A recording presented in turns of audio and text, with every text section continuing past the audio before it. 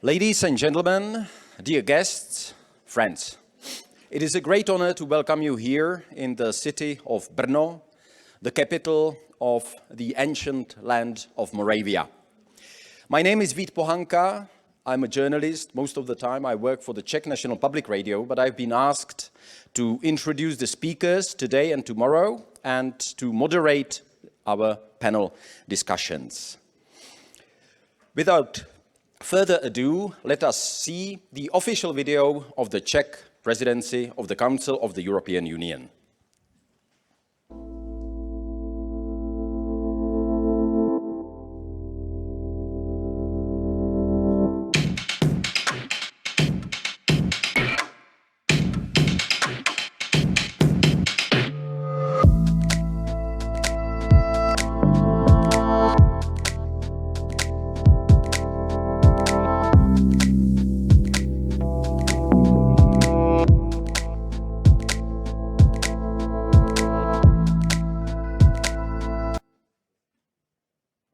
Thank you.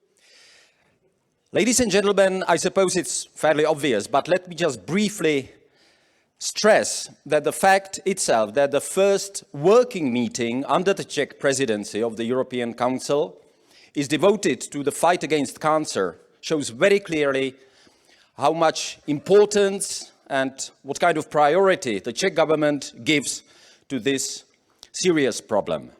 And since the government is represented here by the Minister of Health of the Czech Republic, Mr. Vlastimil Válek, please, Minister, I would like to ask you for a few welcoming words and remarks.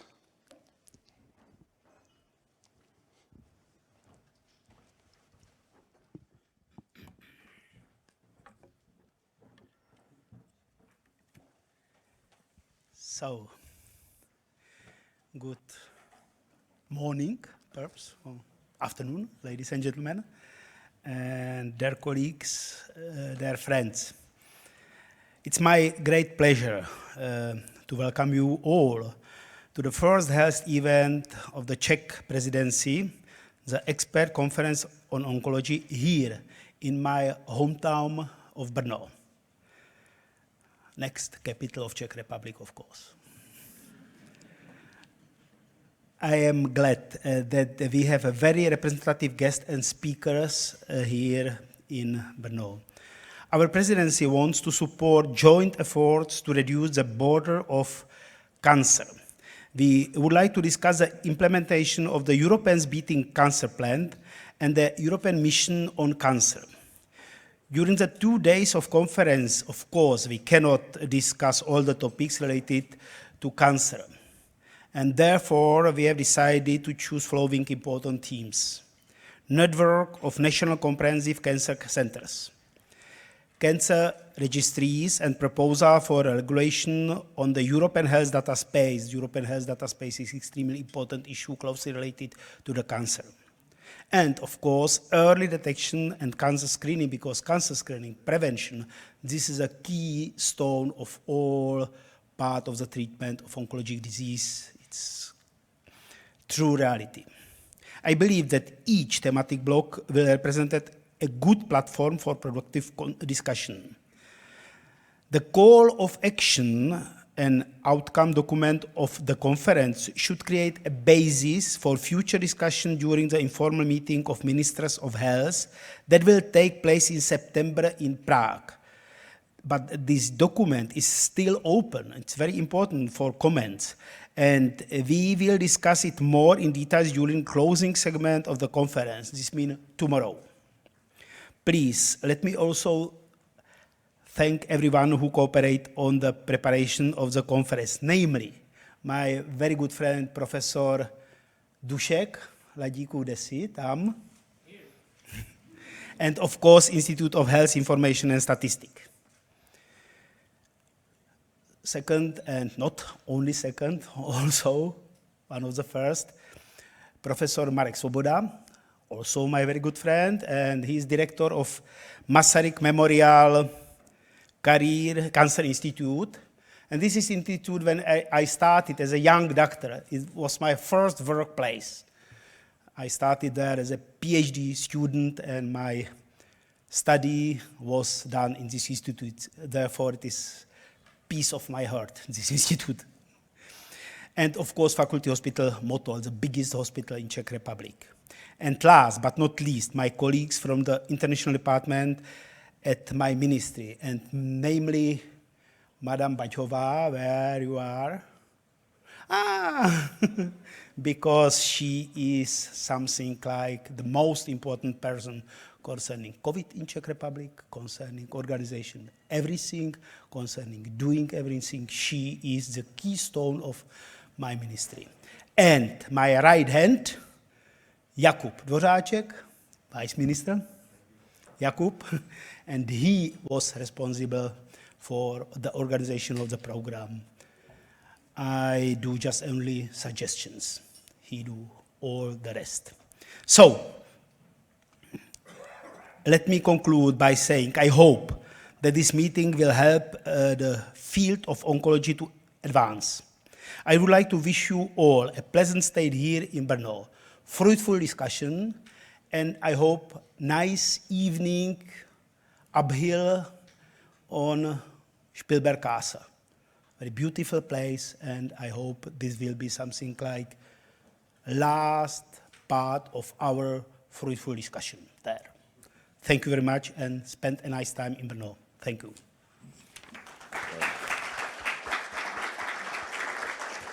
Thank you, Minister Válek. And now, as I understand, of the European Commissioner for Health, Food and Safety, Ms. Stella Kyriakides.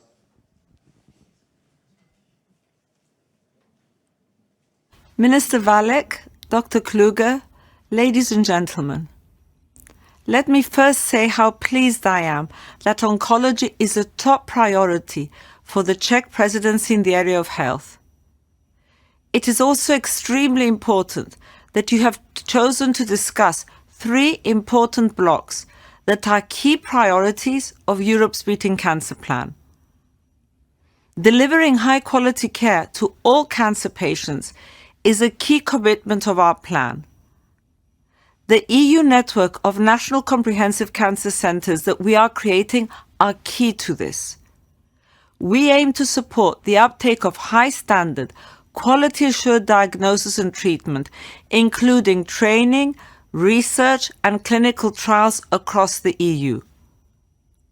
There can be no first or second-class cancer patients in the EU. Everyone should have access to the same standard of care. We are committed to changing the realities for cancer patients through Europe's Beating Cancer Plan, putting patients always at the centre.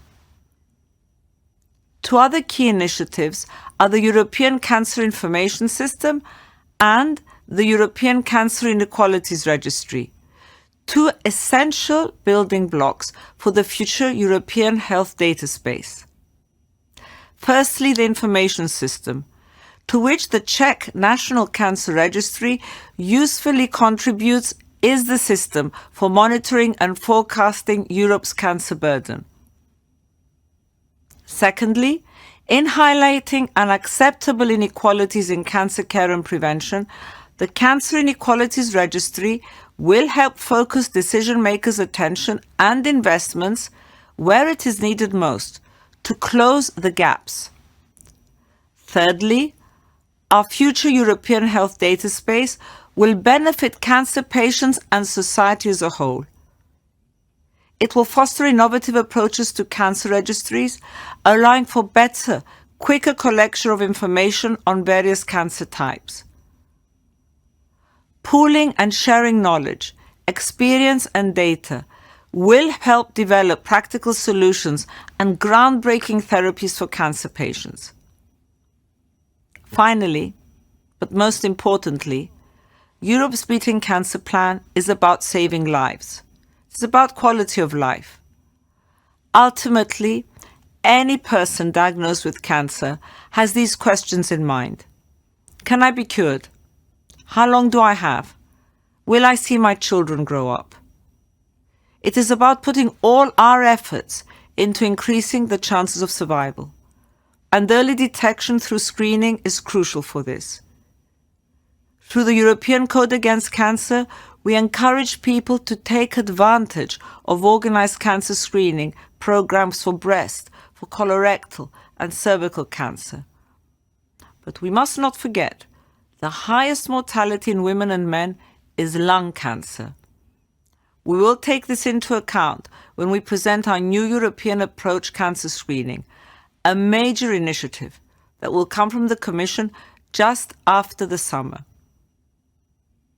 On the basis of the scientific advice we received, we consider that current screening programs need to be extended to both lung and prostate cancer. Ladies and gentlemen, Europe's Beating Cancer Plan is about each and every citizen, each and every patient. It is Europe's plan. I wish you all a very successful conference. Thank you.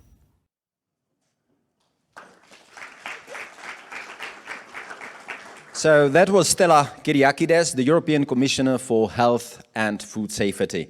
And now I have the pleasure to invite Mr. Hans Kluge, the Regional Director for Europe of the World Health Organization, to make his remarks.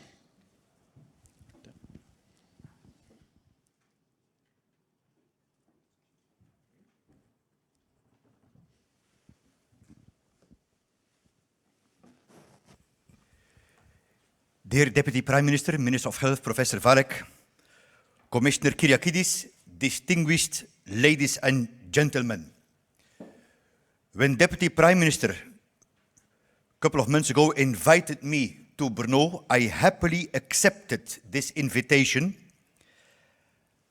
And the Minister was telling me about the city specifically. I understood that this 1,000-year-old city recorded a wealth of historical events, but it can be particularly proud of its important role as a city of science, which for WHO, of course, is so important. And I learned that there are more than 90,000 students in its faculties and institutes, and that among others, the famous Gregor Mendel made Brno the birthplace of modern genetics and biology. I would like to thank the Minister for the opportunity this afternoon to visit myself the medical university. And actually, I'm still learning about the city when the Minister was mentioning about the capital of the country. Dear Deputy Prime Minister, Minister of Health, let me applaud the Czech Republic for using its presidency of the Council of the European Union to prioritize tackling cancer. In 2020, I launched the Pan-European Initiative, United Action Against Cancer. We have an urgent shared agenda to reduce the suffering caused by cancer. The challenges we face are significant, but we also have a plethora of tools that can change the direction of mortality and morbidity from cancer across the pan-European region. Before getting to the solutions, let me start by painting a picture of the challenges. Across Europe and Central Asia, cancer patients struggle to access medicines due to shortages and high prices. Improving that access is very close to my heart, an issue that I have consistently prioritized together with the Norwegian health authorities through the Oslo Medicines Initiative, a joint stakeholder platform that facilitates collaboration with industry and, importantly, with patients. Today, we do not listen enough to people with a cancer diagnosis to help them to navigate cancer and its aftermath. But this is what patient-centered care is. Listening is paramount to reducing barriers to early diagnosis and ensuring everyone has access to the care they need and is spared from financial hardship. That is why the WHO is eager to join forces with the European Commission to understand the experiences of young cancer survivors. It is young cancer survivors who should advise on research pertinent to their needs. And it is wholly appropriate that young cancer survivors will play the main role in the conference organized by the Commission this December. Today, cancer is one of the leading causes of mortality and morbidity in the WHO European region, accounting for more than 20% of all deaths. 1 in 4 people will receive a cancer diagnosis in their lifetime. 43% of them, sadly, will die from it. If current trends continue, the incidence of all cancer types will double by 2070. And if we do not address disparities in diagnosis and treatment outcomes, we will also see growing geographic and socio-economic inequality across the region. Even more staggering is the fact that the risk of developing cancer is 3 times higher in Northern Europe than in Central Asia. And we cannot ignore that low incomes are associated with worse cancer outcomes, while at the same time, cancer itself is a driver of financial insecurity and inequality. This inequality is a clarion call for united action against cancer. Our first priority must be tackling growing inequalities, already on the rise before COVID-19. In February, we published the Regional Childhood Cancer Inequality Report, the first of its kind globally, using data to document inequalities within and between countries. It revealed that mortality from childhood cancer ranges from 9% in some countries in the region to 57% in others. And this must change. Another key takeaway was the importance of quality data, which takes us to the second priority: investing in quality data and analysis. Data is a precondition for efficient action. Data is and will be key to measure progress.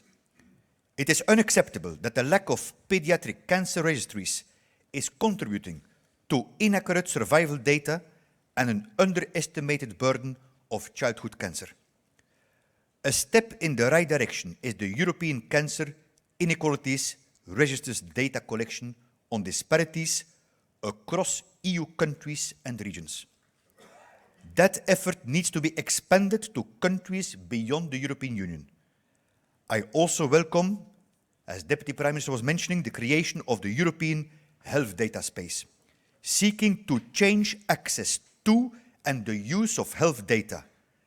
And I greatly value the strong synergy between WHO's United Action Against Cancer and the EU's Beating Cancer Plan.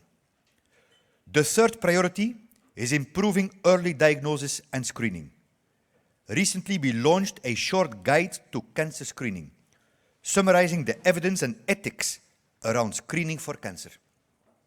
Screening can only deliver real results when part of a comprehensive cancer care pathway connecting people to timely diagnosis, treatment, and follow-up.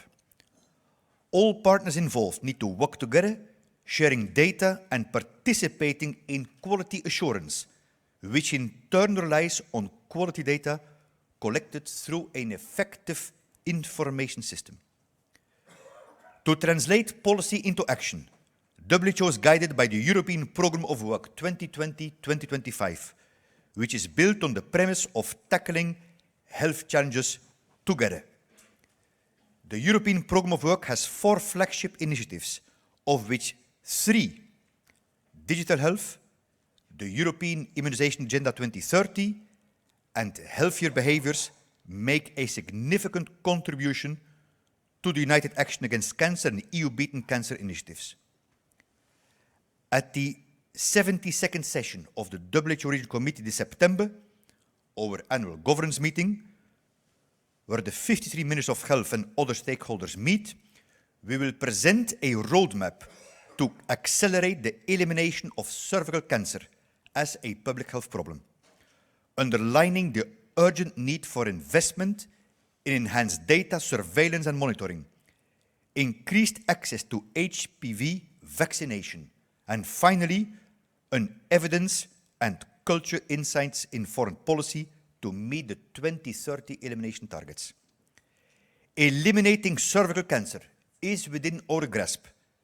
We have the opportunity to make history and put an end to a cancer if we work together. Let me close with the words of Arne Andersen, who is WHO Europe's cancer ambassador and a cancer survivor himself. Quote, "My hope for the region is that people will have access to quality services and that cancer will no longer stop people from living the life that they dream of." Unquote. Thank you for your attention and determination, and I very much look forward to working with all of you to accelerate action against cancer across the pan-European region. Thank you.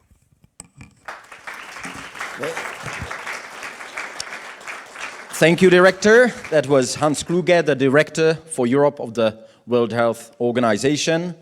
And I think I don't speak just for myself, that I would like to thank him not only for his very substantial remarks, but also for his very warm words about the city of Brno, which of course to us Moravians is very, very, very, very close. But now, without break, I suppose it's fairly obvious from the programs, but we are not going to have a break, and we shall directly start with the first block of short speeches, presentations, on the subject of comprehensive cancer infrastructures, or CCIs. Let us start with Mr. Matthias Schuppe, the cancer team leader, representative of the Directorate General Santé, or Health, of the European Commission. And the title that I believe he is going to talk about is Concept of CCIs as Reflected in the European Commission. Mr. Schuppe, the floor is yours. Thank you and good afternoon. Welcome everybody here in Brno. Indeed, I will focus on the concept of CCIs here, but perhaps first just a little bit of background on the Europe's Beating Cancer Plan, which was adopted in February last year. With this plan, the Commission tries to take an integrated health and all policies approach, addressing cancer, addressing the entire disease continuum.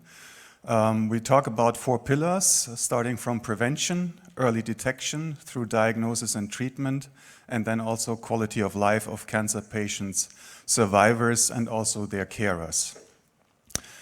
There are also a number of cross-cutting issues that the plan addresses, like research and innovation, digitalization and personalized medicine, reducing inequalities, and also a particular focus on pediatric cancer. Overall, the plan has 10 flagships and 32 actions spanning through this entire disease continuum and a dedicated budget of 10 million euro. The plan was developed also in regular exchanges with other EU institutions, like the European Parliament, which established a special committee on beating cancer, and also the Council, in discussions at the ministerial level, in the senior level working party, but also in a special group that we established, the subgroup on cancer in the steering group on health promotion and disease prevention. The plan is complemented by an implementation roadmap which takes these 42 actions of the plan and puts them on a timeline and indicates when exactly what milestones and deliverables will be due. And through that implementation roadmap, we also follow and check the implementation of the plan itself, so we have indicators that measure basically progress in the implementation. Last but not least, very important, that the cancer plan works in tandem with the Horizon Europe mission on cancer, which was adopted in September last year in order to ensure coherence across Commission policies and make sure that we have coherence between research goals and the policy objectives in both of the initiatives. Just briefly to cover here the mission objectives, you're probably all aware of that. If you look at the mission objectives with understanding cancer, prevention and early detection, diagnosis and treatment, and quality of life, you see that they are very well corresponding with basically the 4 pillars of the plan. And of course, in the mission domain, there are also concrete actions.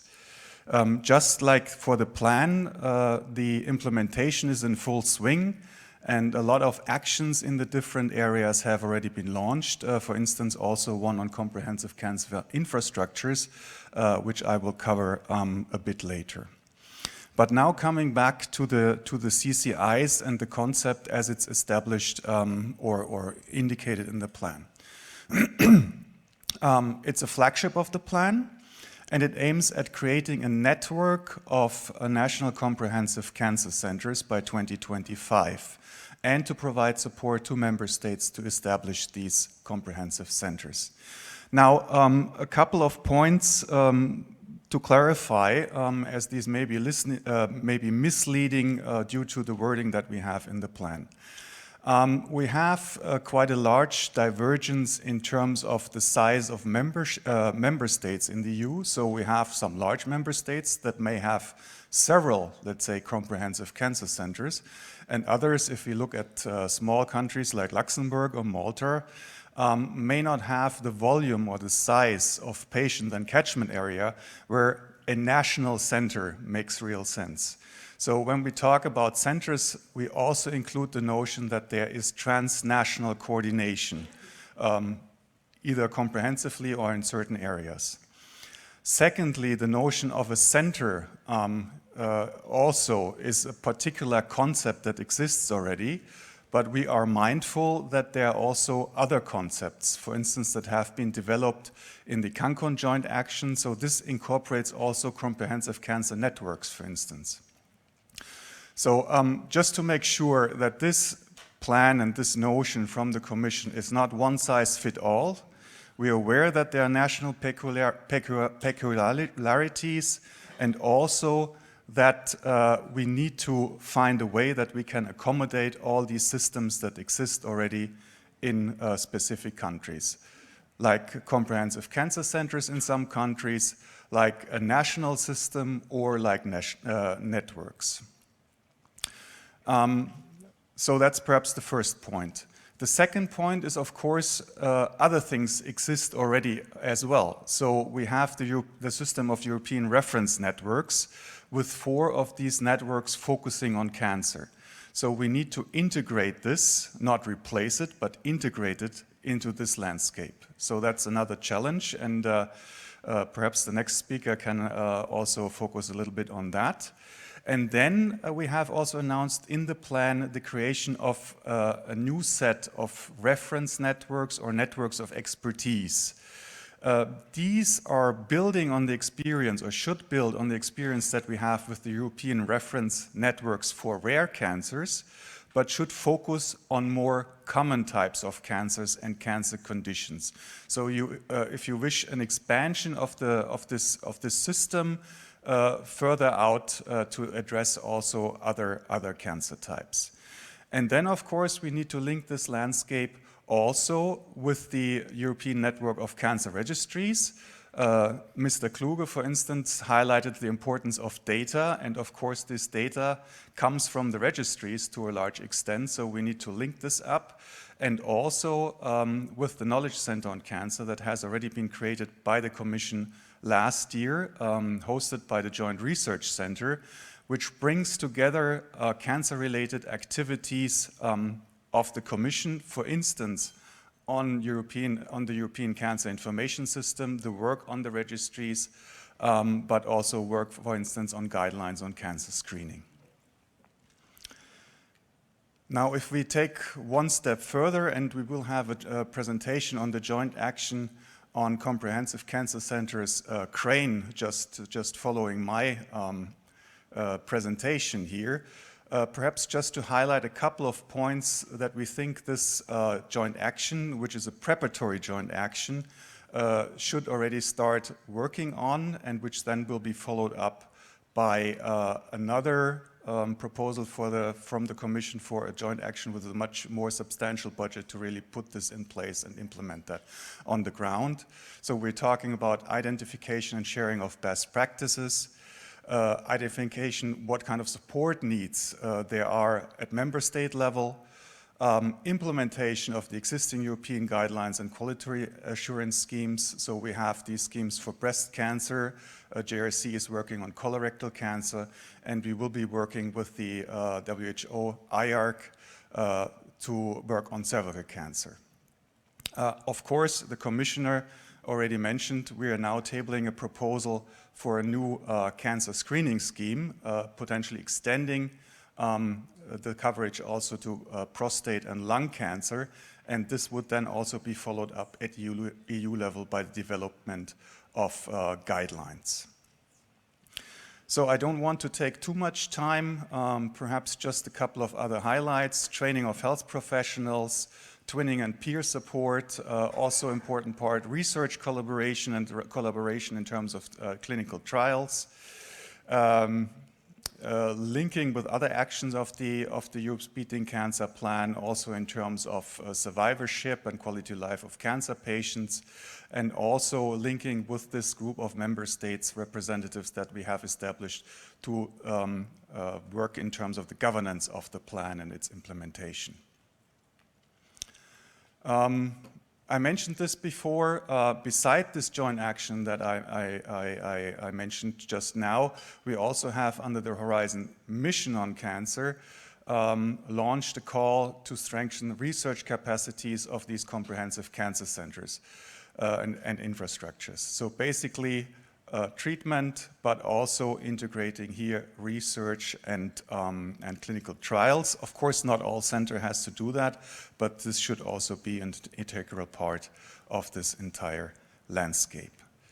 Perhaps I finish here. Of course, the outcomes of these different actions should be very clear. Support for research and health policymakers, support to patients, better integration of research and care, and of course, at the end, better care and screening and diagnostics for citizens.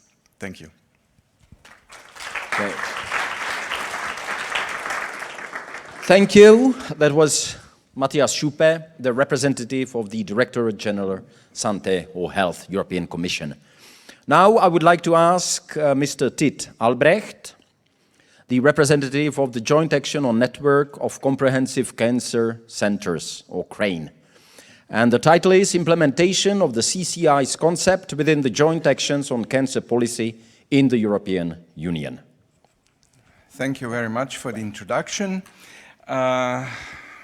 Dear representatives of the Czech presidency, dear Hans,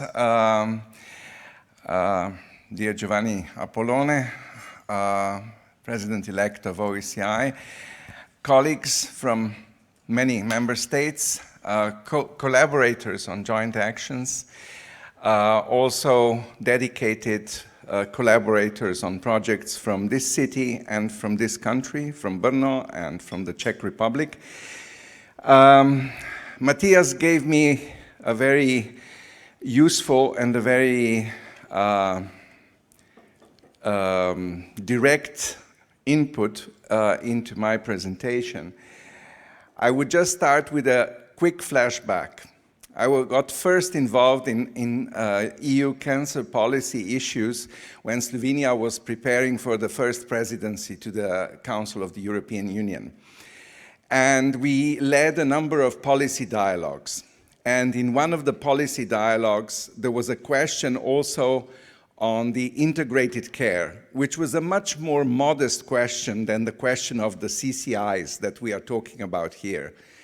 And the representative of one of the member states, I will not say which, she said at some point, if you continue down this road, I will leave the meeting and I will file a formal complaint because you infringe on the competencies of member states, infringing on the competency of regulating own healthcare organization, healthcare system. Of course, you can see how far we moved in not so long. Many times people say, oh, it will take ages, it will take 20, 50 years for people to change their minds.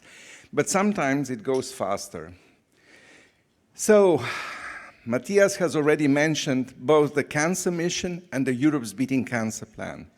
Both documents, of course, put comprehensive cancer infrastructures. Sometimes they are called comprehensive cancer infrastructures, sometimes they are called comprehensive cancer centers. They are in the center of both documents. So the recommendation of the Cancer Mission number 10 says that there should be a network set up of comprehensive cancer infrastructures within and across all EU member states to increase quality of research and care. Europe's Beating Cancer Plan, of course, focuses on CCCs. One of the flagships says that under the improving quality of life for cancer patients and survivors is dedicated to the establishment of the EU network of comprehensive cancer centers. So the framework is pretty clear. It is pretty straightforward. It is pretty strong, I have to say, because there are many challenges, and Matthias has already alluded to those. In the end, Commissioner's home country is an island. Cyprus will never have a CCC. It will become part of a CCC, hopefully, a strong one. But we need to find innovative solutions, and as it has been said before, there is no one-size-fits-all. So the first initiative is, of course, connecting and network important national and regional institutions. This is another specific of many EU member states. We should not forget that many of our member states are federal countries. Germany, Spain, Italy, Austria. Some have decentralized healthcare systems. And the regional aspect is not just an add-on, it is actually quite a strong component of the organization. So one of the important issues is upgrading and streamlining efforts to equalize access to optimal care and improving its quality. The quality of cancer care, advanced training, and enhanced research, this should be done, of course, in connection with the Knowledge Center on Cancer that has been established within the JRC. We are looking forward to those collaborations. Now, these are some of the objectives that were already presented by Matthias. I will just quickly go through. To endorse the sustainability of the outputs of the CRANE joint action towards future implementation into cancer structures of the member states, the actual creation of the network to improve cancer care and avoid unacceptable disparities, to further develop the access and availability of comprehensive high quality of care in comprehensive cancer care networks in all member states, and to develop a consensus model for comprehensive cancer centers, whether they are standalone centers as well as centers which are part of university or general hospitals. Just for you to see what is the typology of the partners of this future project, 17 are hospitals, 9 are ministries of health, 8 are research institutes. This is the first time that we have such a big share. 6 are institutes of public health, and 3 are societies, international organizations, and 2 are universities. So this will be actually the structure of organizational scheme of the joint action. There are 4 work packages which are the required work packages: coordination, dissemination, evaluation, and sustainability. And then there are work packages in green, which are closely related to the network itself, and 2 work packages which are supporting the further developments in the field of comprehensive cancer care networks. The sustainability work package will be supported and led by our colleagues from the Belgian Cancer Center, which is operating within CNSANO, the Belgian Federal Public Health Institute. Then we come to work package 5. The work package 5 leader will be Alleanza contro il Cancro, Alliance Against Cancer from Italy. It is an association, a free association of the Italian comprehensive cancer centers. They will elaborate on the composition, governance, joining process, and functioning. Work package 6 will deal with organization of comprehensive high-quality cancer care within networks. It is going to be led by a consortium of German institutions, the German Federal Ministry of Health, German Cancer Society, German Cancer Aid, and the German Research Center on Cancer in Heidelberg. Work Package 7 is the core work package that will define the functionalities of the network of Comprehensive Cancer Center. I'm happy that Dr. Giovanni Apollone is here because OECI is a key partner in this work. They will work together with France, which has a long history in cancer policy, and another country with rich history in cancer policy, which is actually not a member state, but Hans mentioned it today already, it's Norway, very dedicated already in the past to these activities, and has an example where the cancer center is operating within the university hospital. So we've covered different aspects within the partnership of this important, I would say, key work package, because there will be another instrument of consensus seeking within this work package, and that is the stakeholder forum, which will be organized within this package, and that's where also patient participation will be actively involved.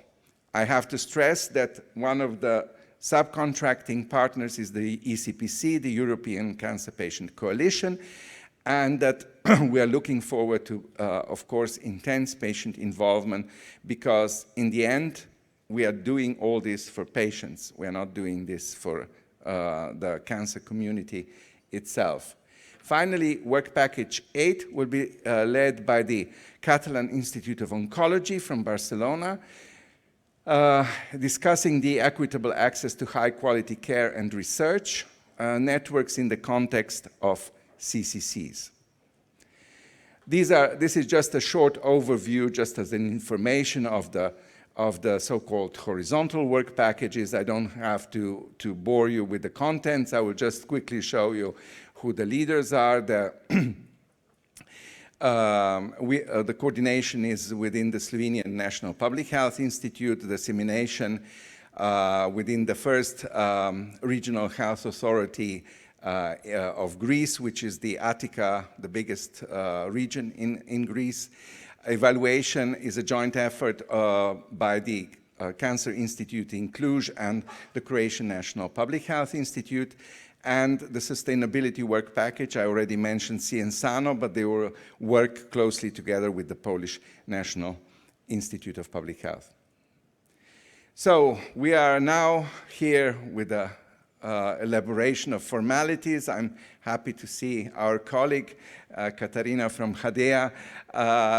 We are wrapping up formalities. We are hoping that we can launch the joint action during October this year.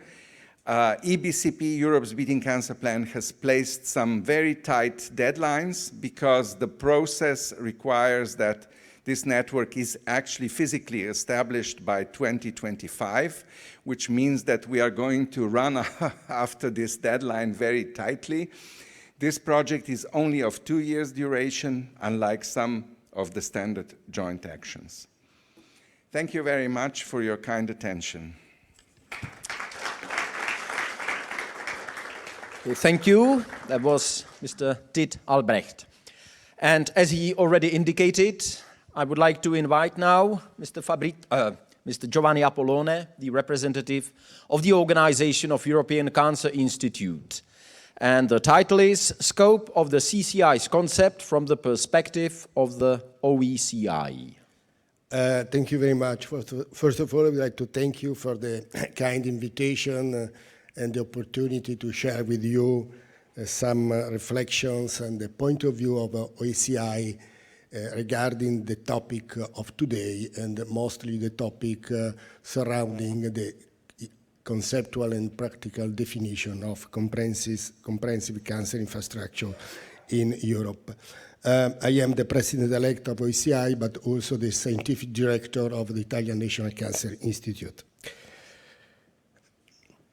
My presentation will touch these 5 topics. I will give you a very short presentation of OECI, then I will share with you a few reflections about the very reason of interest of Europe in the tool of comprehensive cancer infrastructure in order to reach the goal of both the Europe Beating Cancer Plan and Cancer Mission to reduce mortality, increase survival, improve quality of life through the amelioration of quality of care and the fight of inequality and unacceptable variability within countries in Europe. Then I will dedicate a couple of slides about a conflictual definition of comprehensive cancer infrastructure when we try to apply the concept, the operational definition of comprehensiveness to a given institution, to network, or to infrastructure, we can achieve different results in practice.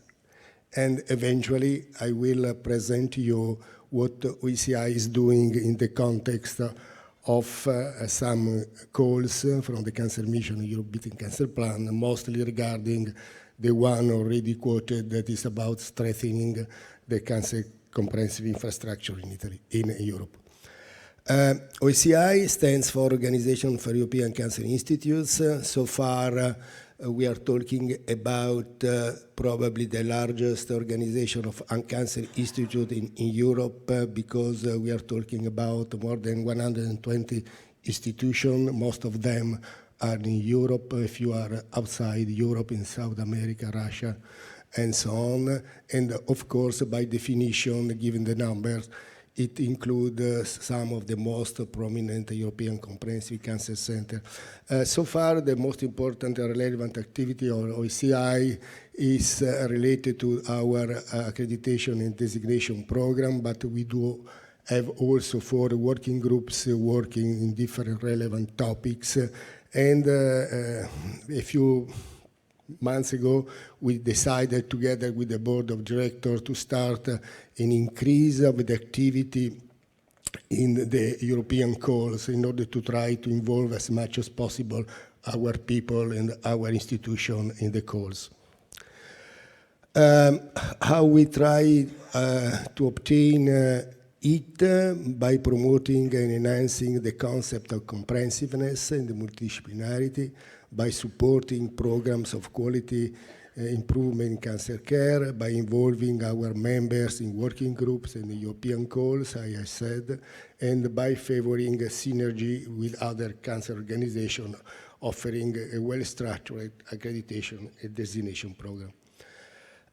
This is the map. You can see the distribution of our centers. You can see also that there is a quite important concentration in France and in Italy.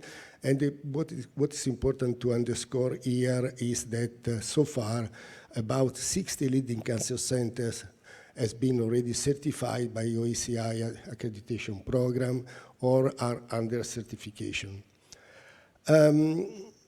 Talking about comprehensiveness, of course, we can find in the literature a lot of theoretical definition of what we are talking about. All are essentially based on the identification of a need of the presence, volume, and quality of clinical care, cancer research, and education and training that are supposed to be very well integrated. But the generic and conceptual definition are not enough in order to be able to identify, to profile, and to recognize the presence of the concept of comprehensiveness when we apply it at the level of the individual institution, when we apply it to a network or to an infrastructure.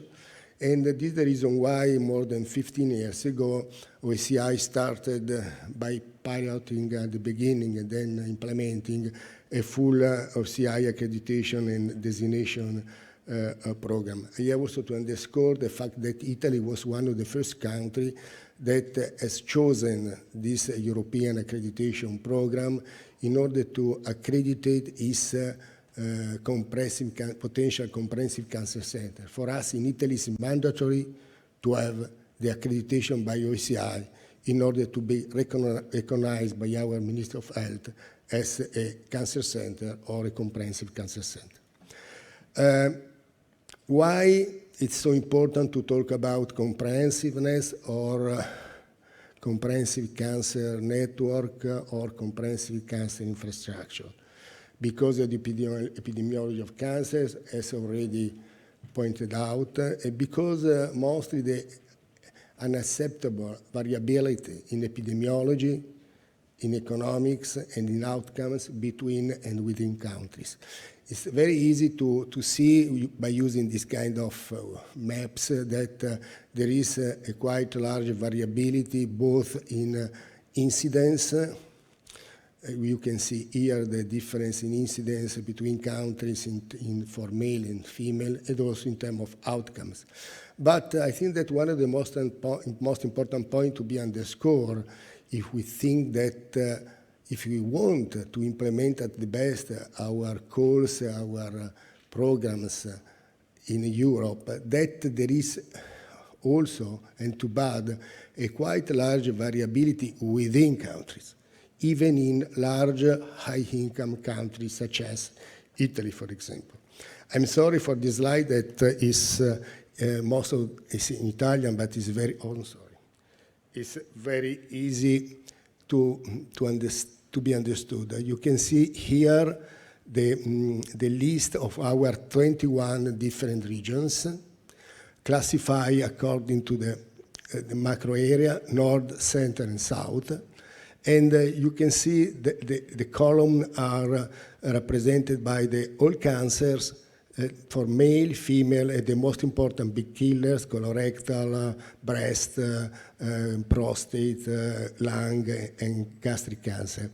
And I have plotted here the 5-year survival for each of these cancers according to the different macro regions or individual regions, because the 5-year survival could be considered, we can state that it's a good surrogate endpoint of the results of the implementation of good or less good quality of care in cancer.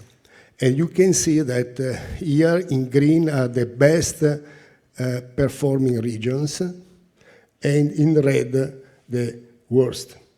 In all but one estimates, you can see a trend. The worst outcomes are in the south of Italian regions. So a lot of between among countries variability, but also, and there is in other member states, there is the same situation, also very relevant, important within countries variability.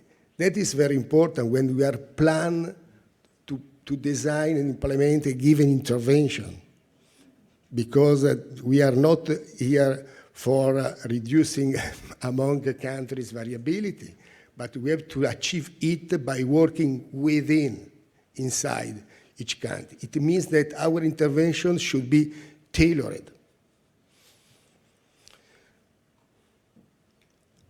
Of course, the Cancer Mission has identified 13 bold recommendations that has been implemented as a bold action and now calls. And the recommendation 10 is about to set up a network of comprehensive cancer infrastructure within across all European member states to increase quality of the research and care.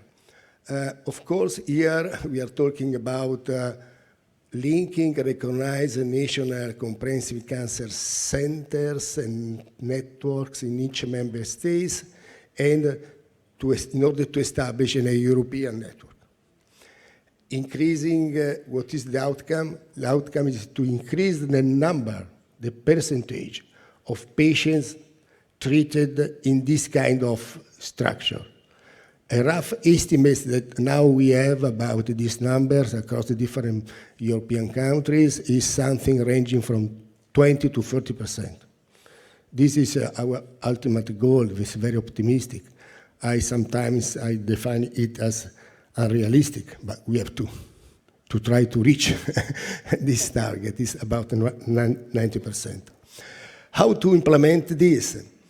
By profiling each member state, we already know that in at least 10 of our 27 member states, plus other in the affiliated countries, there is nothing in terms of comprehensive cancer center or comprehensive cancer network or comprehensive cancer infrastructure. Please note the difference between these three different entities.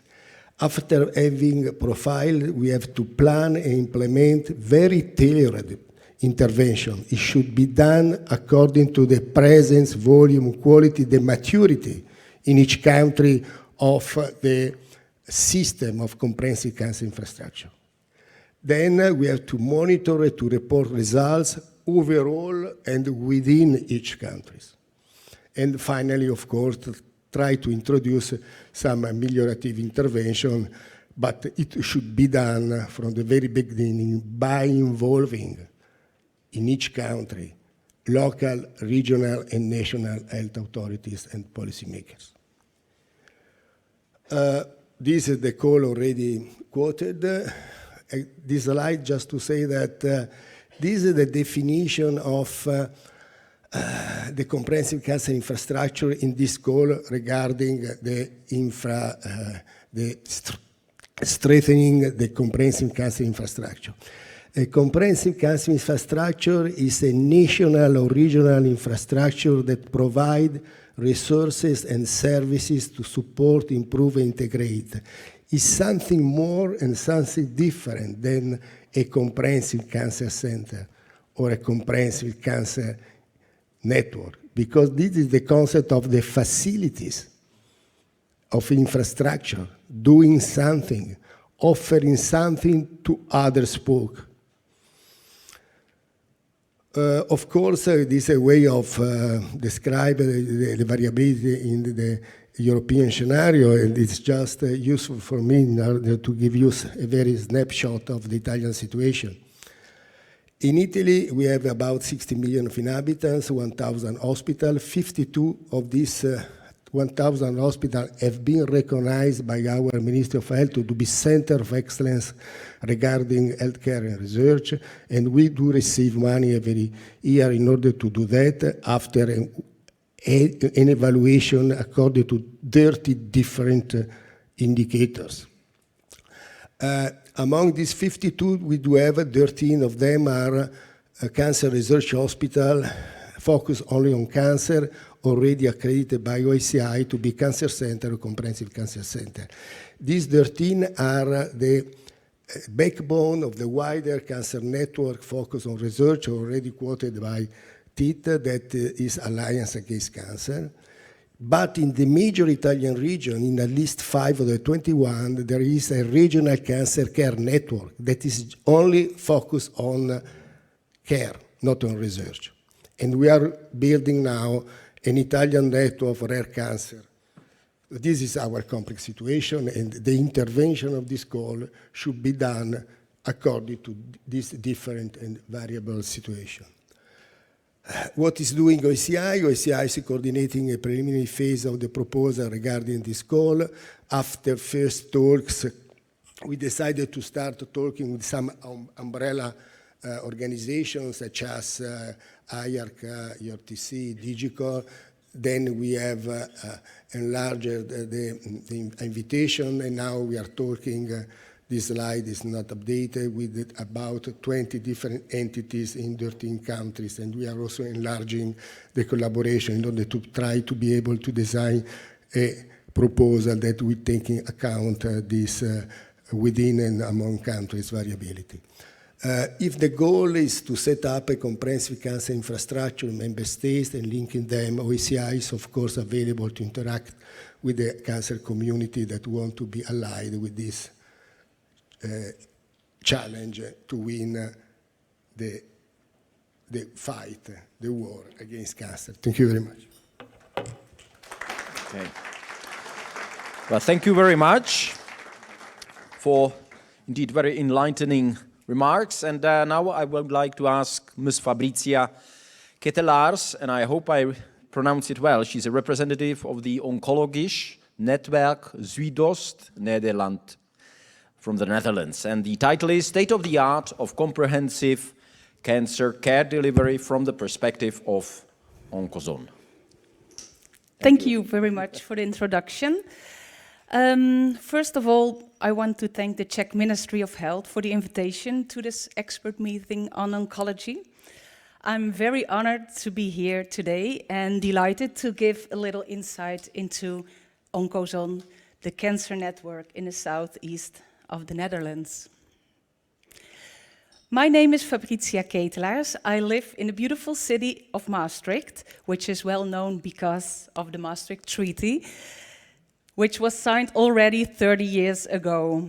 I've worked for the Maastricht University Medical Center since 2014 with the task of building a cancer network.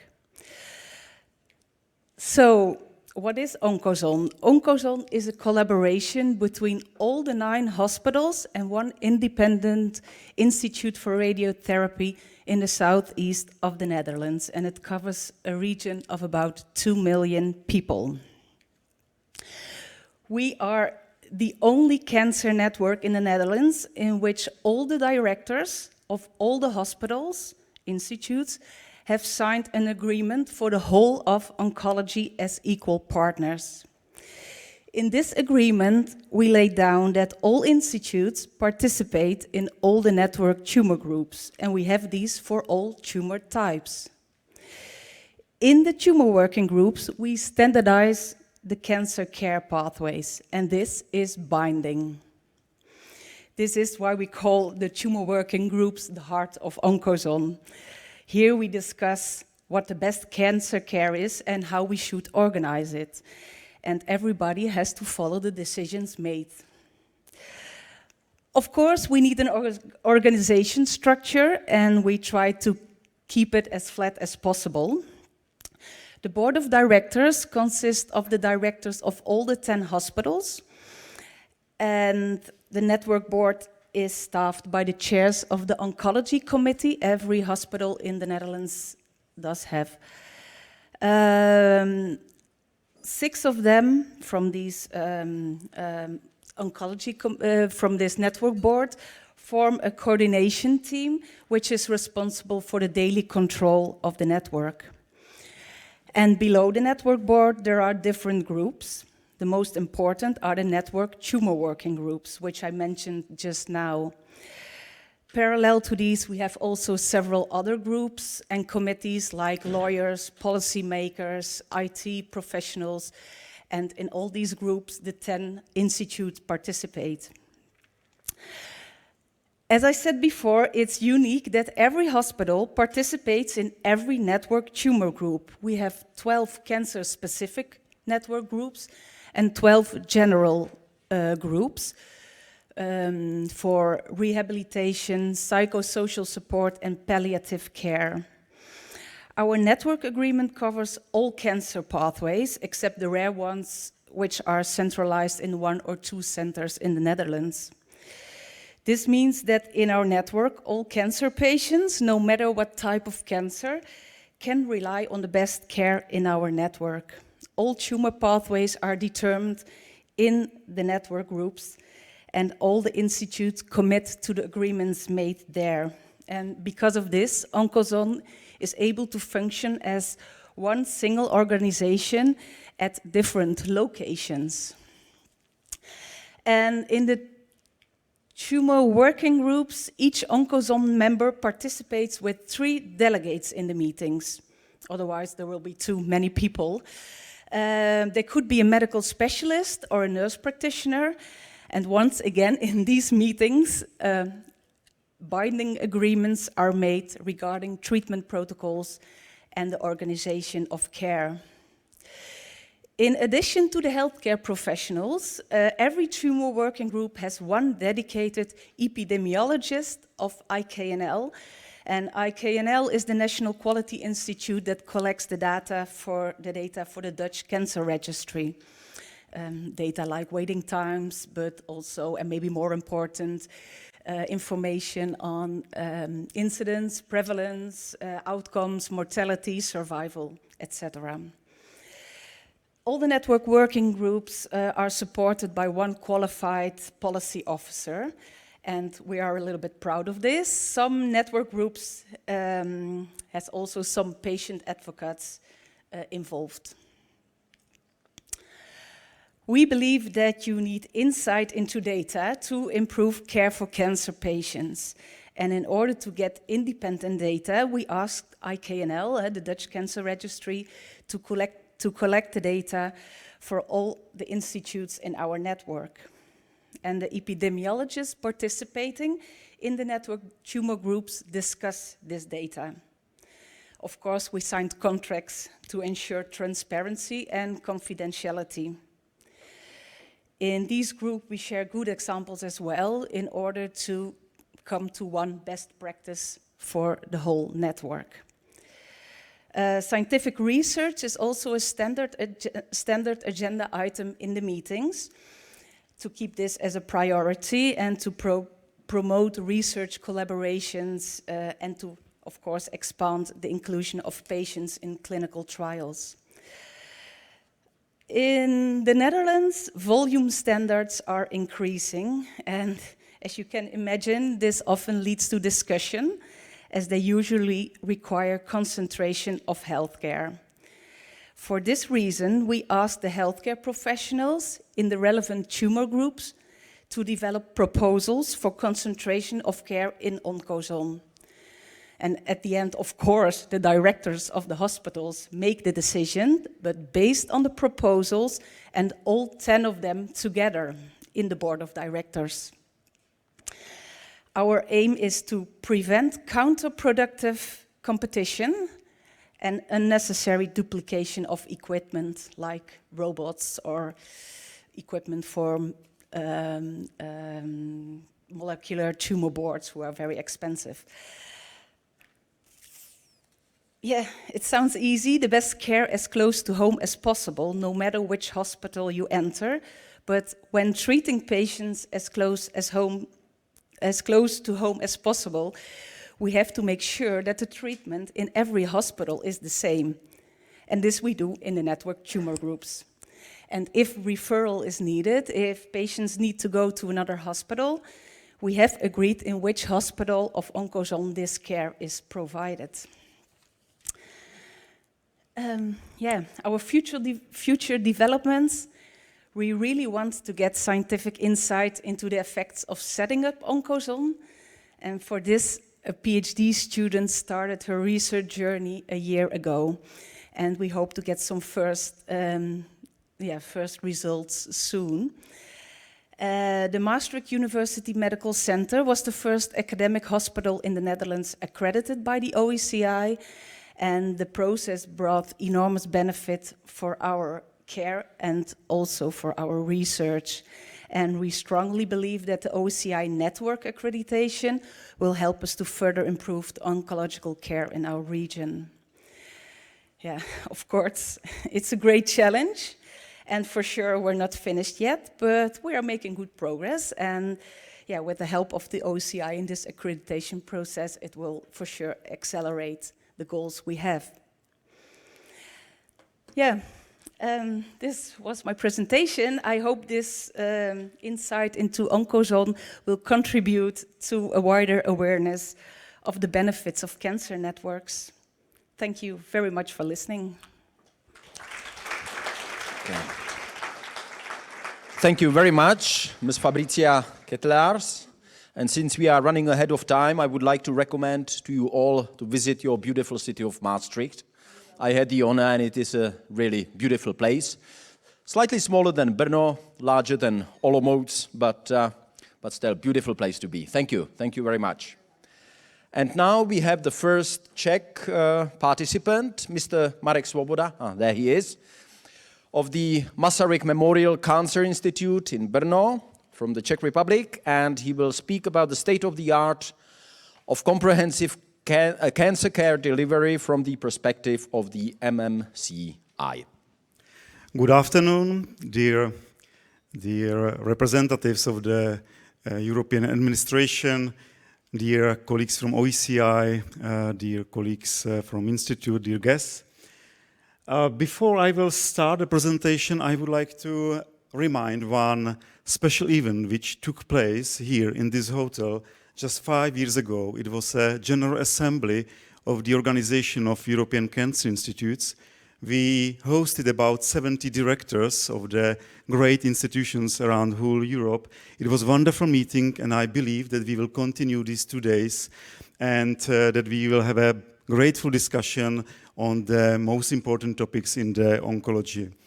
So, before I will describe how we deliver the comprehensive cancer care to our patients, let me just mention few facts, few important facts and conditions in which we are working in Czech Republic. Czech Republic has a lower gross domestic products. It's below the European Union average. And it could have some serious consequences, like, for example, the average gross wage is lower, which cause, for example, the shortage of the healthcare workers, especially in the border area of the Czech Republic. On the other hand, what I'm really glad is that it doesn't influence the healthcare expenditure. And what is very nice, the Czech Republic moved from the 18th position to the first position, regardless of these parameters in the 2020. And I believe that the Ministry of Health will keep these for the future also, because it helps a lot of. So one more important thing, Czech Republic is also one of the countries which adopted as a first the National Cancer Control Program plan. It was in 2004, and one of the results of that was that we established a network in 2005, the network of specialized comprehensive cancer centers. And in 2017, we add 2 more national cancer centers I will mention later. And another one, a very important thing, is regarding the innovative therapy which can offer to the patients. The number of highly innovative anti-cancer drugs covered by the public health insurance is above the EU average. We are between Sweden and Norway at this time, and I also believe that it will continue. But unfortunately, we know what is happening in the world, but we will be very glad if we could administer to our patients the best what we have. We also have a very comprehensive information system, and there will be discussion in the other blocks, which relies mainly on the data from National Health Information System, Czech National Cancer Registries, and the others. And we use these data for evaluation, planning of cancer care.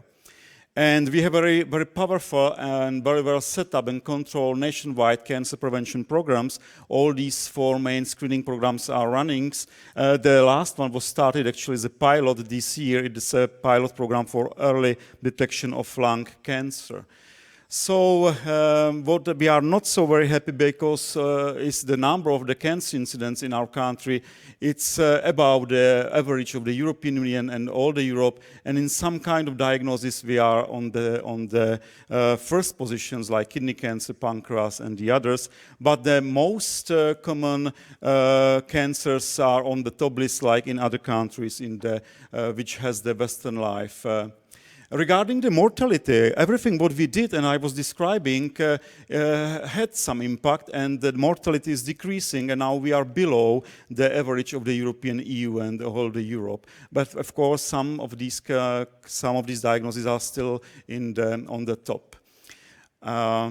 Historically, the Czech Republic is divided to the 2 regions. One is Bohemia, which is slightly bigger, and the second one is the Moravia, which will have the next capital of the Czech Republic, as we heard many times during this day. But while mentioning it, the Czech Republic has 13 administrative regions, and most of them, but one, are covered by some of these comprehensive cancer centers.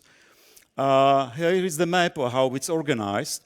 The most complex and the most expensive cancer care of adult cancer patients is provided in the network of 15 comprehensive cancer centers. And in addition to these, there are other 8 centers for the treatment of blood cancers and 2 centers for the pediatric tumors, and 9 urinary centers for the rare cancers like Eurocan, PETCAN, Eurobloodnet, and the Genturis for the genetic hereditary syndromes.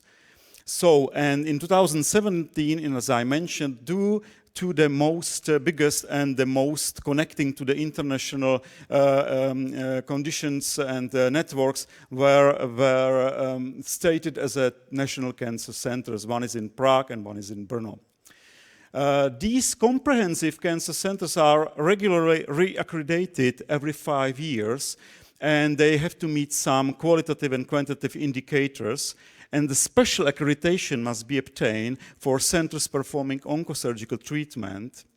And multidisciplinary cooperation and equal access to innovative treatment are ensured in these centers, mostly through special contracts with the health insurance companies.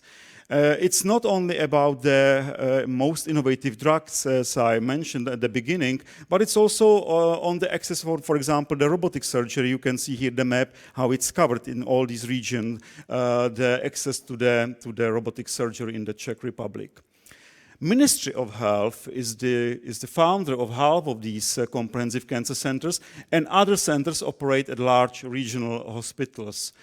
And they are independent of each other from the management point of view. The interaction takes place mainly through the regular meetings of the center's leaders, which is organized by the Czech Oncological Society. These centers cooperate each other together, mostly in the field of diagnostic and special treatment and most complicated cases and selected rare tumors. And what is very important, the CCIs are responsible for the organization of cancer care in their catchment areas. And by this way, we are establishing the regional oncology groups in all these areas, as I mentioned on the map. I will just go very quick by that. This is a Prague and Central Bohemian region. There are 3 comprehensive cancer centers, Western Bohemia, Northwest Bohemia, 2 comprehensive cancer centers, Northern Bohemia 1 and Northeastern Bohemia 2 comprehensive cancer centers, Southern Bohemia 1 and Central Moravia 1, Northern Moravia 1 comprehensive cancer center, Moravian Silesian region, which is a neighbor of Poland, 2 comprehensive centers, and Eastern Moravia 1. We are now in the South Moravian region, and there is a comprehensive cancer center of Masaryk Memorial Cancer Institute in cooperation with University Hospital Brno and St. Anne's University Hospital. Together we are able to provide a wide range of the services for our patients, and we also share the multidisciplinary teams which are organized by this hospital. And by the different hospitals, we are also connecting to the most important European infrastructures, especially for the rare tumors or for the research. Like, for example, our institute is a national node for the biobanking. We meet with the directors of the hospitals on the Council of the National Cancer Center, Brno. We also form a South Moravian Regional Oncology Network, which is composed of 12 regional hospitals and 2 hospices, and collaborate very intensively together with the West Moravian Regional Oncology Network. Together we have population about 2 million inhabitants.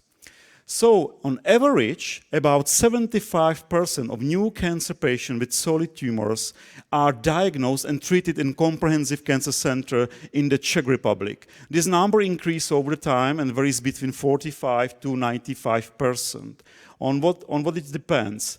The differences depend on the presence of the CCIs in the region and its accessibility for the patient's diagnosis, and other external factors that are not related to the quality and activity of the comprehensive cancer center, e.g. insufficient public transport, mountains terrain, complicating accessibility, social economic factors, and the others. And it will be a real barrier in that what we are now trying to reach regarding the European Beating Cancer Plan. So, for example, as I mentioned, in one region, it's not covered by the comprehensive cancer center in the Czech Republic, and you can see the lowest number of the patients who are centralized. I said that it also depends on the diagnosis and by the region, and it's coming from the 30 to 90% or regarding the colorectal cancer, and for 50 to 90% in the breast cancers, the patients who are diagnosed are treated in comprehensive cancer center. And Is it really desirable and necessary for all cancer patients to be treated at comprehensive cancer centers? That's something what we are still asking, and we still don't have a clear answer. What's about very easy, it's about the skin cancer, stage 1, maybe colorectal cancer, stage 1, but we can go deeply and deeply and check all these barriers, and maybe it will be very tough to really ensure that 90% of the patients will be eligible to treat it in these centers. The eligibility must be well defined. That's very important, and I believe the joint action which Tit introduced will take care about that. And we also had to take into account the local conditions, including regional network existence. As was mentioned by our friends from the Oncozone, the best care could be just the next street in your regional cancer center. In 2017, due to the growing needs to ensure the involvement of Czech oncology in international projects focused on research and especially rare tumors, the Czech Ministry of Health, in cooperation with the committee of the Czech Oncological Society, decided the two largest comprehensive cancer centers, one in Bohemia and one for Moravia, which are members of the European Reference Network, EURACAN, will fulfill the role of the national cancer centers. One is in Brno, one is in Prague, and these two national comprehensive cancer centers were approved by the Ministry of Health and are obliged to be a member of the OECI. The University Hospital Motol was admitted to the OECI in 2019, and our center is an accredited member of the OECI. So this is the Masaryk Memorial Cancer Institute and the University Hospital Motol in Prague, and I think it's my last slide. I just want to add at the end that South Moravia is a really beautiful country, full of the beautiful nature, good wine, historical monuments, and other attractions to visit. So please enjoy the Brno. One special slide for our French colleagues, because they love this slide. It's the Battle of the Austerlitz. There, the Napoleon lost this one, and that's all. Thank you for your attention. Thank you. That was Mr. Marek Svoboda from the Masaryk Memorial Oncology or Cancer Institute of Brno. Next, we have a guest from Sweden, Mr. Mattias Löhr, representative of the Karolinska Institutet from Sweden. And the title will be State of the Art of Comprehensive Cancer Care Delivery from the Perspective of the Karolinska Institutet. The floor is yours, sir. Thank you very much. I would also, first of all... Could you please pick up the microphone? Oh, yes, of course. Thank you. It's better now, huh? Thank you very much. I would like to thank you for the invitation to Brno. I think taking over from the nice meeting we had in Paris was a very good idea, and we are in negotiation with the Swedish government when they have the presidency next term to do likewise. So I think that's a very good thing, because the communication talking about these things will definitely improve the patient care in the end. Now, I was asked to talk about our center, and we, of course, were accredited 2 years ago by the OECI. We were the first in Sweden, and I can tell you this was a journey. The entire thing, 20 years ago, actually, with my previous boss, Harald Zerhausen, from the German Cancer Research Center, where I worked before, we were in Brussels, we're lobbying for a structure for cancer centers and cancer care. And here we are 20 years later. That's the first thing. And then when I came to Stockholm, Karolinska Institutet, everybody talked about a cancer center, and it took another good 10 years, really, to get here in 2020. So it is an initiative of both the Institutet, which is the university, and the hospital, obviously. And this was indeed a journey. Even more so, we have two large sites, the hospital on both sides, in the south and in the center of the city, and also the institute at these two sites, and several other things, including our national core facility for all omics Science for Life laboratory. So these are the prerequisites for our center, our accredited CCC. The organization is as such that there are representatives from both the Karolinska Institute and the University Hospital representing on the board of directors, and then the medical units and the management teams for the different cancer types. Now, in all of those institutions, now looking from the Karolinska Institute perspective, you see a lot of cancer research going on in several kind of entities. And this is the problem with such a huge institution, really, to get everybody together and agree on something, right? So eventually we did, and now there is this blending from, say, the pure research on the side of the cancer research, which is the Cancer Research KI, and then the Comprehensive Cancer Center, which is taking into account both sides and then eventually delivering the care to the patient, which is done obviously at the university hospitals. It's quite a big thing, as you can see here. We have lots of chemotherapy, lots of patients, outpatients, and lots of employees just in the cancer theme, okay? Obviously, the university hospital is much larger. I think our employees are 6,000 in total. Now, what is important is that the patients we are seeing are mostly national, with some exemptions from mostly the Scandinavian countries, as a matter of fact. There is agreement, particularly with Norway, but also with Denmark and Finland.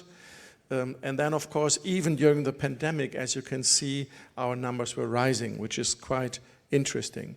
I have to say that was quite a pressure, as probably in all of your countries and cancer centers as well. But the cancer care was made obviously a priority, from surgery all the way to delivering chemotherapy. Now, for most of the cancers during the last years, even prior to the Comprehensive Cancer Center, we could improve the things, not so much for my pet entity with is pancreatic cancer, but this is known to all of you, and therefore I was very thankful that we had the poor cancer discussion in Paris in February. Well, we also have this Center for Clinical Studies, which is mostly a phase 1 unit, which is at the core of what is then the personalized cancer medicine. I will come to that in a minute. And obviously, recruiting patients to clinical studies is very important. And this is, again, rising through the pandemic, and the percentage all over is also rising, as you can see here. Now, this obviously is spread across the different entities, and as you can see here in our area, upper GI, the percentage of investigator-initiated trials is much higher as in others. And in the phase 1 unit, obviously, this is lowest because there we mostly have, of course, drugs to treat, to try out. I shouldn't say try out, I mean yeah, okay. Now, let's look at precision medicine. As I told you, we have a national facility for all of the omics, which is on site, which is very handy. And at the beginning of this year, actually, finally, we have agreed that all solid tumors which have not been treated, I mean the patients that is, will be sequenced at this facility. And then we have a molecular tumor board, obviously, which for the time being is convening once a week. But on top of that, we have joined forces, and this is basically coming to the infrastructure on an international level now, the 6 largest cancer centers in Europe. And that was actually an initiative started both by my former boss in Germany and then my then boss in Sweden to form this alliance where these are the names of those. So Heidelberg, Gustav Roussy, Netherlands, Kalinska, Val-d'Hebron, Fondazione Tumori Milano, and the Cancer Research UK in Cambridge, and some more satellites actually, so this is spreading now. They have formed this Cancer Cure Europe, obtained also some funding in the meantime, established a process which of course is circling around omics. In the beginning it was exclusively genomics, now other things are taken care of. You can read about this because it has been published the second time now with the first 1,000 or so patients, and you can see here how they were kind of spread out. And the tier 1 are those drugs which are approved in the countries of the participating centers here. And in many of the entities, in particular my one, pancreatic cancer, the number of drugs which are approved is obviously very low, which is one of the challenges, I should say, for this preventive precision medicine. With this, I would like to finish and thank you for your attention. Thank you very much. That was Matthias Lehr from Sweden. Let me just note briefly that Sweden actually helped Brno to its prominence back in the 17th century when there was a 30 Years' War. The Swedish army tried twice, not once, but twice in vain, they laid siege to Brno and they tried to, ruin the city. And they didn't manage it, but they did ruin, the Swedes, they did, the city of Olomouc, which is north of Brno, which until that time was the real center of Moravia. But because it was burned by the Swedes and Brno wasn't, now we have Brno as the next capital of the Czech Republic, which is great. Yeah. Well, thank you for those remarks. And now we have our first contributor to the discussion from France, I believe, Mr. Jean-Yves Bleu. Good to see you. We still can't hear you. Just a second. We are struggling with some technical issues, I believe. Hello, everyone. Maybe you can hear me now? Bienvenue, bienvenue, monsieur. Merci. The floor is yours, sir. Thank you very much. I would like first to thank the Ministry of Health of the Czech Republic for the invitation. It's really a pleasure to be with you today, even though virtually. What I would like to do in the coming 10 minutes is actually to share an update on what is going on in the field of European Reference Network, a topic which has been alluded to by several speakers in the previous presentation. I hope you can see my slides. Yes. Okay. So what I would like to do in the coming 10 minutes is what is the objective of the European Reference Network Eurocan? What are the goals, the objectives, and the current state of the art in this field? Where do we want to go? I will start with mention, as it has already been alluded to, that there are actually 4 European reference networks dedicated to cancers: pediatric, hematological cancers, cancer predispositions, and rare adult solid cancers, which is EURECAN. So why ERN for rare adult solid cancers? Well, the numbers speak for themselves. Rare adult solid cancers are 22% of cancers, but they represent about 30% of cancer deaths because of delays, because of diagnosis inaccuracies, inadequate treatment, and less than usually standardized approach using clinical practice guidelines. We also have less research, and therefore we have large unmet needs. Several countries have worked on this question and have tried to establish reference networks and referral to improve that. This was done in the first place by Scandinavian countries, followed by the UK, the country where I work, France, established since 10 years also a series of reference networks for rare adult solid cancers. And in this work, which is dedicated to sarcoma, we were able to collect the exhaustive population of patients with sarcoma in a 12-year period now. And what is important are the red curve, are the curves. The green curve shows the outcome, progression-free survival and survival on the right, of patients treated in reference center, and in blue, treated outside reference center. The magnitude of difference for survival is very important in absolute terms, and nothing can do better than organize a treatment in reference center, at least in this country, but probably this was something also mentioned by the previous work of our colleagues from Scandinavian country and United Kingdom. So the objectives of the network ERN Eurocan are to increase the quality of care for patients with rare adult solid cancer, to increase the quality of pathological diagnosis, to develop training programs, to develop roadmaps for patient referral, to involve patient advocacy groups, and to develop further research and clinical practice guidelines to serve the whole European nation for better management of these patients. How are we organized? We are organized now in the most recent version in 106 centers in 26 countries. We are organized according to the work previously conducted by many domains referring to specific histological subtypes and classes of rare adult solid cancer. You can see them on the left: sarcoma, GYN, GU, NET, gastrointestinal, endocrine, head and neck, thoracic, skin and brain.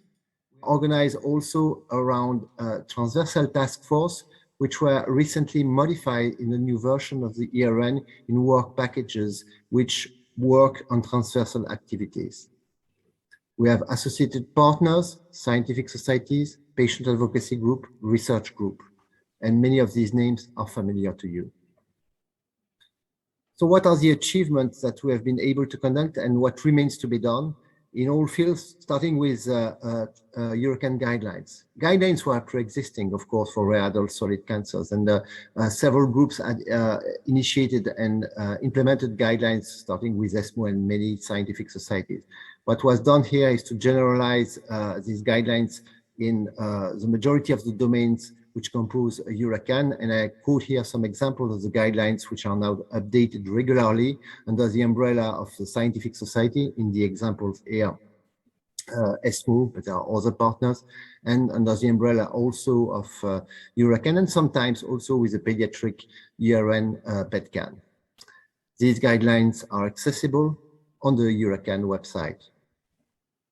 We have constructed patient information leaflets, and this was done with the help and the outstanding work of our patient advocacy group, which play a key role in the making of the projects of EURACAN, and this is very true for other European reference network.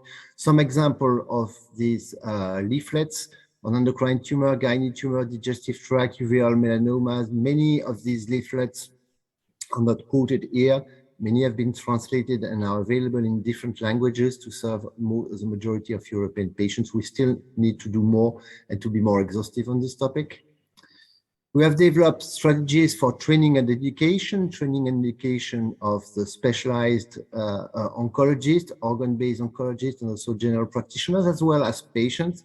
And these training programs have been regularly conducted under the umbrella of the ESO, the ESMO, Rare Cancer Europe, and are going to be implemented and regularly developed in the coming years with the aim to improve the awareness and the dissemination of the standard and clinical practice guidelines across Europe and also in other associated countries. To do that, we have developed a EURACAN website, which also serves one of the important goals of EURACAN, which is to facilitate the access of patients to the right center. And the website allows for the patient to find a place, a reference center nearby home, or at least to get a connection with one not so far so that they can get the best advice. Again, a lot needs to be done further. Training involves also exchanges programs, and exchanges programs were implemented by the European Commission, which are just started, I must say, sadly, because of the pandemics.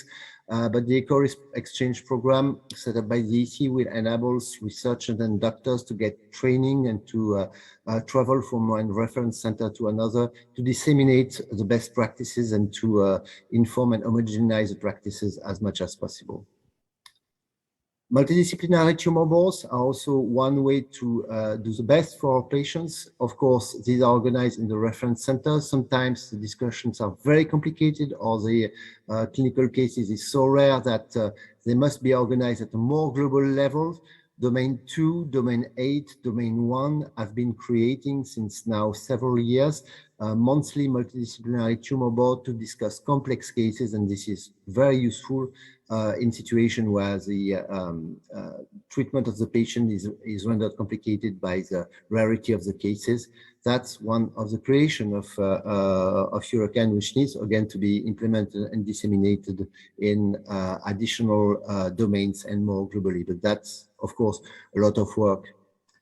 Research is one of the objectives, even though not directly funded. So we work together with research bodies such as EORTC, and we were able to initiate a first genomic characterization program for the routine care of patients with rare adult solid cancer. This is part of a program called SPECTA within EORTC, the sub-program called ARCAGEN, which has a tremendous success because after the first warm-up with 100 cases of patients with rare cancers. We are able to accrue quite in a record time over 1,000 patients with rare cancers.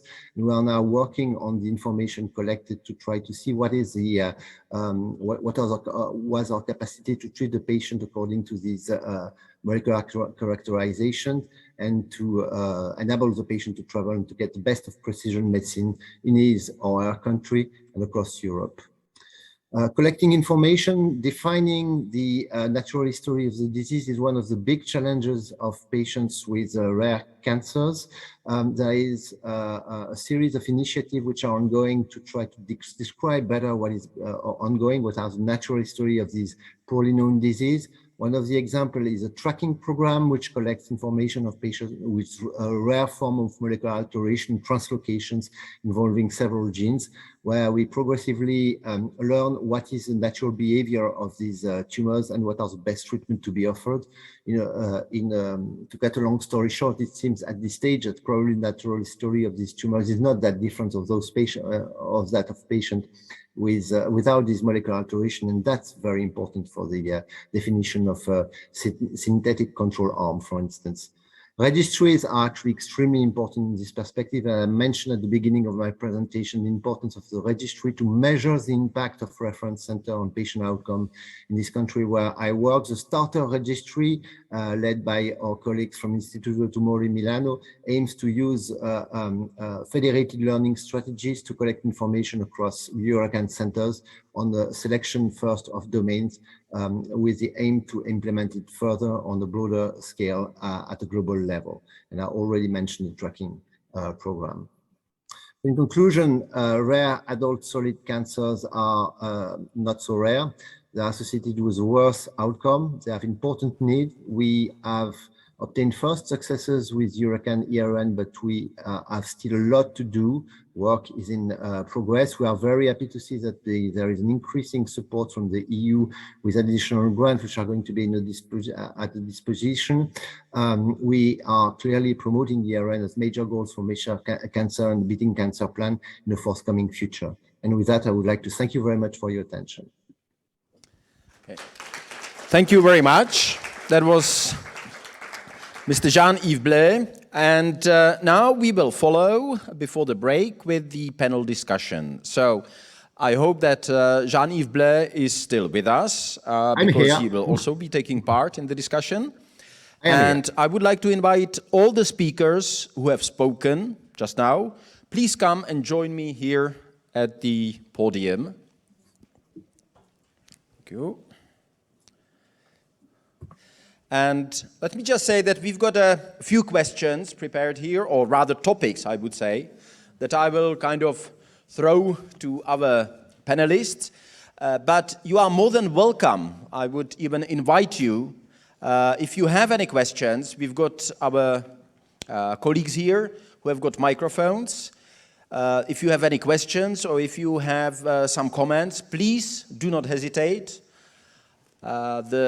The point of this panel discussion is that it is really lively, that it's a real discussion, not just kind of a series of statements. But let me start with the first kind of prepared question, and that is, what parameters are the most important in the process of establishing the CCI's network in member states? I will rephrase. What parameters are the most important in the process of establishing the CCI's network in member states? Dear panelists, would someone like to start? Yes, please. Well, I think it's first of all some kind of soft key thing, and that is the will to collaborate. Because if you do establish such a structure, you have to leave behind some things, and some countries are more easy to do that, and others are maybe not so easy. I think that's the key component here. Yeah, what I would add, maybe that first, and we heard it from the professor, I think Apollone, who mentioned that not all the countries, they still have the comprehensive cancer centers in the Europe, maybe 10 of them. The comprehensive cancer centers must be set up before we will try to establish the infrastructure. That's the first thing. The second one, we have to clearly explain the goals and the purpose of the comprehensive cancer infrastructures to all very important stakeholders on the level of the member states. For example, if we have to define the eligible patients, we have to involve the professional organizations on the level of the member state. And the most important are the payers, the health insurance companies, which have to support the centralization and patient pathways. It must be done. Thank you. I'm sorry, I would like to introduce Ms.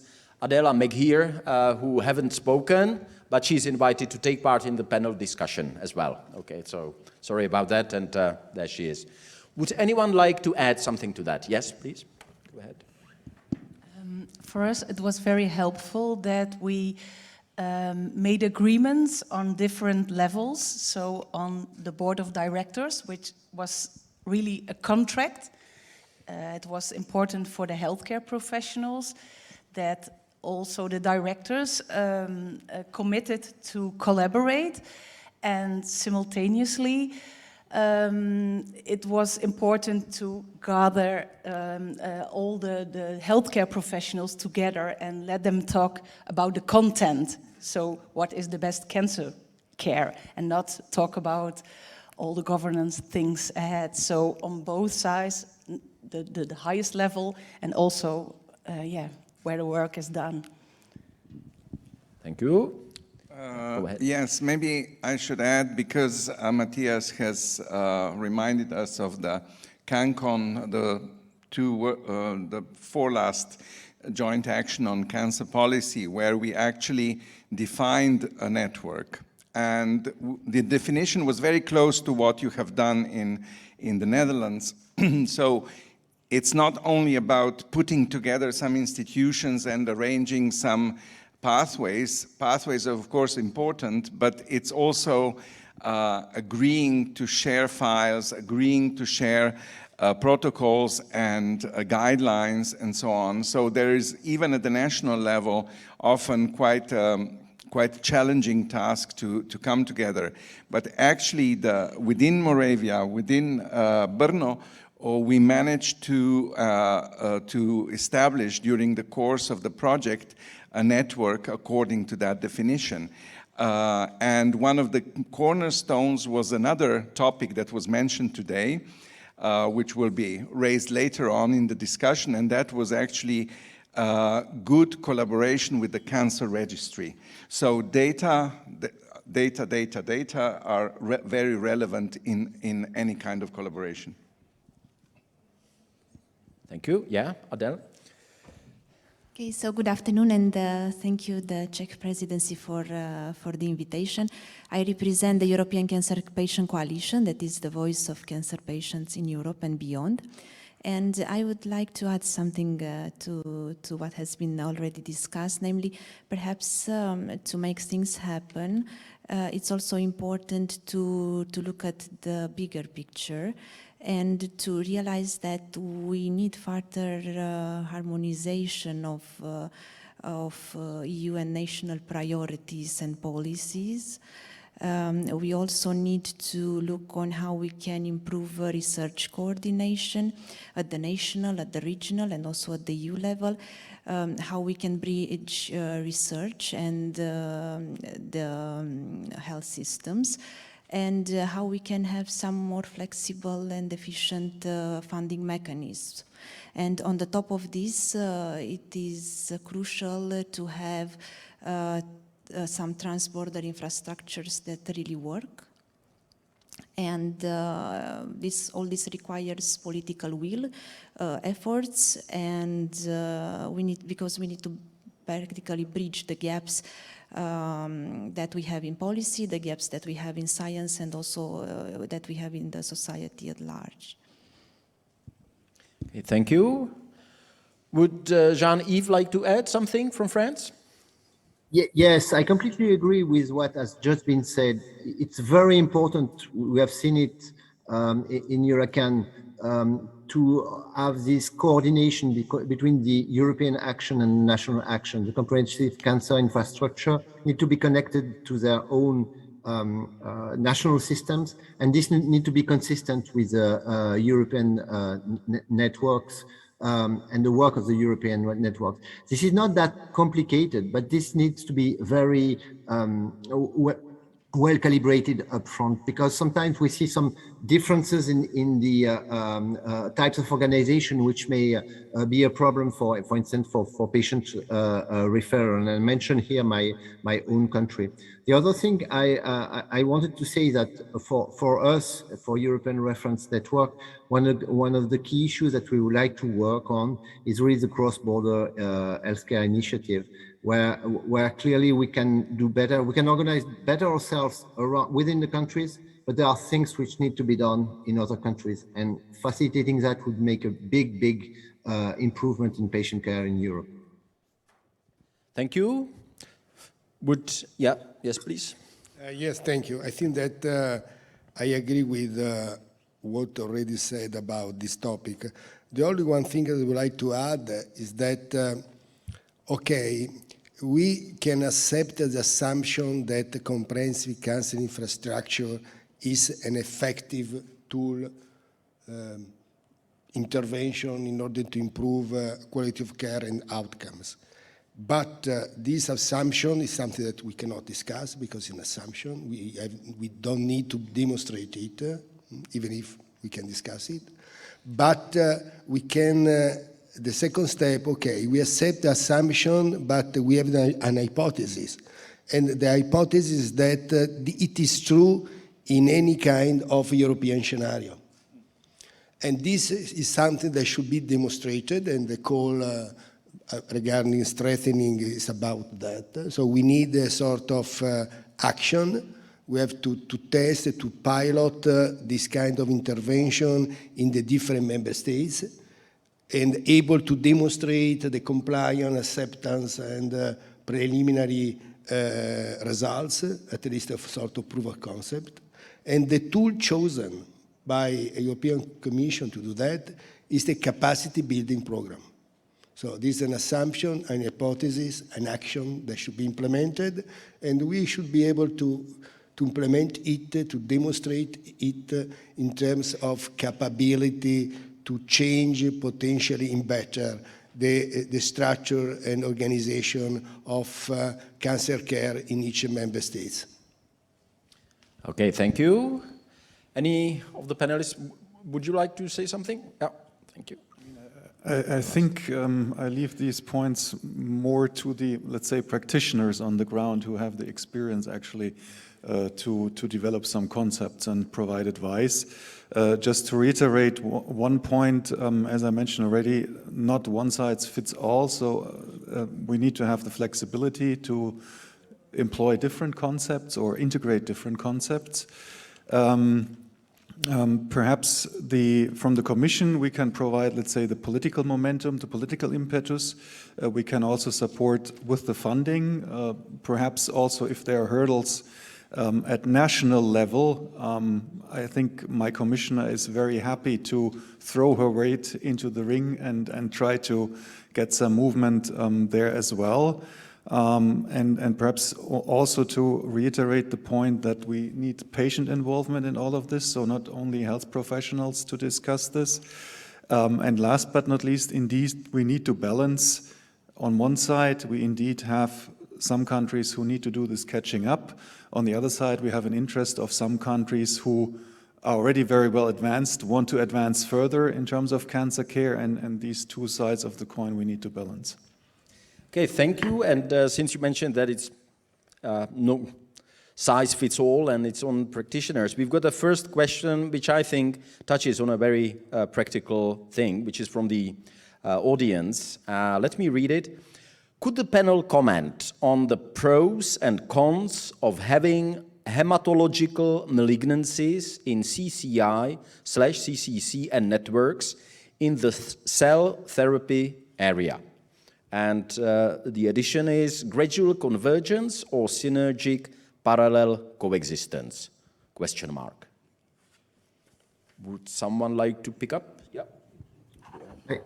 Well, we have integrated the cell therapy into our CCC/CCI structure and in the structure of our precision medicine. So, I mean, that is not mutually exclusive. again, it's an effort to do that, but I think it can be done and should be done. Absolutely agree. It must be a coexistency, and even if the hemato-oncologic patients are just about 5% regarding the incidence, it's a very important group of patients and bringing us very interesting results also regarding the research, sometimes when before the solid tumor, so it must be incorporated and do it parallelly. But I think all these activities are done like that. The other table? Yeah, I think the multidisciplinary teams will help to organize this. Okay, thank you. Jean-Yves would like to say something?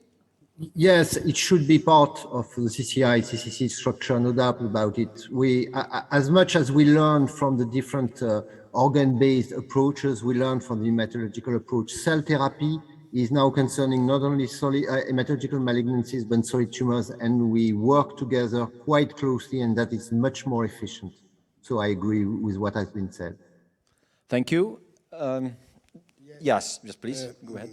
A very short comment. Yes, I agree. I think that it should be part of our network or comprehensive cancer infrastructure, but we have to think about a sort of liquid dynamic network in which some center will be spoke of something and other hub something else, working together. We don't need to have in each comprehensive cancer center the given specialty or excellence, but we have to work to have a sort of collaboration and coordination. Thank you. And I think there's a comment, from the audience, and I see some hands at the back, so I will remember you, don't worry. Okay. Okay, go ahead.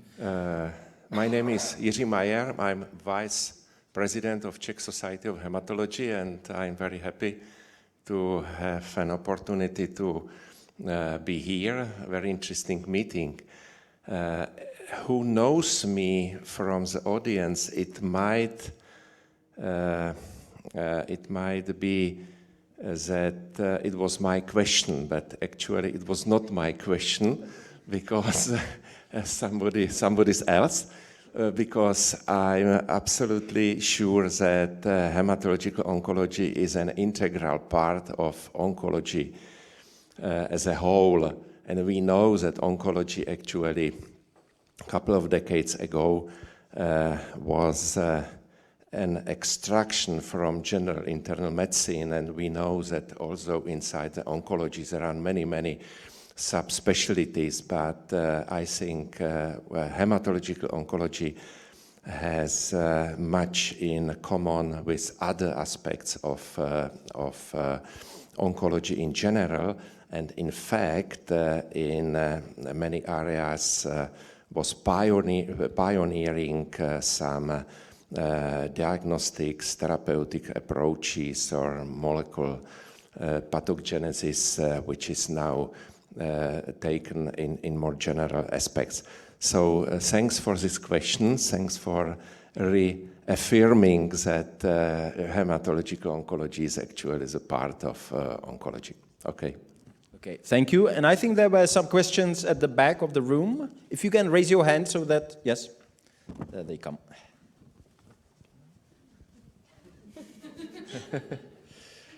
You will have one microphone each, so you're the lucky ones. Thank you. Thank you, everyone. First of all, let me thank the Czech presidency for bringing together... I'm sorry to interrupt you. Could you please stand up and just give us your name as well, so that we know? Okay. Hello, everyone. My name is Andreas Haralamus. I am the president of the European Cancer Organization. Thank you, Czech presidency, for bringing so many key stakeholders in one room. As European Cancer Organization, representing more than 40 member societies across Europe and 20 patient organizations, we applaud this initiative for creating a new EU comprehensive cancer network, and we really hope that this initiative will be built on the right pillars in order to have a very good start. Together with our member society, OECI, just last year, we worked on a paper in order to identify which are the main axes in terms of this new comprehensive cancer network under the auspices of the EU Beating Cancer Plan. We identified issues such as reducing inequalities, increasing the quality of translational research and influencing clinical outcomes. And this is where the question comes.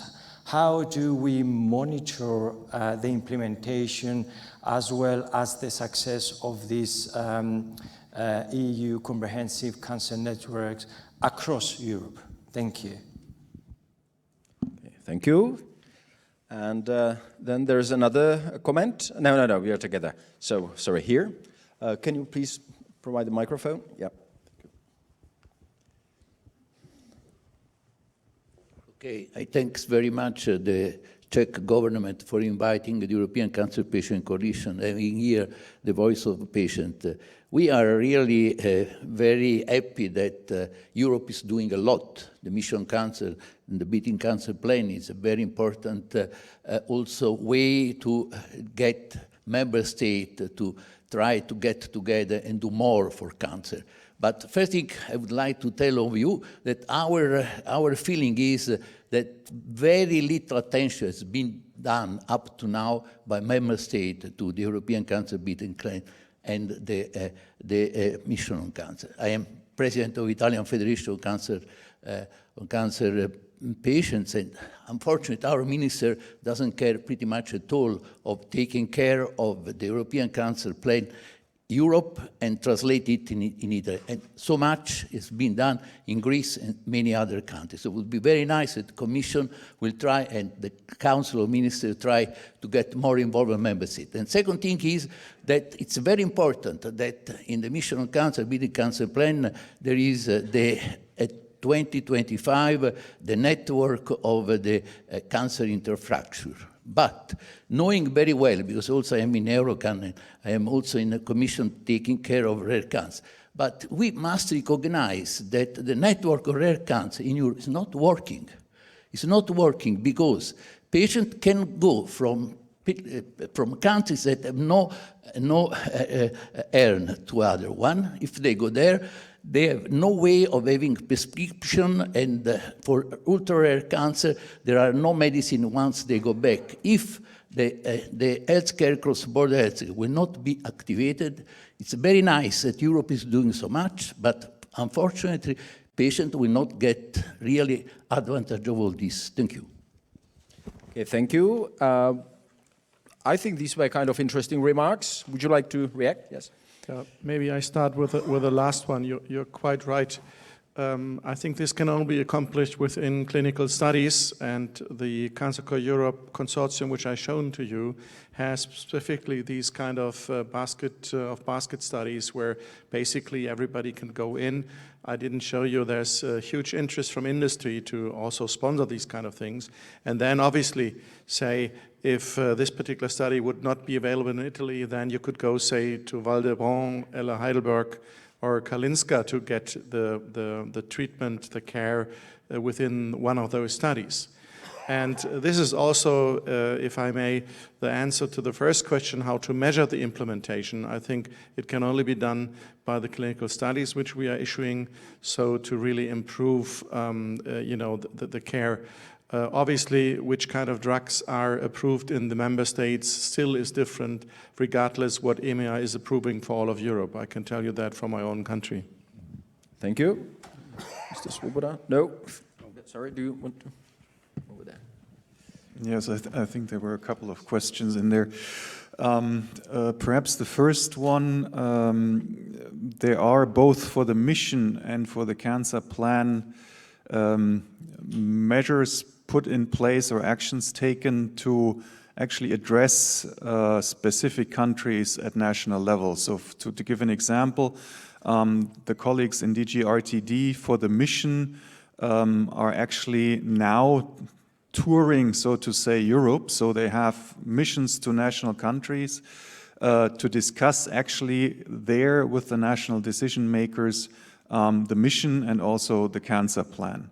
There are also, and indeed Italy is not one of them, countries setting up national mission hubs, basically to translate, let's say, the mission goals into national research practices, for instance. And a colleague from Belgium is here. They do both actually for the Europe's Beating Cancer Plan and the mission to create these mirror groups at national level to bring in not only ministries of health, ministries of research, but also the other stakeholders and other ministries to basically mirror what let's say the ambitious approach that has been taken by the mission and the cancer plan at EU level with national actions.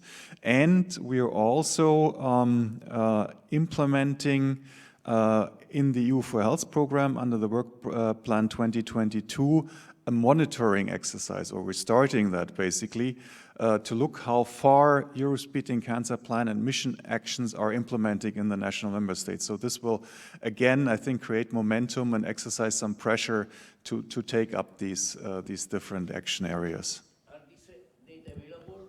Do we know which countries are doing this? No, this is only starting now, so it's patchy. Of course, we can do kind of an ad hoc bit monitoring, but the more comprehensive monitoring will only come online in 2-3 years, unfortunately. Okay, if there are no other comments, maybe this will be a good time to ask one of the questions that I've got prepared, which was planned for later, but I think it's relevant in this context. How could the patient organizations be involved in the process of establishing the CCIs? How could the patient organizations be involved in the process of establishing the CCIs, if they can be involved, or should they be involved indeed? Yes? So perhaps I should start the discussion on this. So we have a shift in the way we approach patients at present, because in the past the patient participation was just limited for patients being the subject of the research, and now there is this shift where the real life experiences of patients actually count for many research areas. And we heard today that CCIs will integrate care, will integrate prevention, research, but also education, and will enable also innovation in multidisciplinary care. So the patient perspectives are definitely important, and the patients should be represented on the CCI boards. And also the CCI leadership should consider the interactions with patients. I think this is very important. And there is an example in this sense, now because Jean-Yves is here and talking about EURACAN, the ERN PET-CAN and the CCI Europe is an important example of integrating the patient advocacy in the spectrum of cancer research and multidisciplinary care. I think this is shortly from our side. Okay, thank you. And I think you'll hear from Karolinska Institute. I can maybe contribute of what we have done at Karolinska. We have basically taken away the ordinary organization. That is to say, we have now organ-centered care. Say for breast cancer, it's surgery, radiation oncology, medical oncology, all the way to medical geneticists. And in this organizatory working model, the patient representatives have a place on the table. So they are integrative part of the ordinary care we are providing, and then also obviously involved, say, in starting clinical studies. So they have a say, but I must say this is only for a couple of years now, and it was quite a drastic change for me coming from gastroenterology, GI oncology, now that everything else is, very, very different from what it was before. Okay, yeah. Maybe I can also share one best practice which we already went through, because during our first accreditation, the OACI, we have to establish the patient committee, and actually it was really the best way how to involve our patients to all the processes and the decisions we are doing daily and on the matter which they are interested in. And on the patient committee, there are members not only pick up from our patients and from the different and careers, but also from the patient organizations. And so on the level of the institute, there are interactions with the patient organizations, the independent patients, and they can share the experience coming from the European Patient Coalition and organization. So it's quite interesting discussion. So patient committee on the local level, on the level of the Comprehensive Cancer Center, it's one of the best ways. I see a lot of nodding. Sorry, I see a lot of nodding there. Yeah, maybe. Yeah, go ahead. From Italy, experience from Italy. Yes, I would like to share with you the worst practice in the European scenario that is about Italy, because I think that according to the results of the audit and evaluation of OCI team in our 13, more than 20, 25 research hospitals in Italy that asked to be evaluated and accredited with the OCI accreditation and designation program, in almost all our leading institutes, there was and there is a lack of presence and involvement of representative of citizens and patients in our board and policy committee. So it means that we are talking about something that should be done, and of course we are implementing it and involving as earlier as possible in the design and implementation of our European project in order to have really a co-design and co-implementation, but and also a sort of not top-down but bottom-up improvement is necessary, because at least in Italy, but in other Mediterranean countries, so far representative of patients and citizens are not present at all in our boards, committees, where decisions are taken. Of course, we have 5 years of time to do it in order to achieve the next accreditation, but this is something that at least in Italy is a very problem. I think Jean-Yves Blay from has got something to say to that. Yes, just to add a couple of things to what has been said already. I think the patient voice is extremely important also to bridge our communication with the health authorities. At least in the country where I work, they are much more efficient than what we are. Another aspect is the aspect of research, which has been mentioned. I think there are two areas where patient voice is extremely important. The first one is to point to what needs to be simplified in research. And sometimes we have very good ideas, us doctors, us administrative person, regulating bodies, but they are not practical and probably not actually helping the patient at all. And we need to have this feedback. As much as we also need the feedback, and that's for comprehensive cancer infrastructure, the patient evaluation of the activities of the infrastructure, which is implemented in several centers in my country, is for us extremely helpful. So I think we can do a lot more and much better with the patients. Okay, yes, Maybe Adele? one more detail to add. So in order for patients to understand that they can contribute and how they can contribute, education is key. And at TCPC, we have expanded our educational programs for patients, for their carers, and for the public at large. But this collaboration, transnational collaboration between the comprehensive cancer centers is also very, very important, because only like this we can expand actually the educational activities and involve patients more. Okay, thank you. Again, I see a lot of nodding. Anyone wants to add something to the subject? Any questions? One more question over there.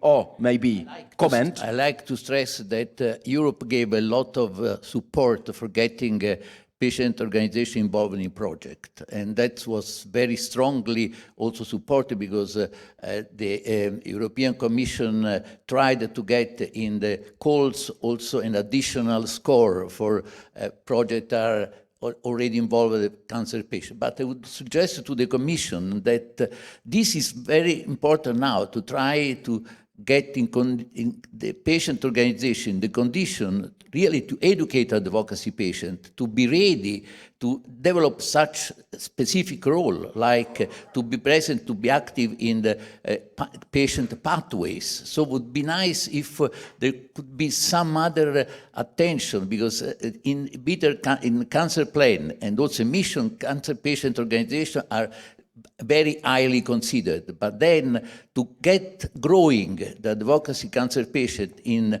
all countries would be perhaps suggested to try to work out a way of doing more for getting patients ready to solve their role. Thank you. Okay, thank you. Before we start the break, we still have a few minutes. So let me ask or raise another topic. Which existing European guidelines and quality assurance schemes are the most suitable for the assessment of comprehensiveness, quality, and accessibility of cancer care and patient-centeredness? That's quite a long one, but nevertheless, I will repeat it. Which existing European guidelines and quality assurance schemes are the most suitable for the assessment of comprehensiveness, quality, and accessibility of cancer care and patient-centeredness? I cannot answer. I have a conflict of interest. Okay, thank you. Any more reactions? Yes, please. I mean, are there really established guidelines to measure all of that? I'm asking. I don't think so. I mean, we are slowly coming to a point where we take this serious with patient-reported outcome measures going beyond, say, the EORTC quality of care system. I mean, clearly there is a need, but unless I'm missing a big thing here, I'm not aware of any of those measures, isn't it? Partially agree. Okay. Our institute, through the last 15 years, went through many kind of international accreditation, Joint Commission International, OECI accreditation designation program, many ISOPECs, the International Atomic Energy. We have developed with our colleagues from Italy, Hungary, and Slovenia some guidelines for patient empowerment and centeredness care. So I agree with that we must assess what is done in the Europe and to check what could be accepted. But what I would be a little bit unhappy as a director of the institute is it doesn't matter what kind of country, what kind of institute. Many countries, they use their own and very good guidelines and quality assurance programs. But it's the worst if you can change it many times. Rather, it would be to really assess what kind of guidelines exist, what could be suitable, and maybe we will find that we can use what is already done in all the different countries, because it's something what is giving the same result at the end, and it is a satisfied patient and improvement of the overall survival. So rather than to create something new, which we'll have to switch, just to assess what is done. Yeah. And for the Directorate General of Santé? Yes, thank you. I guess it also depends a bit on your definition of European guidelines.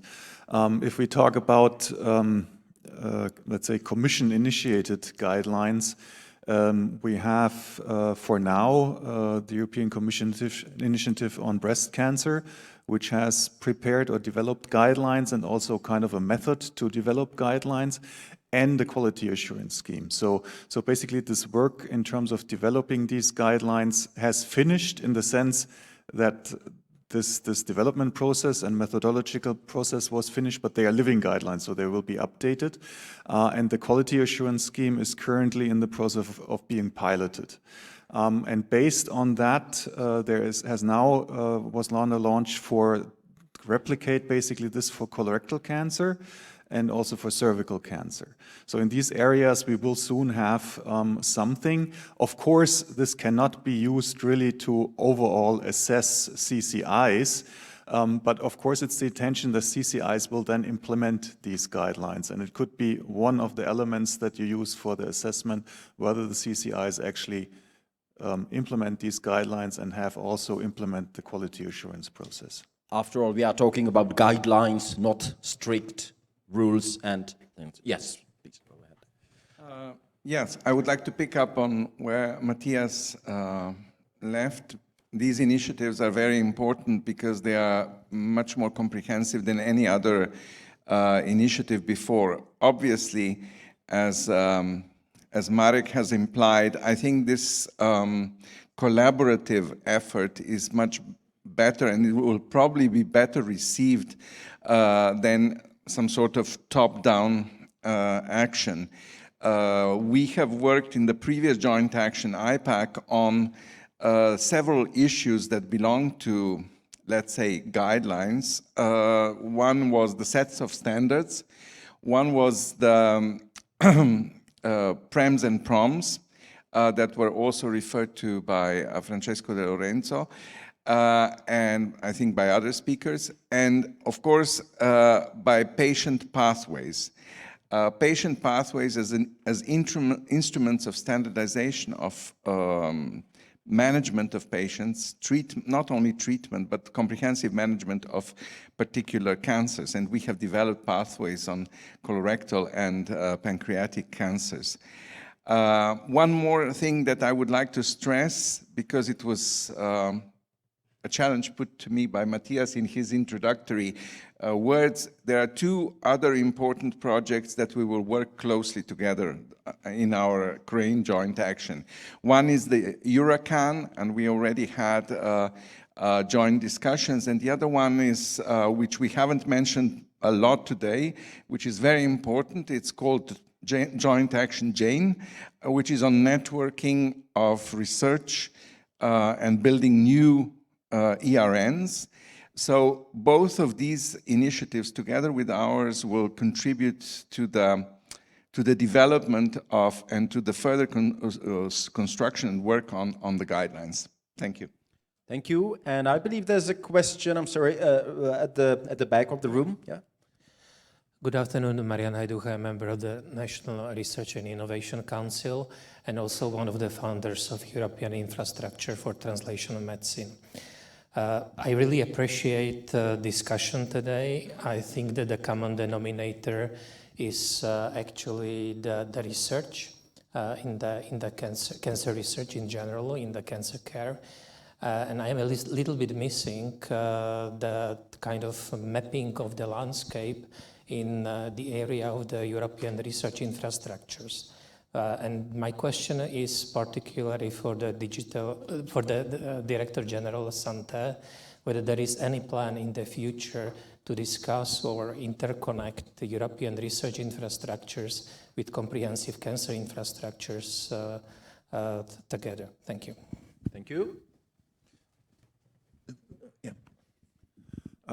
Yes, we are actually working very closely with colleagues from DG RTD as well. So it's almost a joint team. And perhaps something that I did not mention explicitly, this whole governance process that we have set up to implement the cancer plan includes also the mission. So when we, for instance, talk with member states in this cancer subgroup of the SGPP, it's actually ministries of health and ministries of research that are sitting together at the national level, and the same applies also to the other governance mechanisms.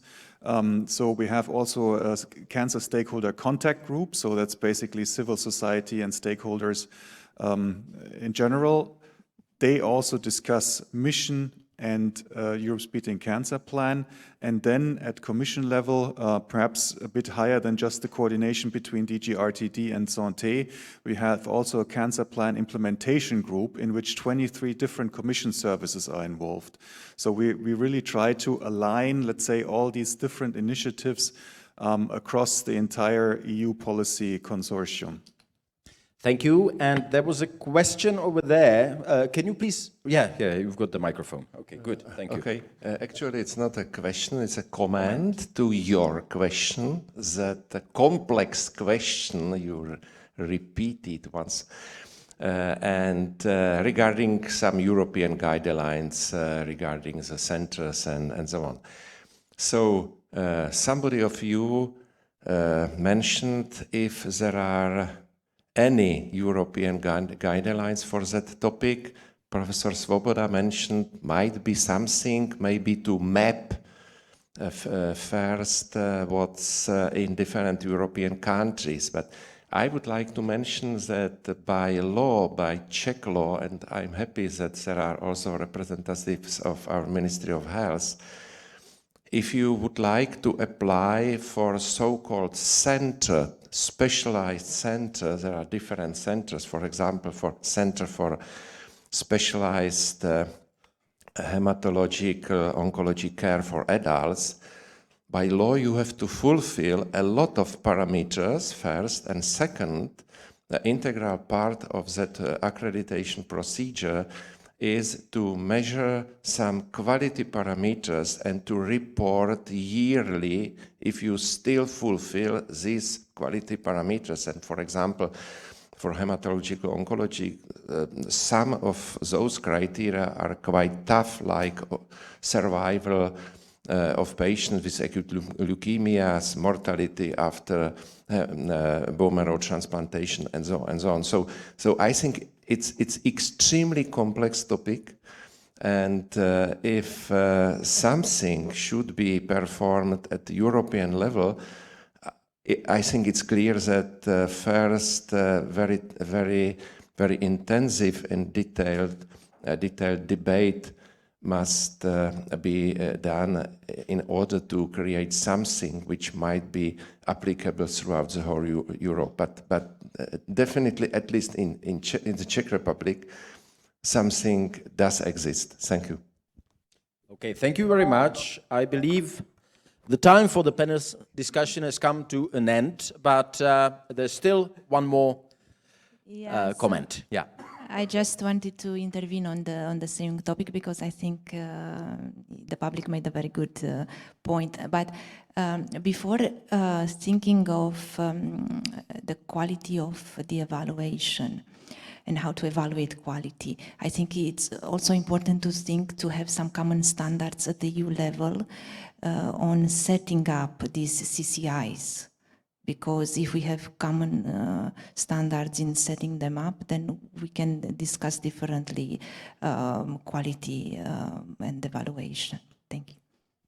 Okay, thank you very much. I do not want to, deprive you of the possibility to comment, but I do believe that we will have time, even during the break, for further discussions, networking, etc.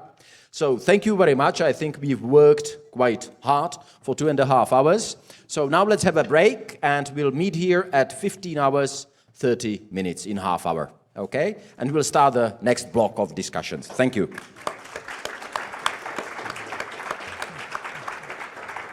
Thank you. Thank you. DK.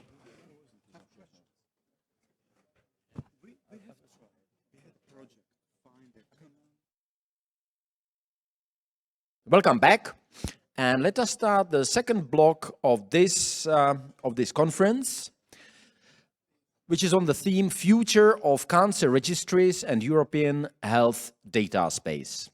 Unlike in the first block, we have now more participants who are connected online, and we will start with short presentations again with Mr. Kieran Nicol from the Knowledge Center on Cancer. And he should be online now, I believe. Kieran, are you there? Good? Yes, thank you, Mr. Moderator. Can you hear me? Yes, we can hear you. You can start your presentation. Excellent. Thank you very much. First of all, oh, I'm sorry, we've lost you now. The sound. Okay. I think it should be working now. Are we good to go? It's working now. Yeah, that's fine. Okay. But I want to commend this event on oncology and wish the Czech presidency every success for the coming 6 months. And thank you very much for this invitation. It is an absolute pleasure to be here today. I apologize that I could not attend physically. We are just so busy at the moment, but that's a good way to be nowadays. And yeah, I want to give a little overview on the Knowledge Centre on Cancer and lead into some of the data activities that we're working on in the context of future aspirations, European health data space, etc. So let us start off. Yes, the Knowledge Centre on Cancer was founded 1 year ago, and its purpose is to scientifically and technically align all activities on cancer within the European Commission. As you know, about 12 different departments in the Commission are working either directly or indirectly on cancer. And the purpose of this Knowledge Centre is to put all of our shoulders behind the same wheel. We've designed and built this Knowledge Centre together with our colleagues in DG Santé, that is the Health and Food Safety Directorate, and DG RTD, Research and Innovation. So basically, it is deeply embedded in the Europe's Beating Cancer Plan and in the mission on cancer.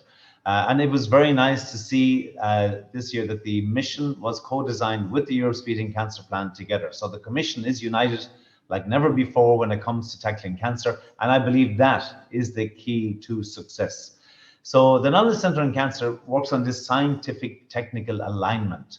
And you may wonder, why us? Why JRC? What is this, another bubble in an infinite collection of different initiatives, all with good reasoning, etc. Well, what's interesting to see now is that the Commission is strategically positioned to tackle cancer like never before. And the pillars of the Knowledge Centre on Cancer will maybe explain that a little bit. So I will mention them very briefly so you know what they are. I do believe your colleague Francesc will put a slide up, so you will see on that one slide, it contains hyperlinks to the various systems, portals, gateways and platforms we have running in the Commission. And these, yeah, exactly, thank you very much. So these, if you Google any one of those, you will find it online, etc. The first one is the Knowledge Centre on Cancer, and then we lead in.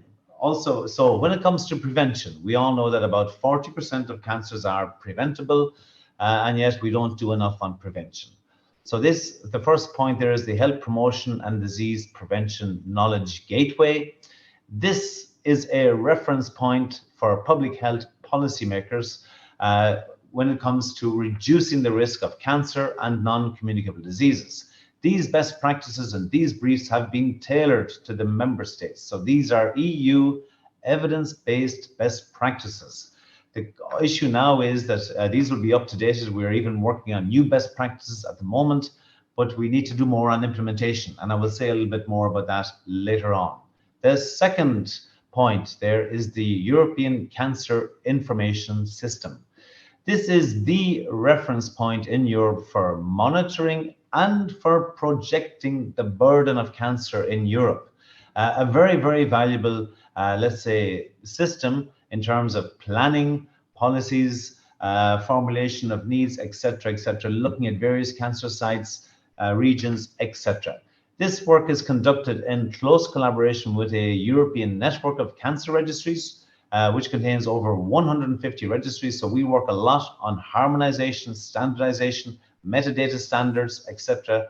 So to make sure we are comparing like with like, and this system will continue to grow and expand in the coming years with the Europe's Beating Cancer Plan, with the mission, etc.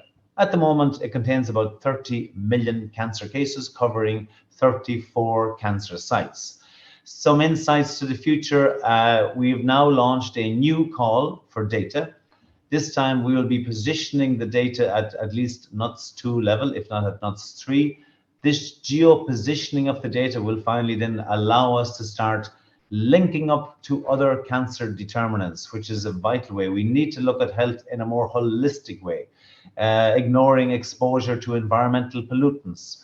For example, radon exposure, lung cancer, particulate matter 2.5 microns, polycyclic aromatic hydrocarbons, you name it, they have to be linked together. A lot of these environmental indicators have already been mapped through the INSPIRE directive, that is the Infrastructure for Spatial Information in Europe.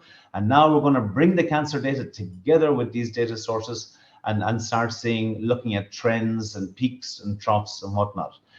Basically, it doesn't end there. We'll also look at behavioral aspects, socioeconomic aspects, etc., etc.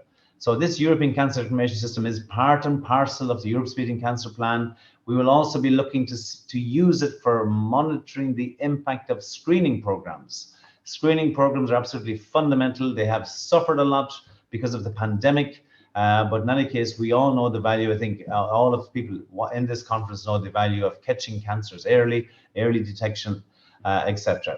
So that is the second pillar of the Knowledge Centre on Cancer. And speaking of screening, let us move to the third pillar.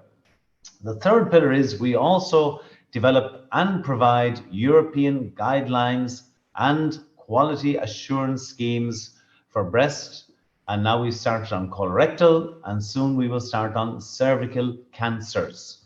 So basically, these evidence-based guidelines are as robust as you will find. There's a very, very strict methodology when it comes to developing these guidelines, and they are, again, tailored for the member states. So the quality assurance scheme is like the vehicle to implement these guidelines in the member states. At the moment, we are piloting the breast cancer guidelines in a number of member states from east, west, north, and south. And then this evidence and information will help us to say, there you go, here we have the guidelines and the quality assurance scheme, let's now implement. And that is the key, again, implementation. Now, this is not about the latest technologies or the latest innovative techniques, etc. This is about raising essential standards when it comes to screening, diagnosis, early detection, diagnosis, care, treatment, post-treatment, palliative care, psychosocial care, pain management, etc., covering the healthcare pathway of breast cancer. So these are an invaluable resource. Many, many countries outside of the European Union are already implementing them in some shape or form or the other. And I think in the European Union, we need to go more in that direction too. And then through the European Cancer Information System, we should be able to monitor the impact. And again, it's really important to keep it scientific, keep it technical, look at results, and to move forward from there. The next pillar of the Knowledge Centre on Cancer, which again is data-based, this is the new European Cancer Inequalities Registry. This was launched by our president, Ursula von der Leyen, on the 2nd of February this year. And this is about showing the unacceptable disparities, unacceptable inequalities that persist and continue to persist, even within member states, between member states, etc., etc. Now, this is not about naming and shaming. No, no, no, no. This is about seeing where there's a problem and then finding a best practice, which we have, and then using that best practice to saying, well, how do you do it in this country? We do it this way. Then you can exchange that. Again, a beautiful example of how the European Union together can help each other and bring up the levels of care. This website is already online. And I'd just like to tell you that at the moment, the inequality dimensions on it are covering by country, by sex, by education, by income, and by urbanization. But that is just the beginning. Basically, what we're going to do now is during the summer, if we manage to also take a break, I hope, we're going to develop a roadmap. And this roadmap will guide the evolution of the European Cancer Inequalities Registry, and all stakeholders, member states, physicians, all will be welcome to comment and to provide input to this. So it has to be done and will be done in an open and transparent way. Then the last pillar of this Knowledge Centre on Cancer addresses rare cancers through the EU platform for rare diseases registration.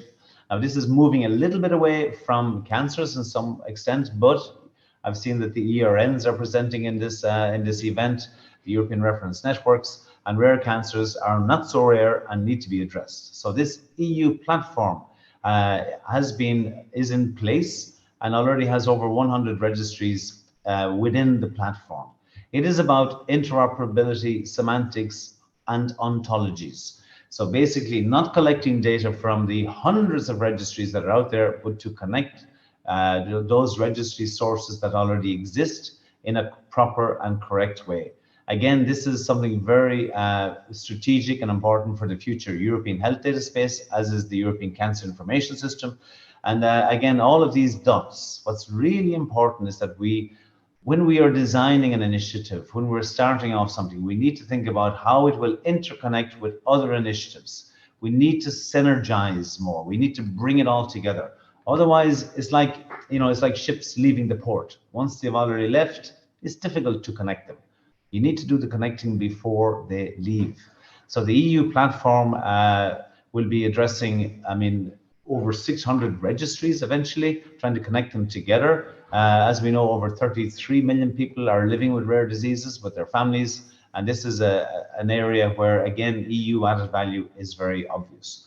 So I would like to wrap up there. I'd like to leave time for discussion. I see it's 15:46. And basically, these are the pillars of the Knowledge Center. They are very much registry/data-based. We are open to collaboration with all. What's important is that we really work together on cancer. You can see the Europe Speeding Cancer Plan with the mission, ourselves and the Joint Research Centre. And by the way, an interesting aspect about the Joint Research Centre is that we do not have a political agenda. We are not DG Environment or DG Transport or DG Energy. We have to uphold our independence of private, commercial and national interests. So this means we are in a good position to put the patient or the citizen first, all based on evidence. So thank you very much again, and I look forward to the discussion later on. Back to you, Mr. Moderator. Thank you, Kieran. Thank you very much. And I believe you know that we would like to ask you to stay on to take part in the panel discussion. Now we have Mr. Jérôme de Barros, who's going to talk about European health data space, secondary use of data and cancer information. Jérôme, can we hear each other? Good afternoon. Can you hear me? Yeah, we can hear you. Thank you. Okay, very well. First of all, thank you for the invitation and the opportunity to present the European Health Data Space. I'm very sorry I'm not able to be in Brno today, but like Kieran, it is currently a very busy period. So again, my apologies. Should I project my screen or will you be able to do that?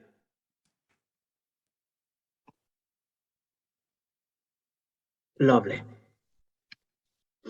Thank you. So as you asked me, I will be very briefly introducing the proposed legislation for the European Health Data Space.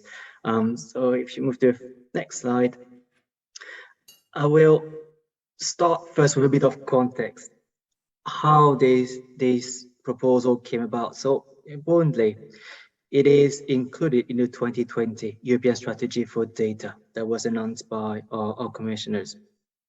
And one of which is the creation of a European data space for health, the European Health Data Space. Moreover, the COVID-19 pandemic has shown that the importance of job services and the importance at European level. So we really want to build on this momentum, which is why we propose the proposal. The next slide. So the first thing we did was to identify what are the challenges that we currently see when it comes to using and reusing health data. Starting with individual patients, we clearly see that they have difficulty accessing and controlling this data. The same happens with healthcare professionals. Sorry, the previous one. The healthcare professionals. We also see that providers of digital health solutions and other digital products are facing barriers to have their solutions purchased and deployed in our healthcare systems.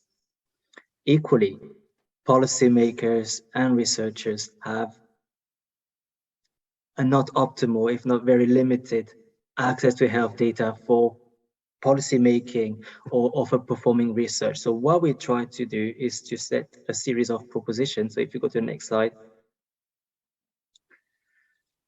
to address those challenges through regulations that will provide rules, common standards, practices, but also infrastructures and a governance framework for the electronic health data for different purposes. So for healthcare provision, research, innovation, and policy making. So this is what really is the European Health Data Space. And it has three main goals really. So the first one is to empower individuals to access, but importantly, control their personal health data. The second part is really what we want is to see a real genuine single market. We want to unleash the data economy for digital health services and products, and in particular, electronic health record systems. Finally, we want to make it easier and clearer on how the health data is accessed and processed for those different purposes, so research, innovation, policymaking, and regulatory purposes. The next thing. So this legal proposal does not live in a vacuum. It links with all those legal proposals, initiatives that you can see here. Obviously, GDPR, building upon it. We also are very much aligned and complementing, for example, the Data Governance Act and the Data Act. We build and complement the EU Cybersecurity Framework, the AI Act, and also interoperate with the Medical Devices Regulation. So important to stress that all of those different legal initiatives have been taken into account and are very well, the interaction with those is very well thought through. The next slide. So in a nutshell, this is really what we're proposing for EHDS. Main objective being the effectiveness of health data for the purpose I listed before.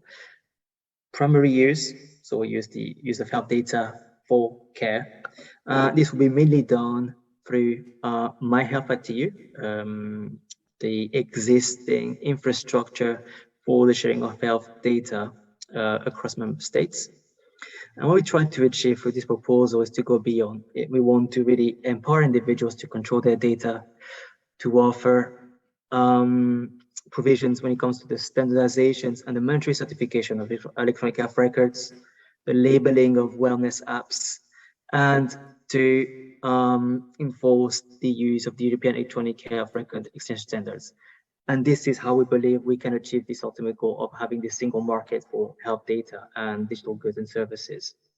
When it comes to the second use of health data, that is the use of health data for research, innovation, regulatory purposes, as I said before, one of the key points that we're proposing is the creation of health data access bodies in every member state and participating countries. So an entity that will act as the contact point in this country for not only the infrastructure that will be created as part of EHDS, that will be named Health.EU, but also for processing data access applications that would be made under EHDS. For this, we set a series of purposes for which this access can be provided, but we also establish a series of forbidden uses. Anything that will be detrimental to individuals is something we certainly do not want to support and want to prohibit.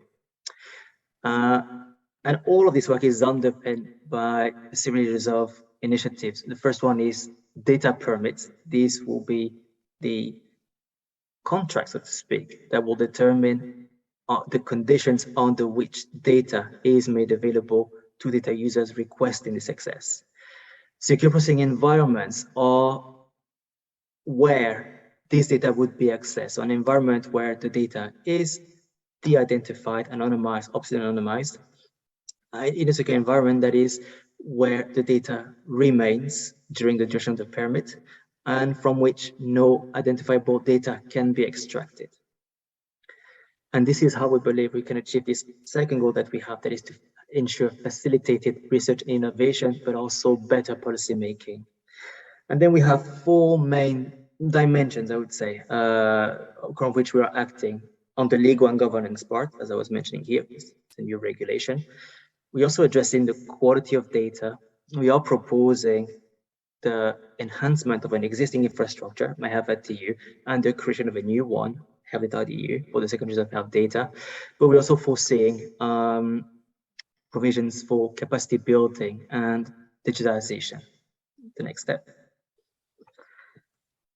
So when it comes to the actual scope of EHDS, on the part when it comes to the strengthening of the rights of individuals, what we mean by that is that we want to make it possible for individuals to not only access their health data, but also to share it with the healthcare professionals in their own country or abroad, being able to add information that they might have to the existing records, rectify errors that they might have identified, Equally, they should be able to restrict this access if it is their wish, to part of it or to all of it. Importantly, they should also know which health professionals is having access to this data. So we want to ensure further transparency. This is how we see this strengthening of the rights of individuals and empowering individuals. And finally, we're also foreseeing, as I mentioned, a common European format for ensuring interoperability. So in a sense, we have a set of rules for electronic health record systems, rules for supporting the secondaries of health data, and we have the infrastructures I mentioned here. The next slide. So perhaps the one of most interest for the context of this event is the part on the proposal that addresses the secondaries of health data, so the use of health data for those other purposes. One of the key points that we're proposing is a set of minimum categories of health data that would become available under EHDS. What it means is that any data holder that is in control of one of those data categories, so any actor in the health or care sector that is in control of one of those categories should make this known to the health data access body, so the entity in the member state that they are based in, that will be part of the EHD infrastructure, that they hold data sets matching these categories. And when a data access application is made and a permit is granted, these data shall be made available. We're also foreseeing the setup of the health access body, as I mentioned, to be part of this infrastructure and be the underpinning really entity in the different member states when it comes to EHDS. We're also foreseeing a series of tasks and obligations for the health access bodies, but also for data holders, as I said, making this data available when it is requested, but also for data users in the way that they are accessing this data and processing it in the secure processing environment. And finally, we have a series of provisions when it comes to data tourism and also on the duties of data holders. The next slide. So as I mentioned, on this part here, probably the most important part is the concept of data permit for synchronous health data. That is really this, what will be determining the conditions for accessing the data, always in answer to a specific project. We don't want to enable access to the data out of curiosity or for exploratory purposes. This permit will always be associated to a specific research project that will determine the conditions of this permit and under which way will this data be made available and processed. We also developed this new infrastructure, as I mentioned here. So there's obviously further clarification in the proposal as to how this would be done. The same happens when it comes to this cross-border access to health data. And as I mentioned here, we also meant to address data quality as a whole. So what we're proposing is the obligation to provide for data holders a data holder that has one of the categories I mentioned before, a dataset description, and for some of them, a data quality and utility label that provides further information on the dataset. That's very important for researchers to really understand the relevance of a data set that they would be making an application for and how relevant it should be for their research before doing that. Importantly, we are proposing the creation of a EU dataset catalog. It's equally important because that will be probably the first opportunity to have a real overview of the health data available across the EU, across infrastructures, through HDS, but also other ones. So that really, I think, could see an added value for researchers or any other data users. The next slide. So in detail, this is the way what we're proposing when I mentioned FDATU, this infrastructure for secondaries of health data. It is a federated peer-to-peer network where these health data access bodies are connected but we also obviously foreseeing the participation of other entities, such as data sharing infrastructures, for example, the European research infrastructures, namely.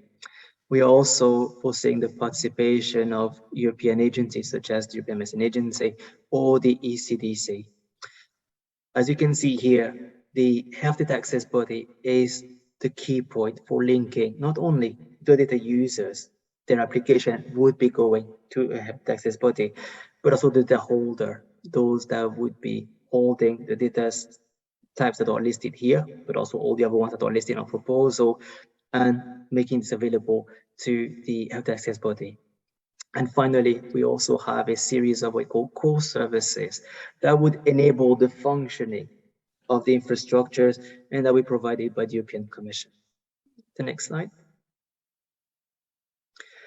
So again, in a nutshell, so this is from the other perspective, what we're foreseeing, that is the type of data as you can see here in the middle, achieving our objectives, the empowerment of citizens, making sure healthcare professionals have access to better data, policymakers and researchers also having access to more data for their mission. And this should lead, in our view, to a better diagnosis, better treatment, improved patient safety, a real continuity of care, and improved healthcare efficiency. When it comes to secondaries of health data, we really see a possibility to enable better health policy and greater opportunities for research and innovation. The next slide. So when it comes to the next step, so as I mentioned here, the proposal was adopted, so was made public on the 3rd of May, sorry, and it is currently being negotiated with the European Council and the European Parliament. There is an estimation that this discussion should probably take around 18 months, but it is like possibly that it can take more. It's just an estimation. And I'll probably leave it for here at the moment, and very much looking forward to take part in the discussion later on. Thank you. Okay, thank you very much, Jerome. And now we have Ms. Roberta De Angelis. The title is Secondary Use and Linkages of Cancer Data, IPAAC Pilot Studies. Roberta. Okay. Good evening, everybody.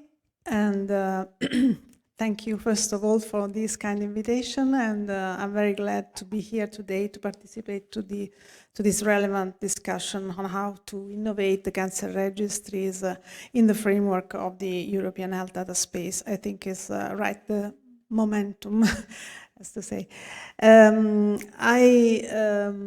I'm an epidemiologist, I'm a cancer epidemiologist, and I work at the Italian National Institute of Health in Rome.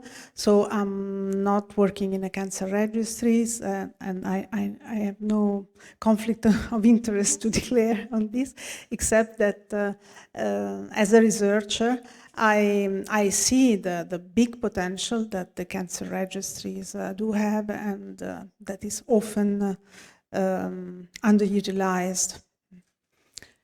So in my presentation, I will report the activities done in the recent IPAC joint action related exactly to this topic, today's topic, so how to innovate the registration. So starting from the assumption that better cancer information can really contribute to improve cancer care, in the IPAC joint action we devoted a work package to actions to enhance the information derived from the registries. And a first area of activity regarded cancer epidemiology with actions to foster the use of cancer prevalence in Europe.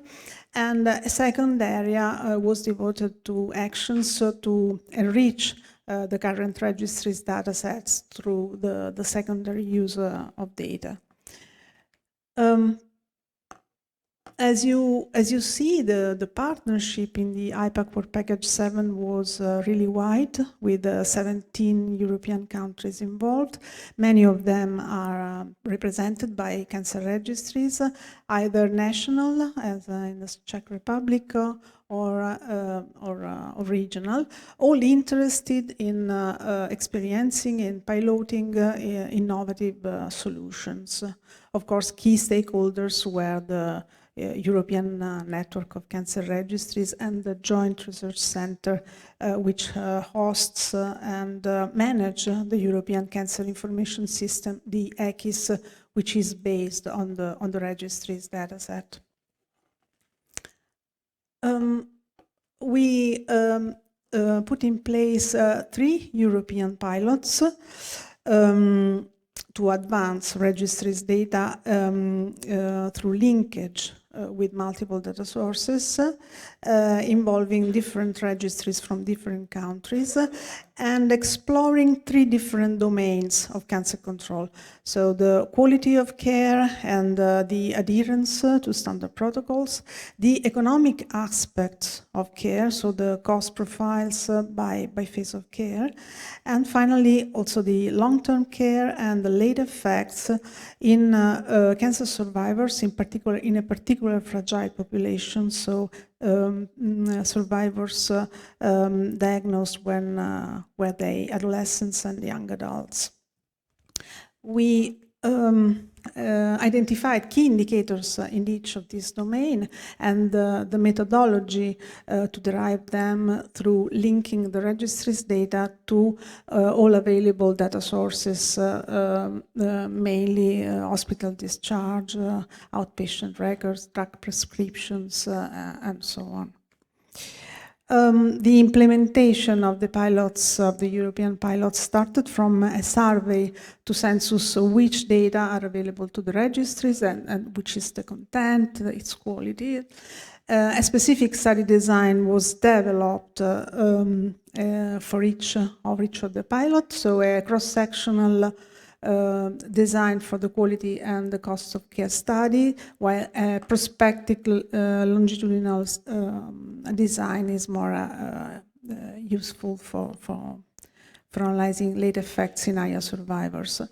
We developed common methodologies and standards to derive key indicators in each of these 3 domains. And these methodologies were also adapted to country-specific features. The application was centralized or decentralized according to the possibility for the registries to share the linked data with third parties. So the main outcomes of this activity are the standardized indicators and the methodology to derive these additional indicators, these key indicators for cancer care.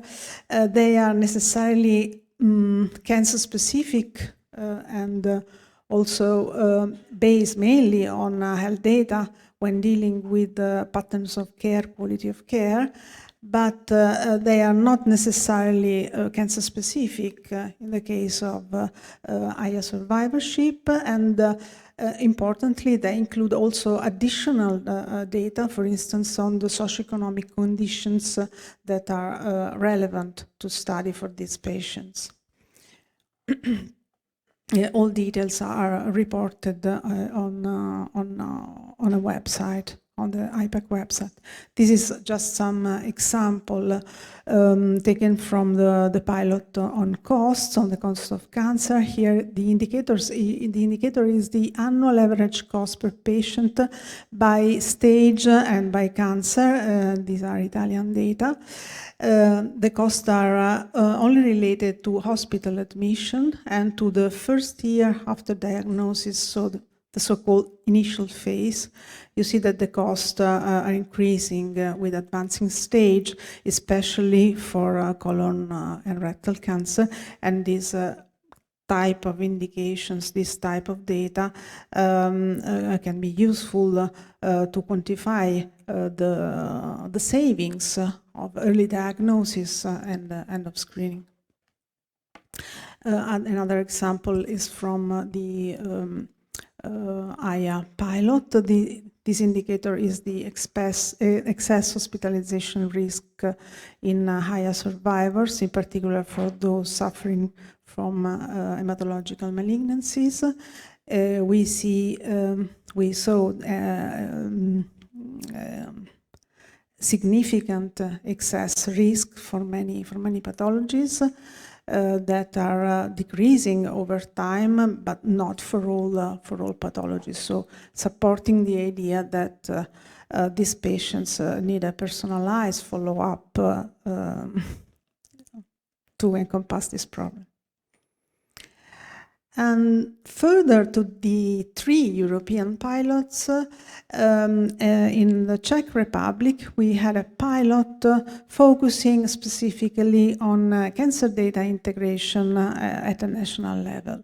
A comprehensive information and communication technology model integrating the multiple data sources to the Czech National Cancer Registry has been piloted.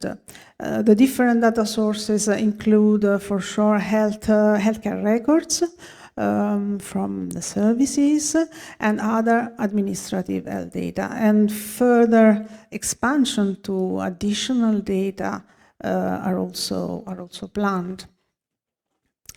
A main outcome of this activity is the description of the ICT model integrating the multiple data sources and the implementation guide, so how to implement it.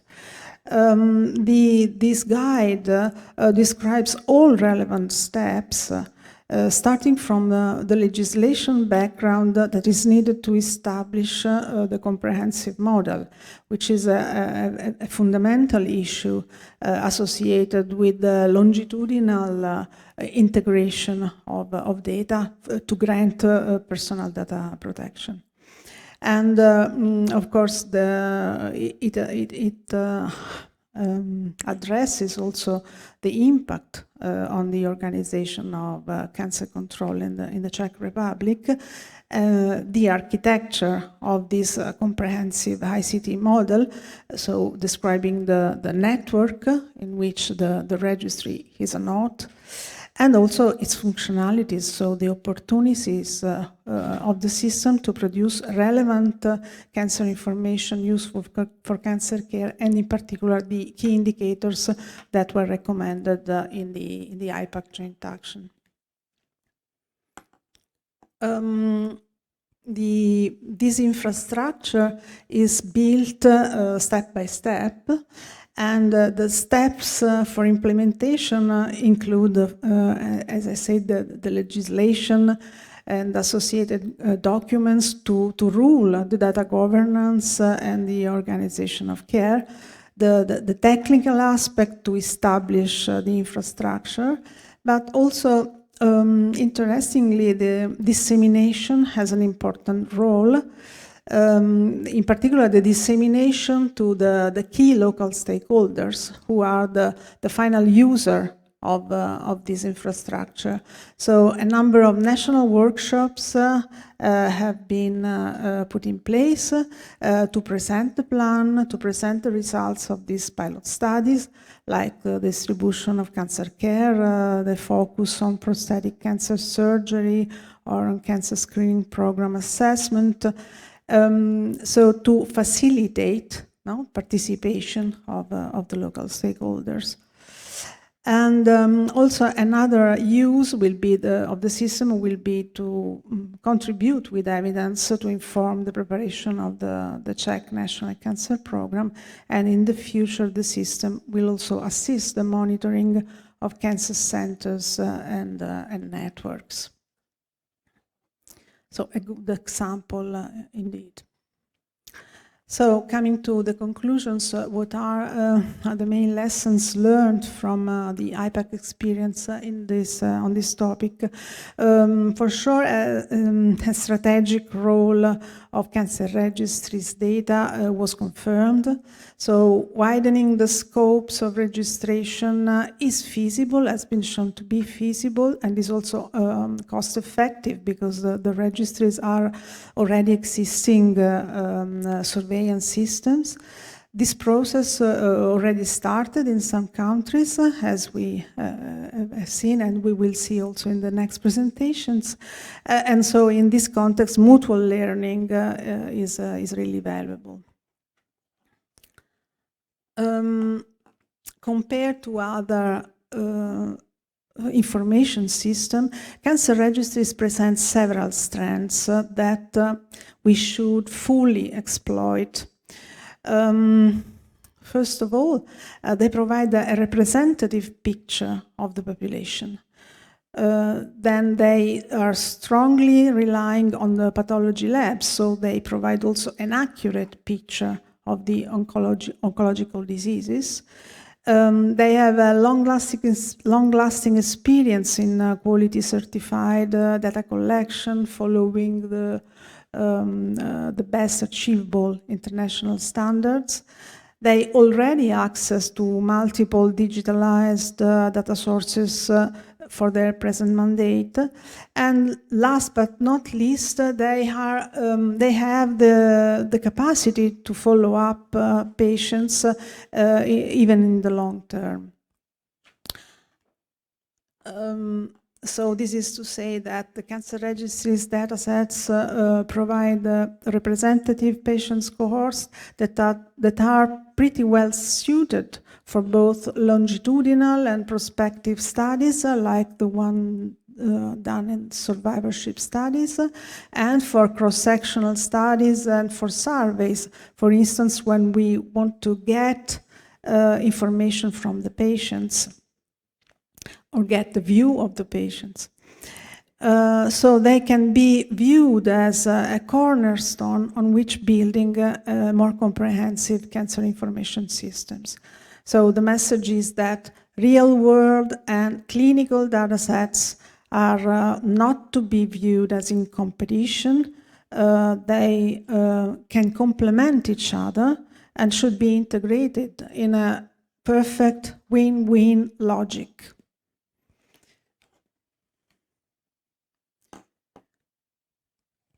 Coming to the final recommendations, the first one is that the legal background for registration and data reuse emerged from this experience as a key aspect.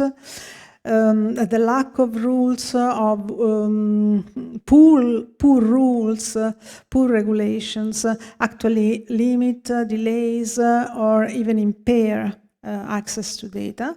And there are also GDPR local interpretation, local applications to be taken into account.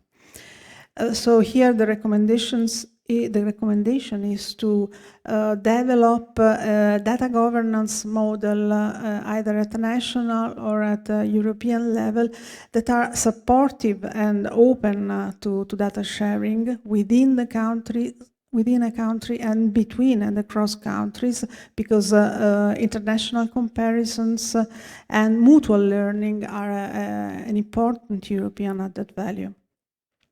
And also the discussion and the involvement with the national European competent authorities should be sought in order to build trust on data linkage and on the reuse of data. The interoperability is another fundamental issue, an essential aspect. The lack of common standards limits the data interconnection. So here the recommendation is to develop and to increasingly apply and use innovative methods and common data models to ensure interoperability and possibly in a coordinated way at the European level. So the European Health Data Space Initiative is more than welcome in this context.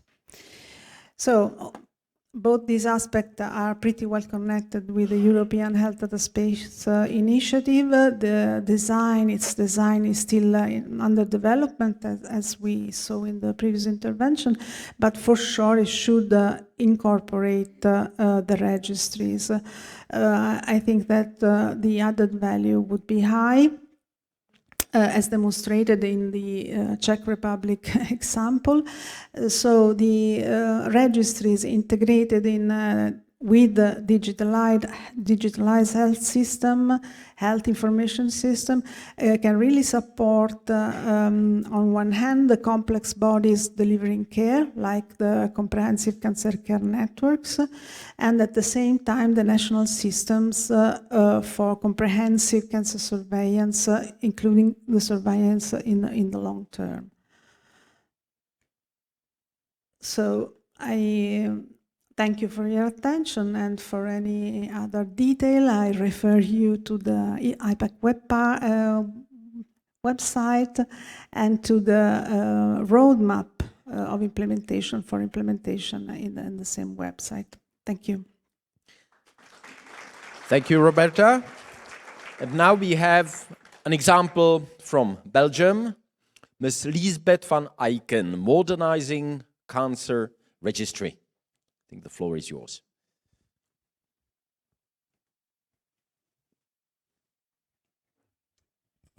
Good afternoon to you. Thank you very much to the Minister and the Ministry of Health from the Czech Republic for giving me an opportunity to speak about Belgium.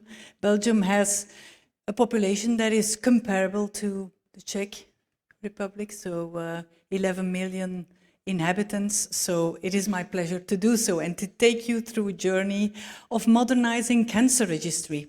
We all know that a cancer registry, the classic tasks lie within description of incidence of survival and prevalence, and not only describing that once, but monitoring these parameters in time. Also to be a partner in evaluation of screening campaigns. But this is not all. If you want to modernize, you can directly start within these classic tasks. And you can modernize on information, for example. You can include more variables to be collected. You can enlarge your data sources that you can use. You can use more innovative techniques or techniques that are maybe forgotten and that are reintroduced. Let's think about artificial intelligence and new technology methods. Let's not forget about training. There we need to modernize also. And we can also modernize on research. And what is this about? It is to win on timeliness and continuity, because we often get the remark from public health, from clinicians, that we are quite late with our data on reporting cancer incidents. And so we have to go on, we have to continue our work also. We speak a lot between us about quality and completeness. And our information must be relevant, because otherwise it's not worth doing it. And also we have to modernize to improve our data protection, but also to improve the accessibility of data. And I'm really happy for this conference, because the cancer registries are placed in front now, and we were more in the backside, in the back office in previous years, and I think that we are now really on track.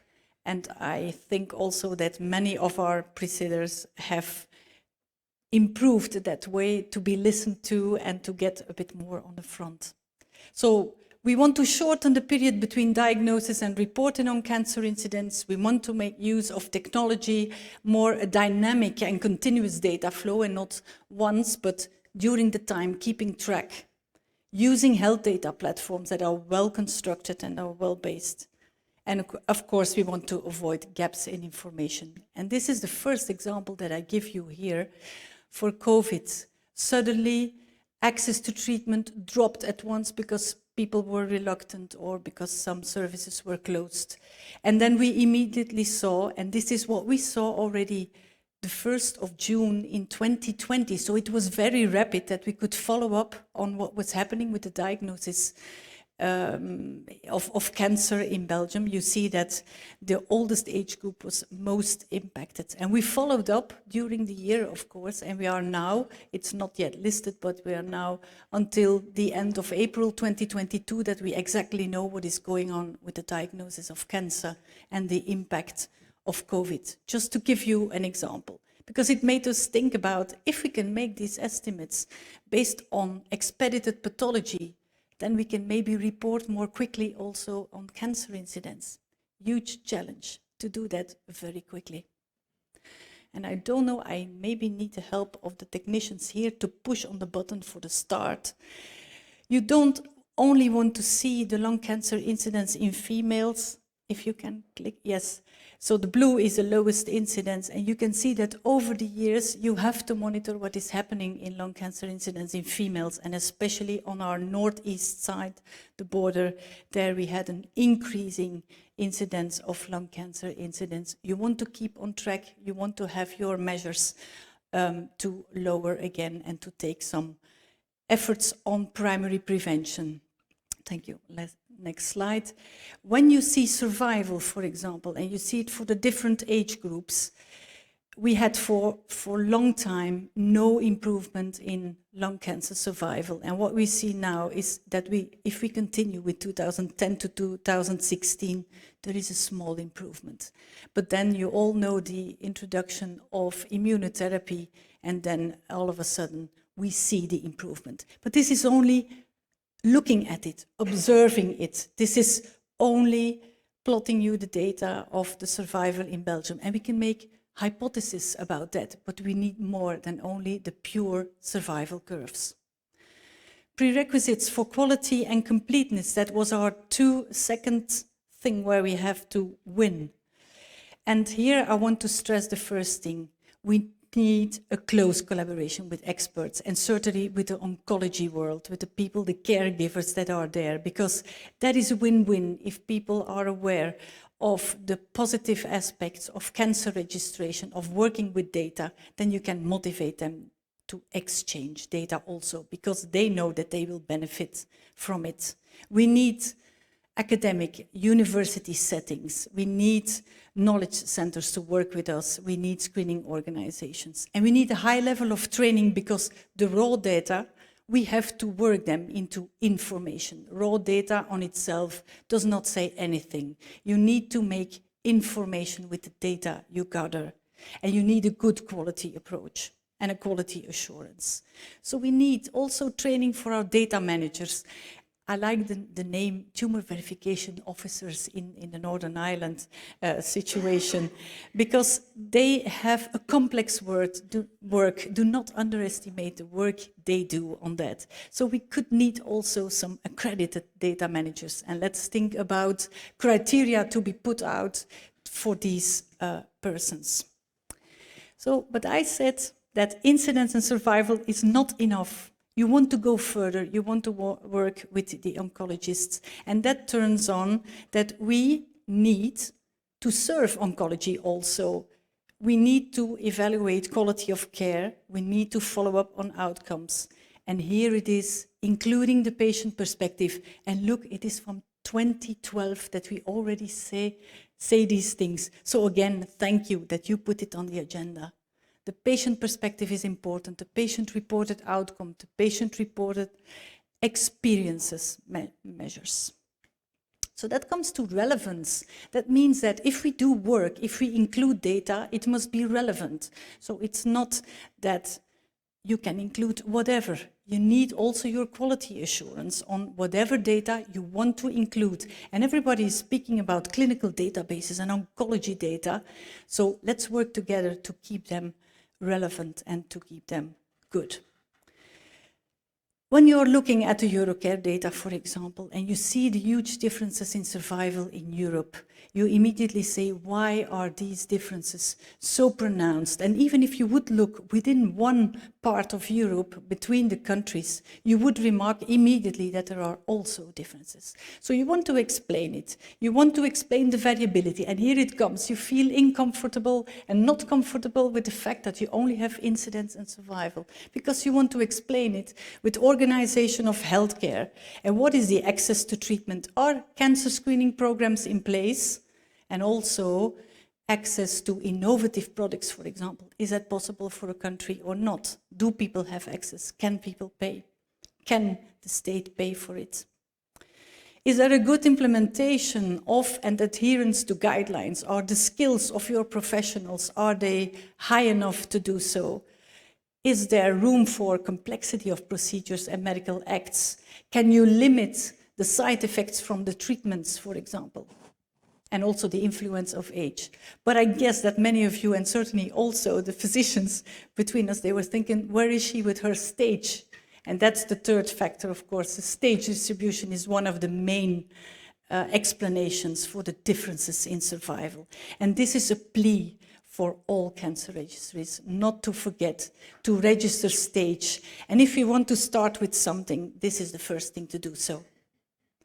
Because we need that information to be available, and we need to evaluate the effect of screening, the stage shift, for example, or the stage migration if you have more innovative techniques for the diagnosis, etc. So we have to be aware of that.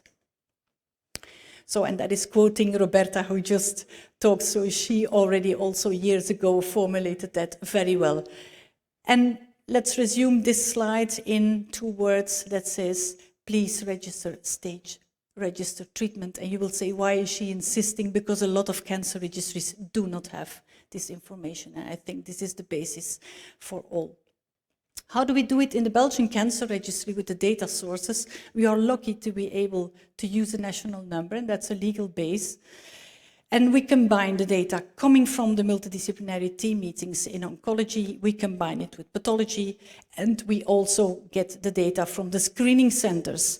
Above this, oncology data, we have specific clinical registrations also for specific and ad hoc registration for some tumors. And then, because physicians are reluctant to have a too high administrative burden, so that's why we wanted to limit double work, or we wanted to limit the registration activities for example, the physicians or the data managers.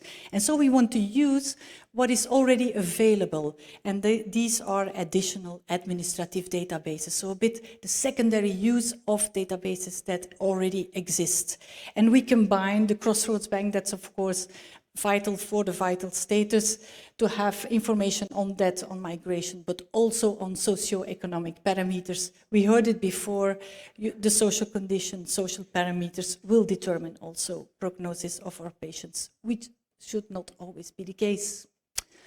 And then the second one are the database from the health insurance companies in Belgium that reimbursed all medical acts, and every medical act has a code. So we combine all diagnostics, all the therapy that is given about radiotherapy, surgical procedures, the drugs that are given, let's say in a moving window from 1 year before to 5 years after treatment. And that is a standard procedure because that's also written in our legislation. We combine that also with death certificates and the reasons for the disease. And we also have the hospital discharge data.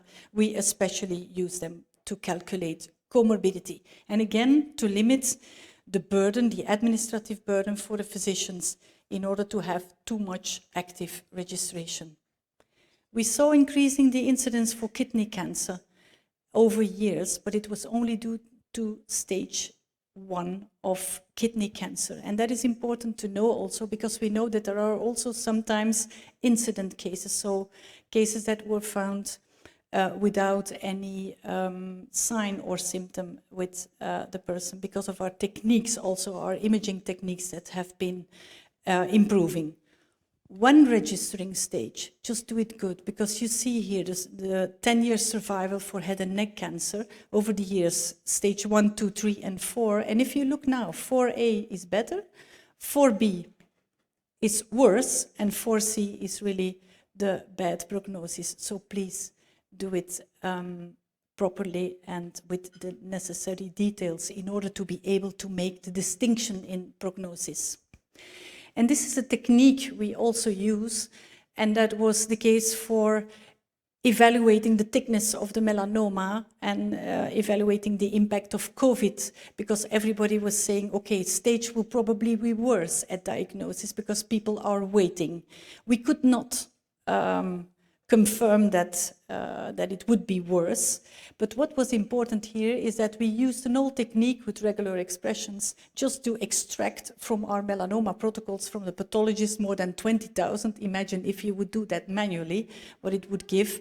But this rapidly gives you an idea on the evolution of the depth of melanoma, for example. But I only wanted to show you this example because we have to be innovative on techniques to have more information and to try to put it into information and not forget the quality assurance needed. We also have to make a deal with the hospitals because we need more standardized reports in the medical health records. And we need to develop synoptic reporting because textual is really limiting us for creating the databases that we really need. And this is my last example. We had during the years 2008, 2015, many hospitals that were surgically treating esophageal and pancreatic cancer. And we only had, let's say, 2 or 3 centers with more than 20 surgical approaches for pancreas and esophageal cancer. It won't surprise you that when we looked at postoperative mortality and of course corrected for a number of, adjusted for a number of variables, of course, that you could lower with a half of it, the postoperative mortality in these settings. That means that afterwards, after we published and discussed together, there was a political decision to centralize the surgical procedures for esophageal and pancreatic cancer into 10 and 15 centers, compare it with the 80 centers before that were treating this surgically. Okay. And last but not least, okay, we have to win in data protection, but also in accessibility, like Roberta told us. What we do at the registry, we have a kind of 3 pillars. We have research that we do on our own at the registry. We have the transfer of data for other research departments, for example, and we also have a close collaboration with external partners, and we really need frameworks to do so within and have good data transfer agreements and not being hampered by the data protection regulation. And I would like to stop with the same slide that I showed you at the beginning. We want to modernize on a number of things in order to gain on some quality indicators.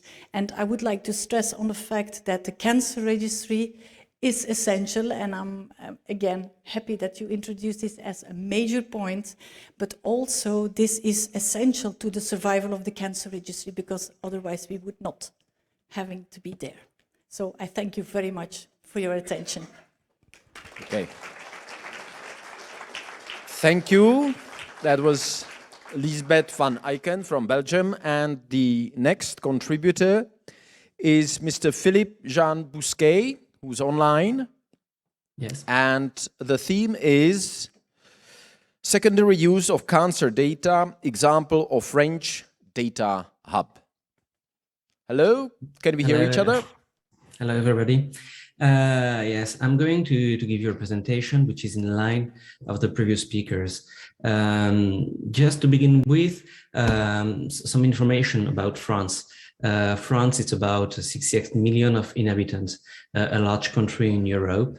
And when you look for the different cancer and cancer type, it's around 380,000 cancer newly diagnosed every year. And you have a large range and a large type of cancer in France. Now, if you go for the prevalence, meaning those still alive, the survivors, and who are diagnosed within the 10 previous years, it's about 2 million persons in France, with quite a huge. And of course, you have a lot of different types of cancer, but not exactly the same repartition than for incidence. I'm going to give you just a map from Europe, and we all know where is France in Europe.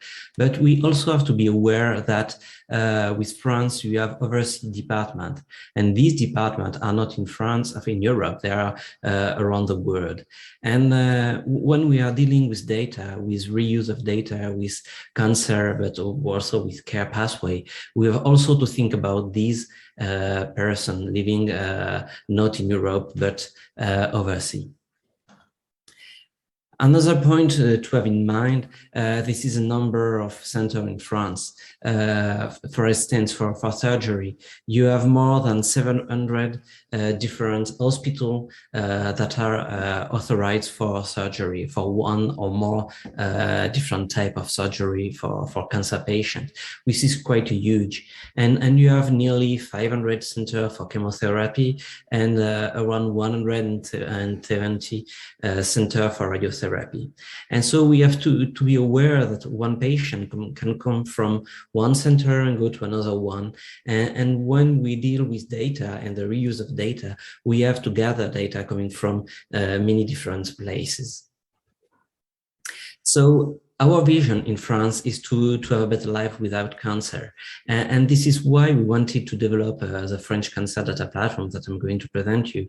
And it was done in order to better address our ins and outs, and of course to promote research at the end to have a better life for the patient. So, how it was explained previously, cancer registries are the backbone of cancer information. They are very, very important, and they are part of partnership in France. One specificity for France is that the coverage is not the full population. For the adults, it's about 22% of the French population, metropolitan population. But for children, of course, this is 100% of coverage. The data coming from the cancer registries, they allow us to focus on subtype of cancer. And for instance, now you can have incidence on survival for epidermoid or small cells lung cancer, you know, and not only for lung cancer. So you can divide it in different subtype. And how it was also explained, this is also important to have age classes. And then when you want to assess screening, you need to focus only on those who can access to the screening, the national program for screening, of course. The data can also allow us to observe inequities, and this is in line with the European inequalities registry.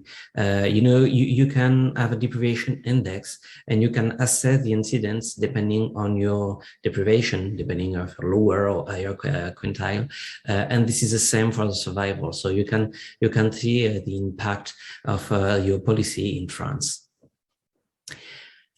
Another big database is the one coming from the French national insurance system, which is a strength for France. It is called Système National des Données de Santé. And you have to be aware that in France, everyone is affiliated to the French national health insurance system. And this is quite interesting because that claim database can gather information based on information on inpatient, but also outpatients. And this without any consideration of the age, sex, or socioeconomic status. And if you want to perform studies to have the care pathway of the patient, this is easier, and you can also look for inequities. To date, we use an extract from that database, and we have nearly 10 million of persons with the cancer, and we are using that database for many of our works. The information is about the diagnosis, the treatment, chemotherapy, surgery, radiotherapy, but also you can have information about palliative care, so on other things, and you can follow the patients and the person, so you can have information 1 year, 5 years, 10 years after the diagnosis of cancer. But of course, how this is a claim database, you have no information on medical records. I'm going to give you some specific point, and it was mentioned previously.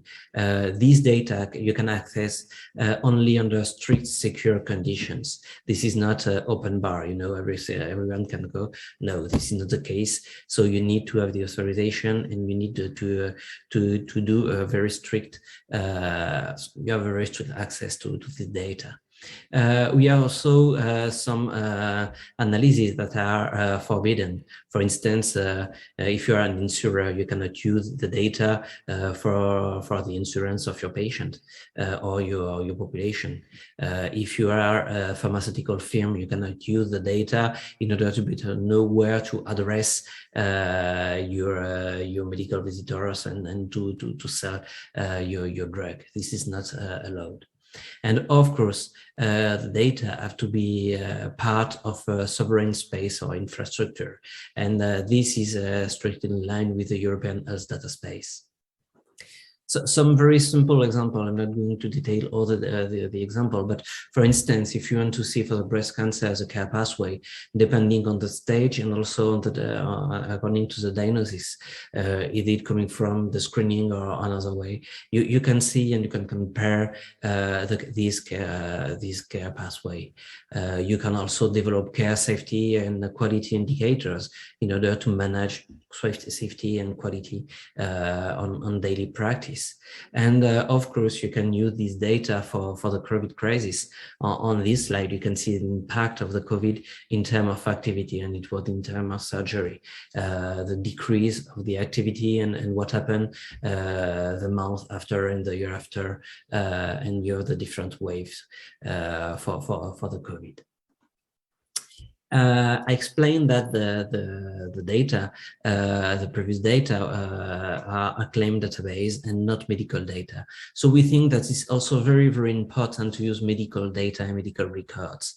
And we also think that the expertise from caregivers is mandatory. You can have access to the data, but if you don't have access to the one who collects the data, who knows the data, who knows the patient, in fact, you are going to give wrong information. And so we think that that expertise is very important. We also assume that medical records are of interest for medical research. And then you have a huge amount of information that can be provided by the clinical practice. But we also know that often there is a lack of quality not for the daily care, but a lack of quality for the researchers, because they have a high level of quality. And you know, when you want to have access to data coming from different parts, you need to collect the data in the same manner and to use the same references and the same theories and things like that. So we know that we need to have a balance between structured data and unstructured information coming from the medical part. So we develop a multi-step approach, and we base that on a common set of document, which is part of what we call the cancer folder. In fact, this is very simple. This is the major documents that are mandatory for a patient with a cancer. So the first step is to define the structural medical document, the electronic health record, in fact. You need to have the pathology or the molecular biology reports. We also have a multidisciplinary staff report. So we need to have these documents for the patient. And so we are working to have these documents structured, standardized, and for the medical practice and the daily practice. Then we need to integrate this document in the interoperability domain. And this is what we are doing, and we have done for several documents, and we are doing for others. So we follow the European recommendation with the HL7 and the clinical document architecture, the CDA. After doing that, you know that the physicians, the nurse, and those who see the patient, they can collect the information in their folder in a structured manner, and you can give some easier access to the data. And then you can reuse the data for research. This is a secondary use and the secondary life for electronic health record. And you have a wide range of secondary use. You can use it for the cancer registries, but you can also use it to define the care pathway, to manage your national policy, or to manage the inequities, or to see what happened. And at the European level, we think that there is a strong connection to the European health data space because we need to think about interoperability, and we need also to think about the number of needed interaction. And you have to keep in mind in that case, my first slide, when you see all the different points on the map, meaning that in fact, you don't have only one center, but you have 100 centers in France. So you need to make a good connection between all these information if you want to have the whole care pathway of the person. Another point is to think about other platforms, because everybody wants to develop his own platform. And we think that this is important to perform some things that we can call networking. We do not believe, in fact, that a single CAD platform could gather all the information, integrate all the information from someone. And you cannot have all this in one point. We do not believe also that only federated approach could aid in research, because the information is spread everywhere, and interconnection between platforms is something very, very hard and difficult to do. So what we believe in is, in fact, in both model, you know, to keep the advantage of both model and not to have the disadvantage of this model. And it can be, well, to give a figure, it's like acting as a platform control tower. And this is what we are doing with our platform, is to have such control tower, you know. This is quite simple. You have all the different platforms, like the plane in the sky. Every plane, you know, you have the commander in the plane, in the ship of the plane, but you have also the control tower. And the control tower knows the minimal information everywhere. And you have a connection between each platform. And this is what we think about. And we think also about to set up a minimal data set. And in fact, to have minimal information from all the different platforms for each patient, adapted to the context of the platform, of course. And then you can share the data, and you know where you can find the data for your research. Of course, you need to have a common data governance, a strong data governance. And we had previous speaker talking about that. We need to have the Act for Data Sharing. We have the GDPR agreement, and we also have the technical and the security aspect. And considering that, you can also go on new development. For instance, you can go on trial based on real world data, you know, synthetic data for the trials. And that's one example. And finally, we also have to think about the private sector, because many data come from the private sector and can be reused. And so knowing that, we decided in France to develop a national plan, which is a national plan on artificial intelligence and cancer. And that project was there to bring bridges between private and public sectors. We wanted to improve the knowledge of cancer, and we wanted to innovate, and we wanted to reuse the data coming from the private sector, and to empower the things that we're doing with our platform, and those coming from the academic or the public sectors. So we develop an association, and that association, the core member of the association is 8 industrial pharmaceutical firms. The France Biotech, which is a part of the biotech, you know, the news, the startup, and things like that.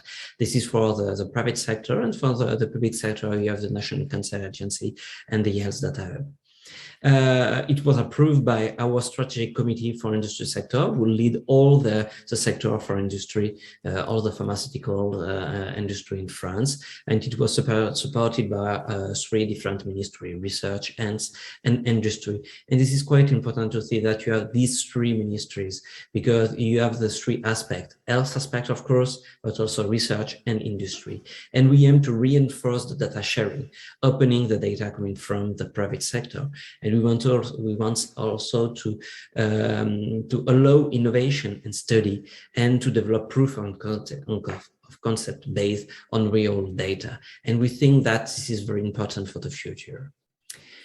So to summarize, and not to take a too long time, we want to focus to have a better life without cancer. And so for that, we need to reinforce our capability, and we need to share our data, and we need to innovate. And this is why we have developed, and we are still developing our platform in France at a national level. We know that that platform should allow partnerships. We need to rely on medical record, and this is why the European Health data space is very important, with all the standardization, the structure, and to know how we can share data coming from one country to another country to get to study not in one country, but to be abroad, and to do many different things.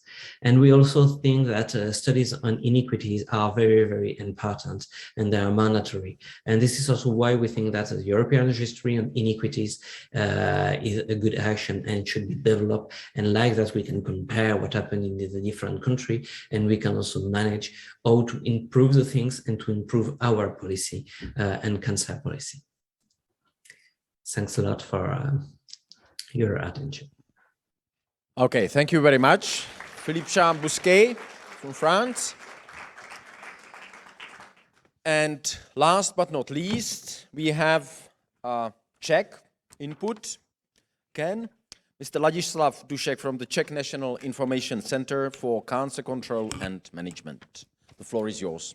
Dear moderator, distinguished guests, ladies and gentlemen, I'm really honored to stand here, and thank you very much for inviting me and for giving me the opportunity to show you the story of building of cancer control and management system and its IT background. And as we saw in excellent presentations in this section, we need more and more data. We need to share them. European health data space is coming, inevitably, but we have less and less nurses, less and less physicians willing to code the data, and we have lack of hands to collect the data. So this is the story of sustainability, of management, which can take all these data through automated processes at the national level. And you saw it in excellent presentation of Roberta. We published it also under the umbrella of IPAC.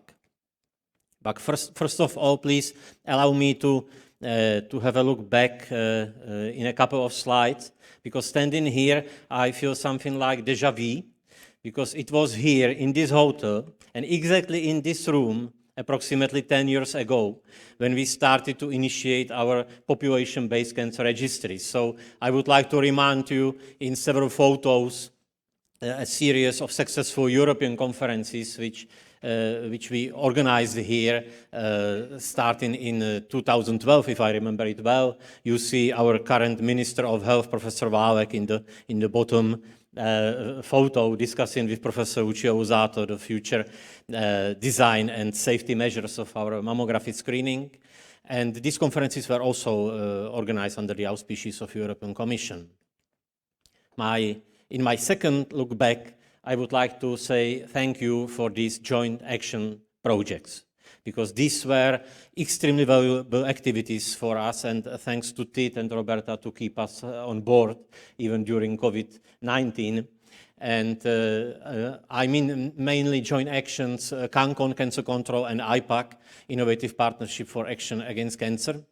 Both are already finished, but they helped us strongly to develop elementary components, internationally compatible components of our information system. And I must say that the international exchange of experiences and the international collaboration was extremely important for us, because at that time when we started, let's say in 2010, 2020, 12, the situation and our starting position was really unfavorable. At that times, we kept many key information sources in our country, but they were completely separated. They had never been joined systematically at the national level, and we suffered from a very poor legal mandate to centralize the data and to share the data. So as an outcome of the situation, any managerial, any research-oriented data collection generated enormous administrative burden. And the cancer registry, it did exist only as the epidemiological one. And the epidemiological data collection was realized as additional duty of providers, of GPs, of gynecologists, and the system, of course, cannot survive more than 10 or 20 years. That's why we had to change the environment fundamentally from its very beginning, starting with legislation, implementing new data flows and new software tools and new information system. And I'm very happy that I can announce that the mission has already been completed. And now we keep in our hand two completely new laws, very strong legal frameworks for e-health infrastructure, new law, new act on reimbursing of healthcare services, which implemented completely new DRG system in the hospital level, and new act on data centralization as a part of law for healthcare services. So currently, we are running, let's say, nationwide model of database centralization.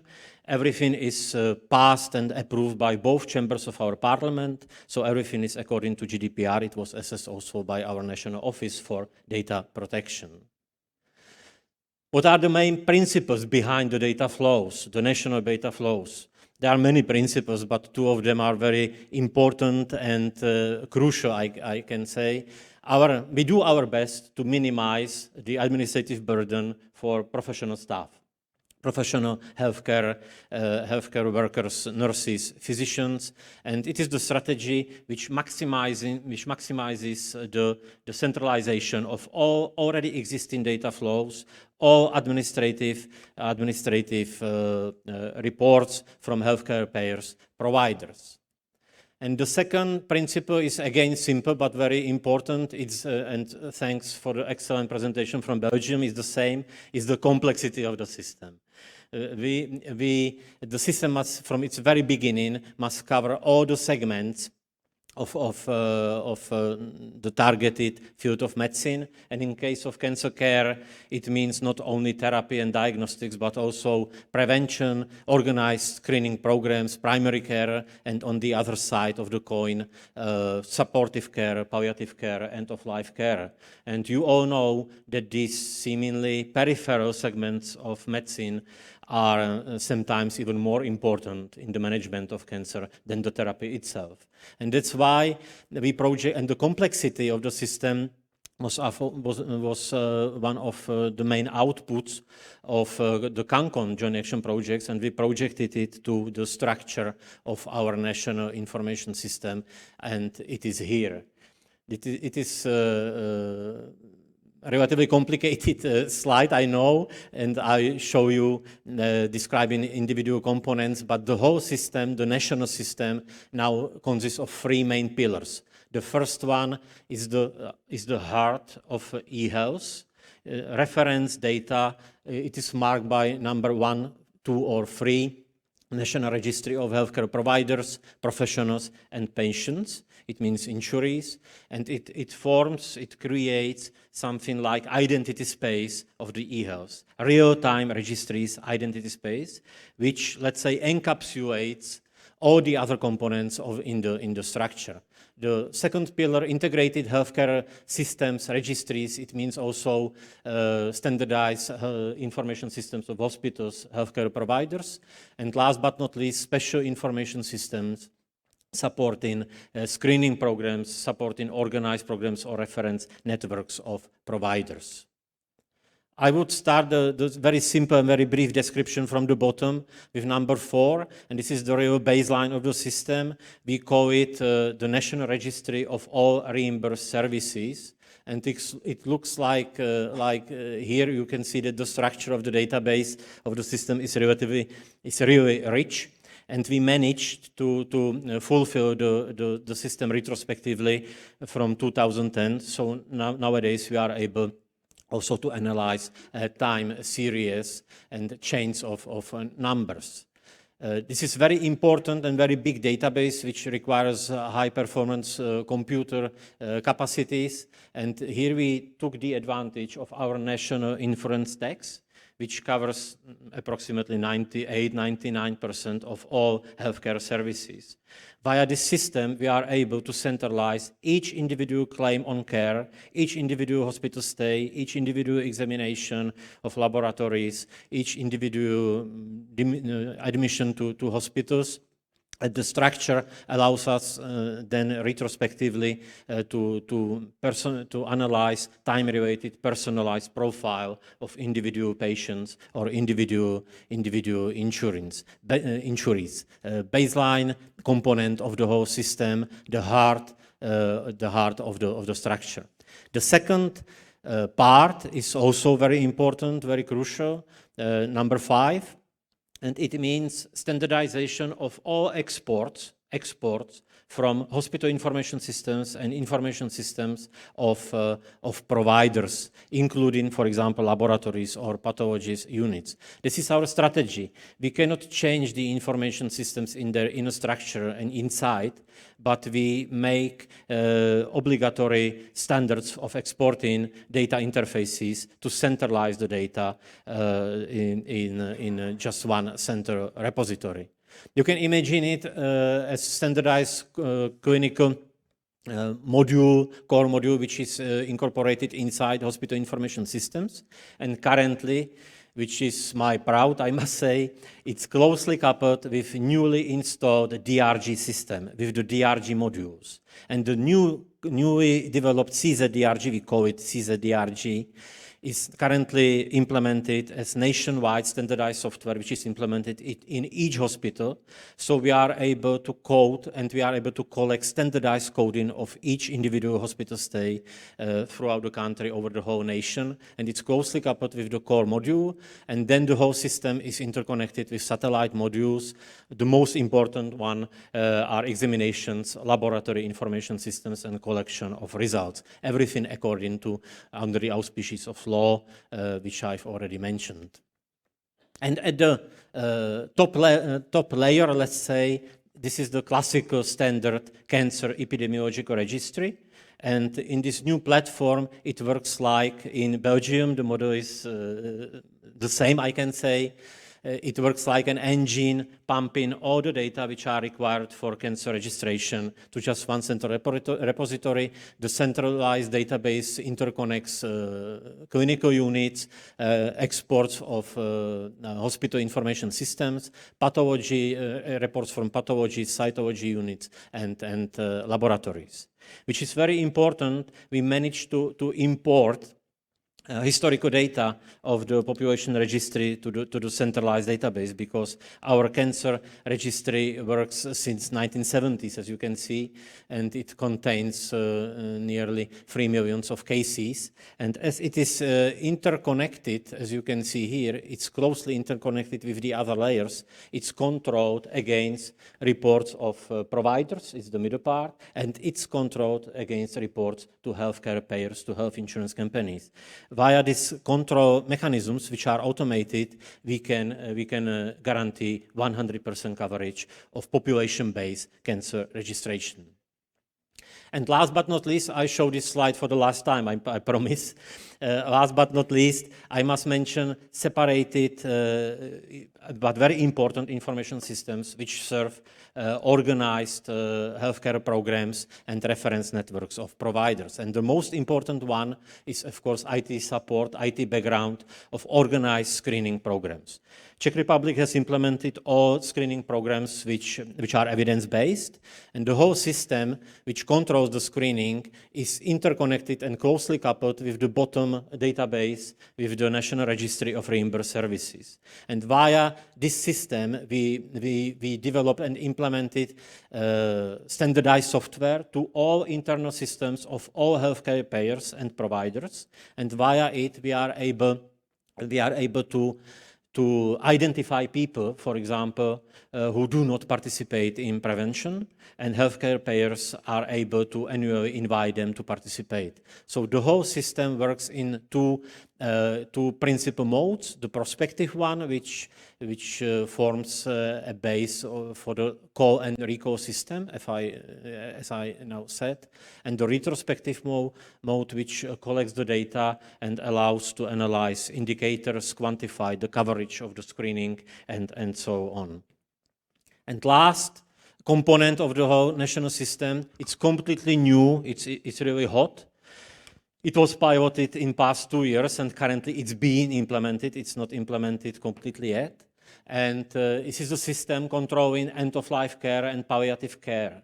And in this, the principle is the same. Again, we take the advantage of the centralized collection of data of all healthcare payers, and then we implement standardized software collecting the data from providers. But here we tried and we managed, I can say, to implement completely new dimension which reflects the patient-centeredness. These are questionnaires, the yellow color, questionnaires which are implemented as a base for quality of life survey and as a base of feedback control from relatives and from dying patients. And the pilot was very successful. We reached, for me, surprising recovery rate of these questionnaires, approximately 75%, and now it's being implemented as a new system to hospitals in the whole country.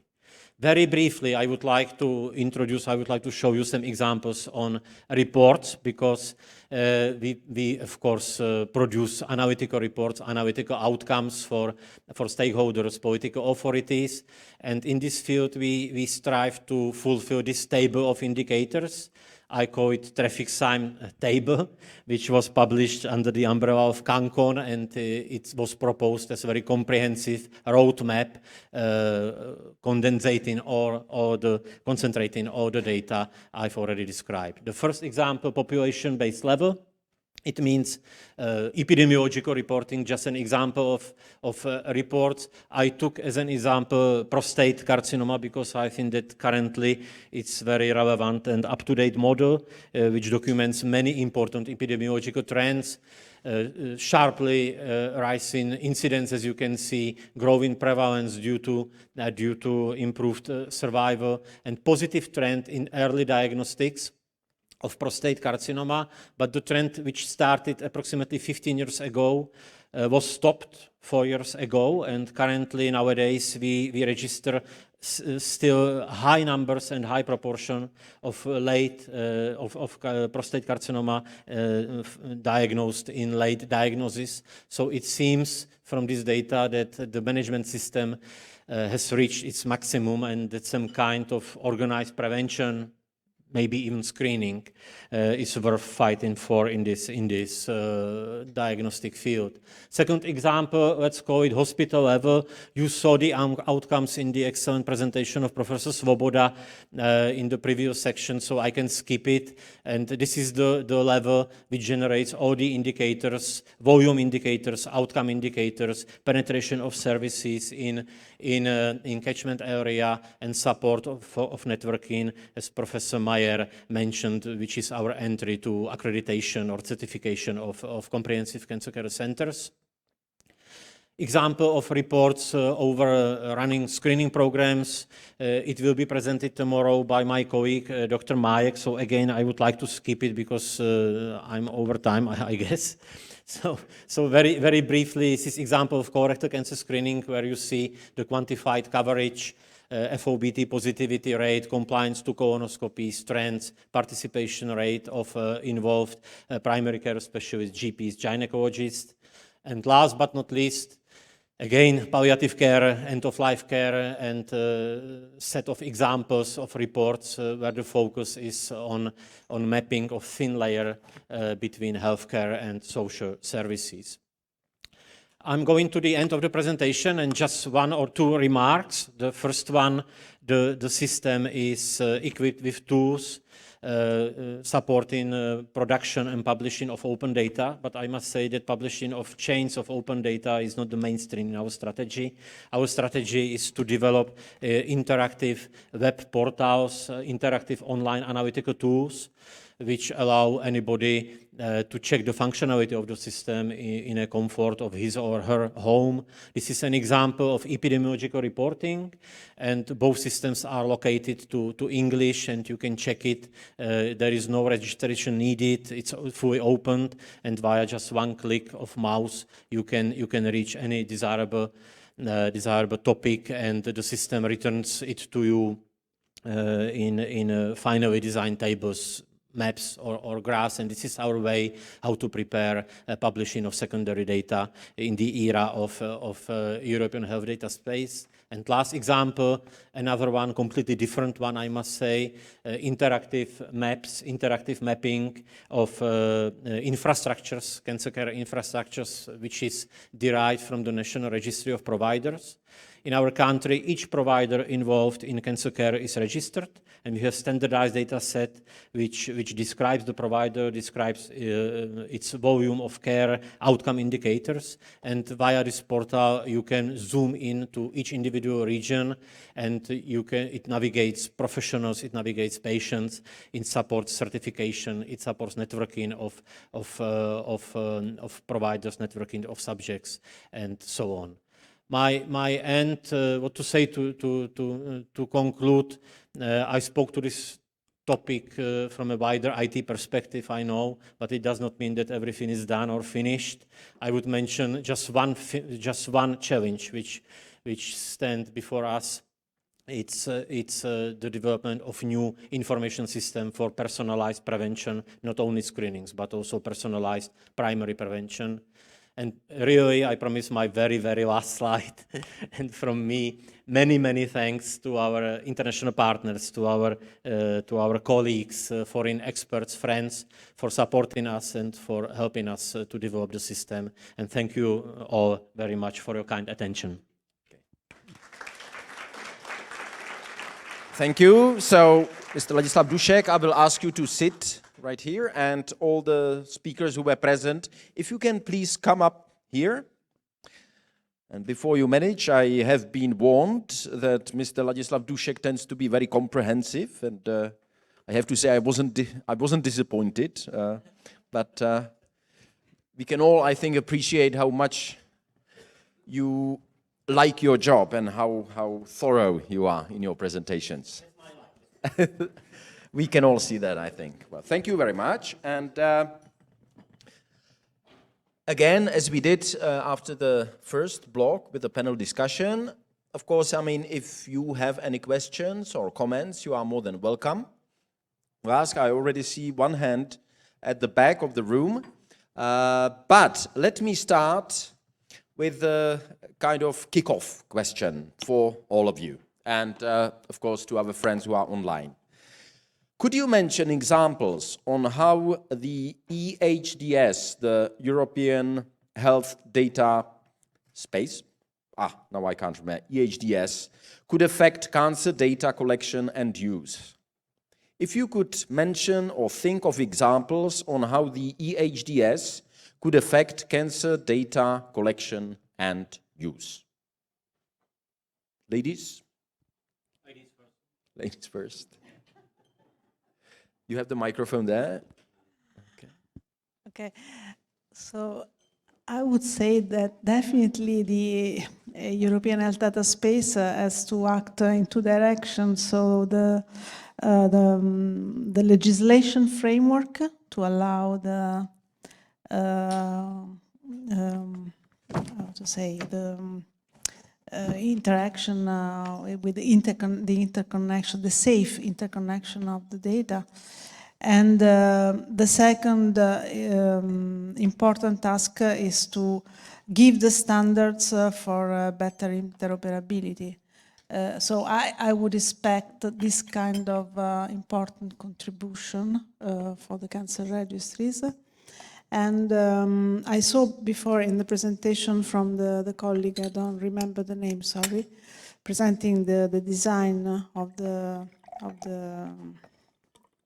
European Health Data Space. When it comes to the authorization, to the access, to the subject, to the entities that do access to the system.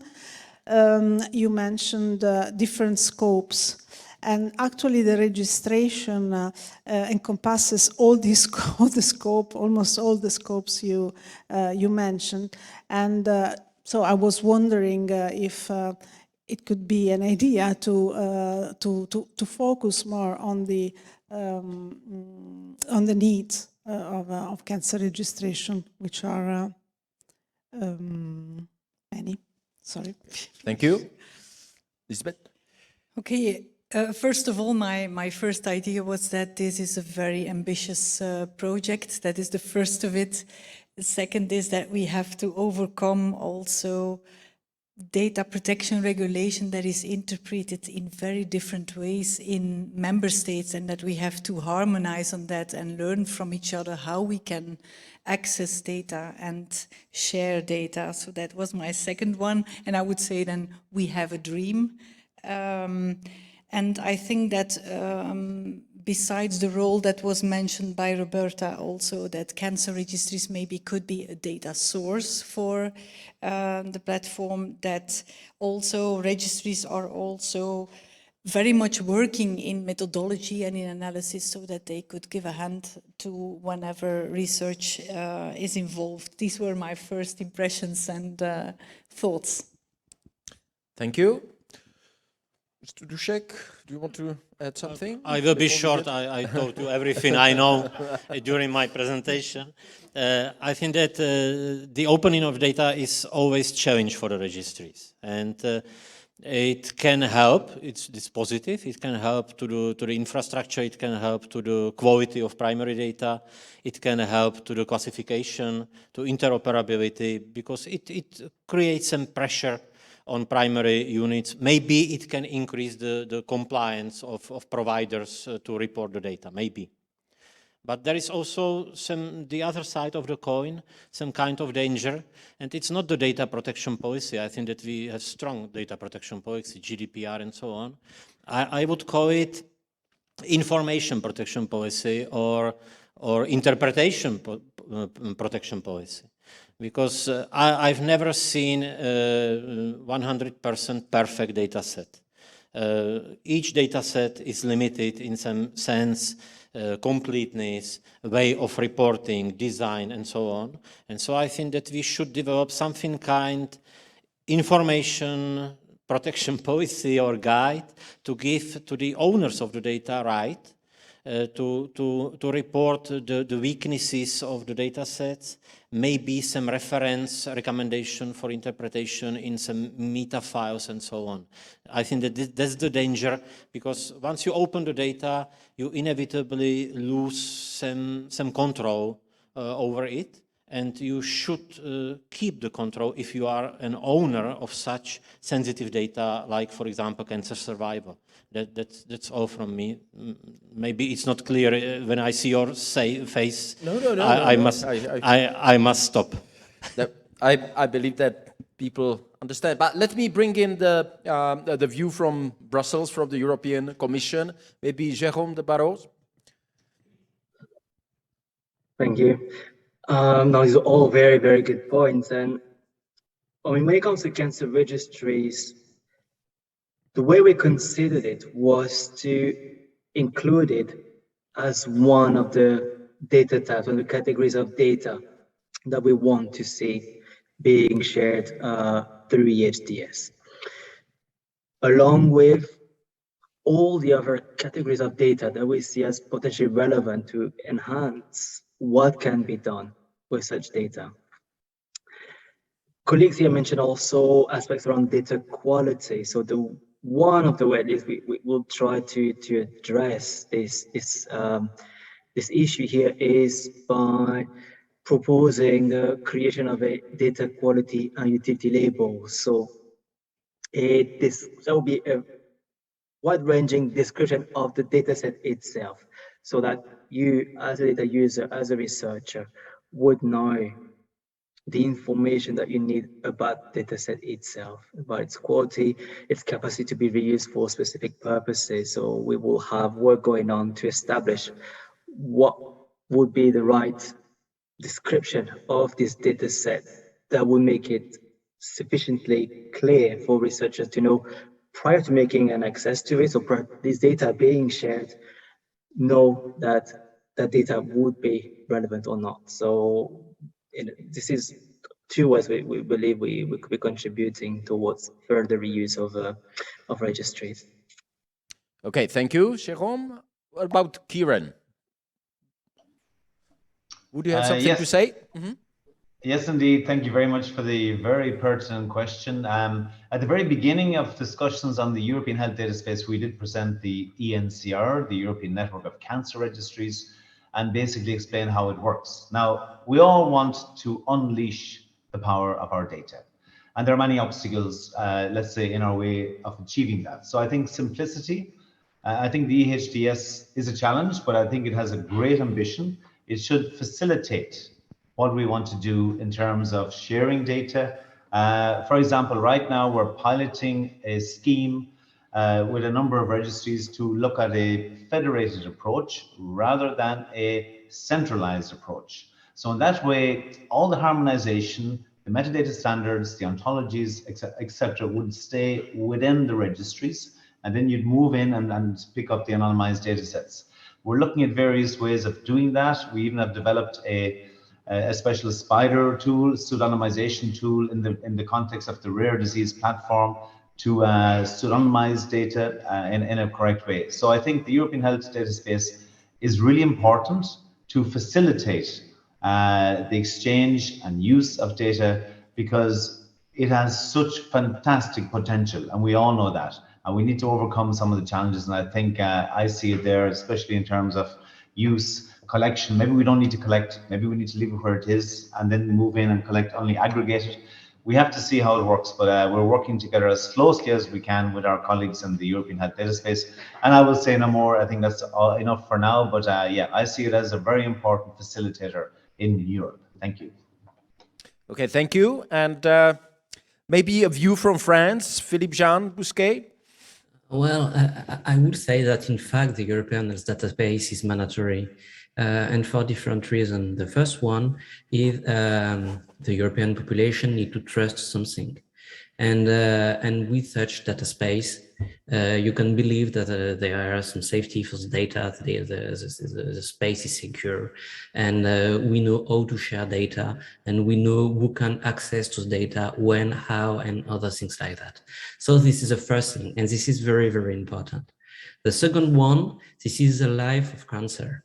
In fact, when you are talking about breast cancer, you are going to say, well, for instance, in France, this is about 50,000 new cases per year. But in fact, if you look for breast cancer, you can see that, in fact, you have a lot of different subtypes of breast cancer. And if you go on this subtype, you can see that even if France is a large country, maybe we don't have enough patients for our studies. So we need to access data from other countries. And in fact, this is a power of such data space, is to share data coming from different countries. And in fact, what we have done for rare disease, this is a case for all the cancer, in fact, because when you do molecular analysis of the cancer, you can see that this is not one cancer, but a huge number of different types of cancer. And we need to go on these things. So we need to share data, because one country is not sufficient. And this is why we need the European Health Data Space. And finally, one big problem when we talk about sharing data, this is very simple. Everybody wants to share the data coming from the others, but not its own data, you know. You want to access the data from the other person, you want to have it like that. But if you ask, do you give me your data? Usually you don't, well, it's more difficult to have a positive answer. With such data space, you have data governance, and you know how you can share the data, and you know that you can access the data. The researcher can access the data because you have a unified data governance. And we talk about the GDPR. In fact, the problem with the GDPR is not the GDPR. This is the interpretation of the GDPR around Europe, and even inside a country. If you ask to the different DPO the interpretation of the GDPR, you have a different interpretation. So we need to unify all these things, and maybe it could be done by the European data space. And we hope it will be the case, you know, to solve all these problems and to reinforce data governance and to reinforce data sharing and to let the people to trust in something that is secure and without any problem. So I think this is very, very important for the future. Thank you very much. I think there was a question right at the back over there. If you can put the microphone there, please. Or maybe a comment. Next one. Okay. So.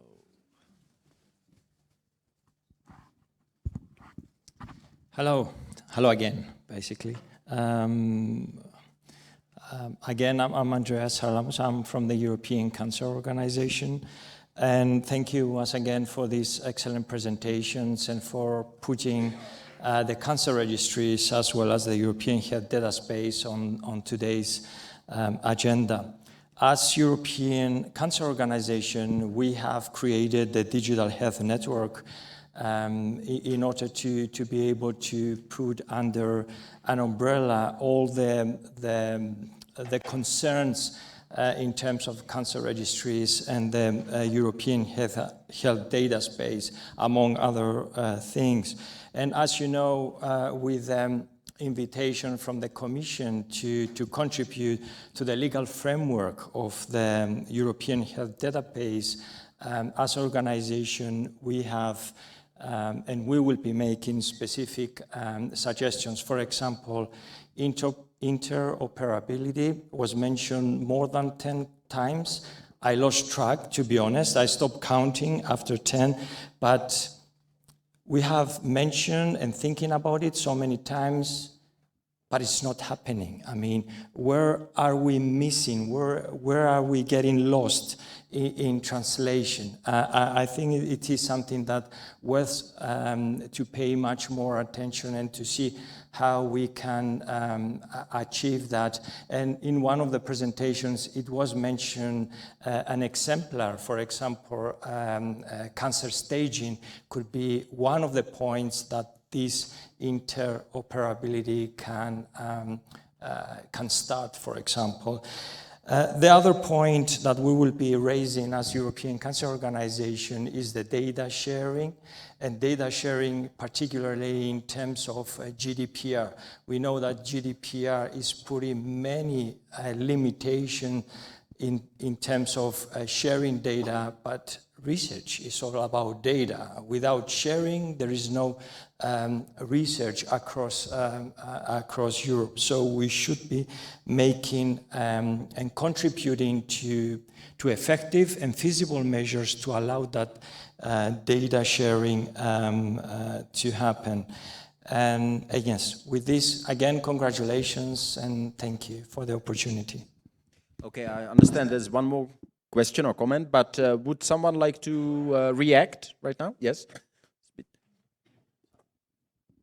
Thank you. In terms of interoperability, if you're speaking about that, I'm not sure if we have the same definition, because what I was thinking about when you mentioned, for example, that it's difficult to compare stage data, that depends on first definition and standardization of classifications, and then also to determine your variables. And I think that interoperability for me is already a second level. What we faced with the federated approach is that you need to have a really very good harmonization of variables in order to measure the same thing. And that is what the work is on, to determine how you collect the data and what your variables are telling you. So the definition of your variables, there it starts for me. And the interoperability, sometimes the techniques are not so difficult to, because when it's prepared by others and they send you the statistics and what to do, it rather goes very well. But it's the first step to harmonize the variables. So I do not completely agree with you on the technical and the interoperability always. Okay, thank you. Some more? Anything from our online participants? Reaction? If not, okay, so there was one more question, I think over there, or comment, should I say? Thank you.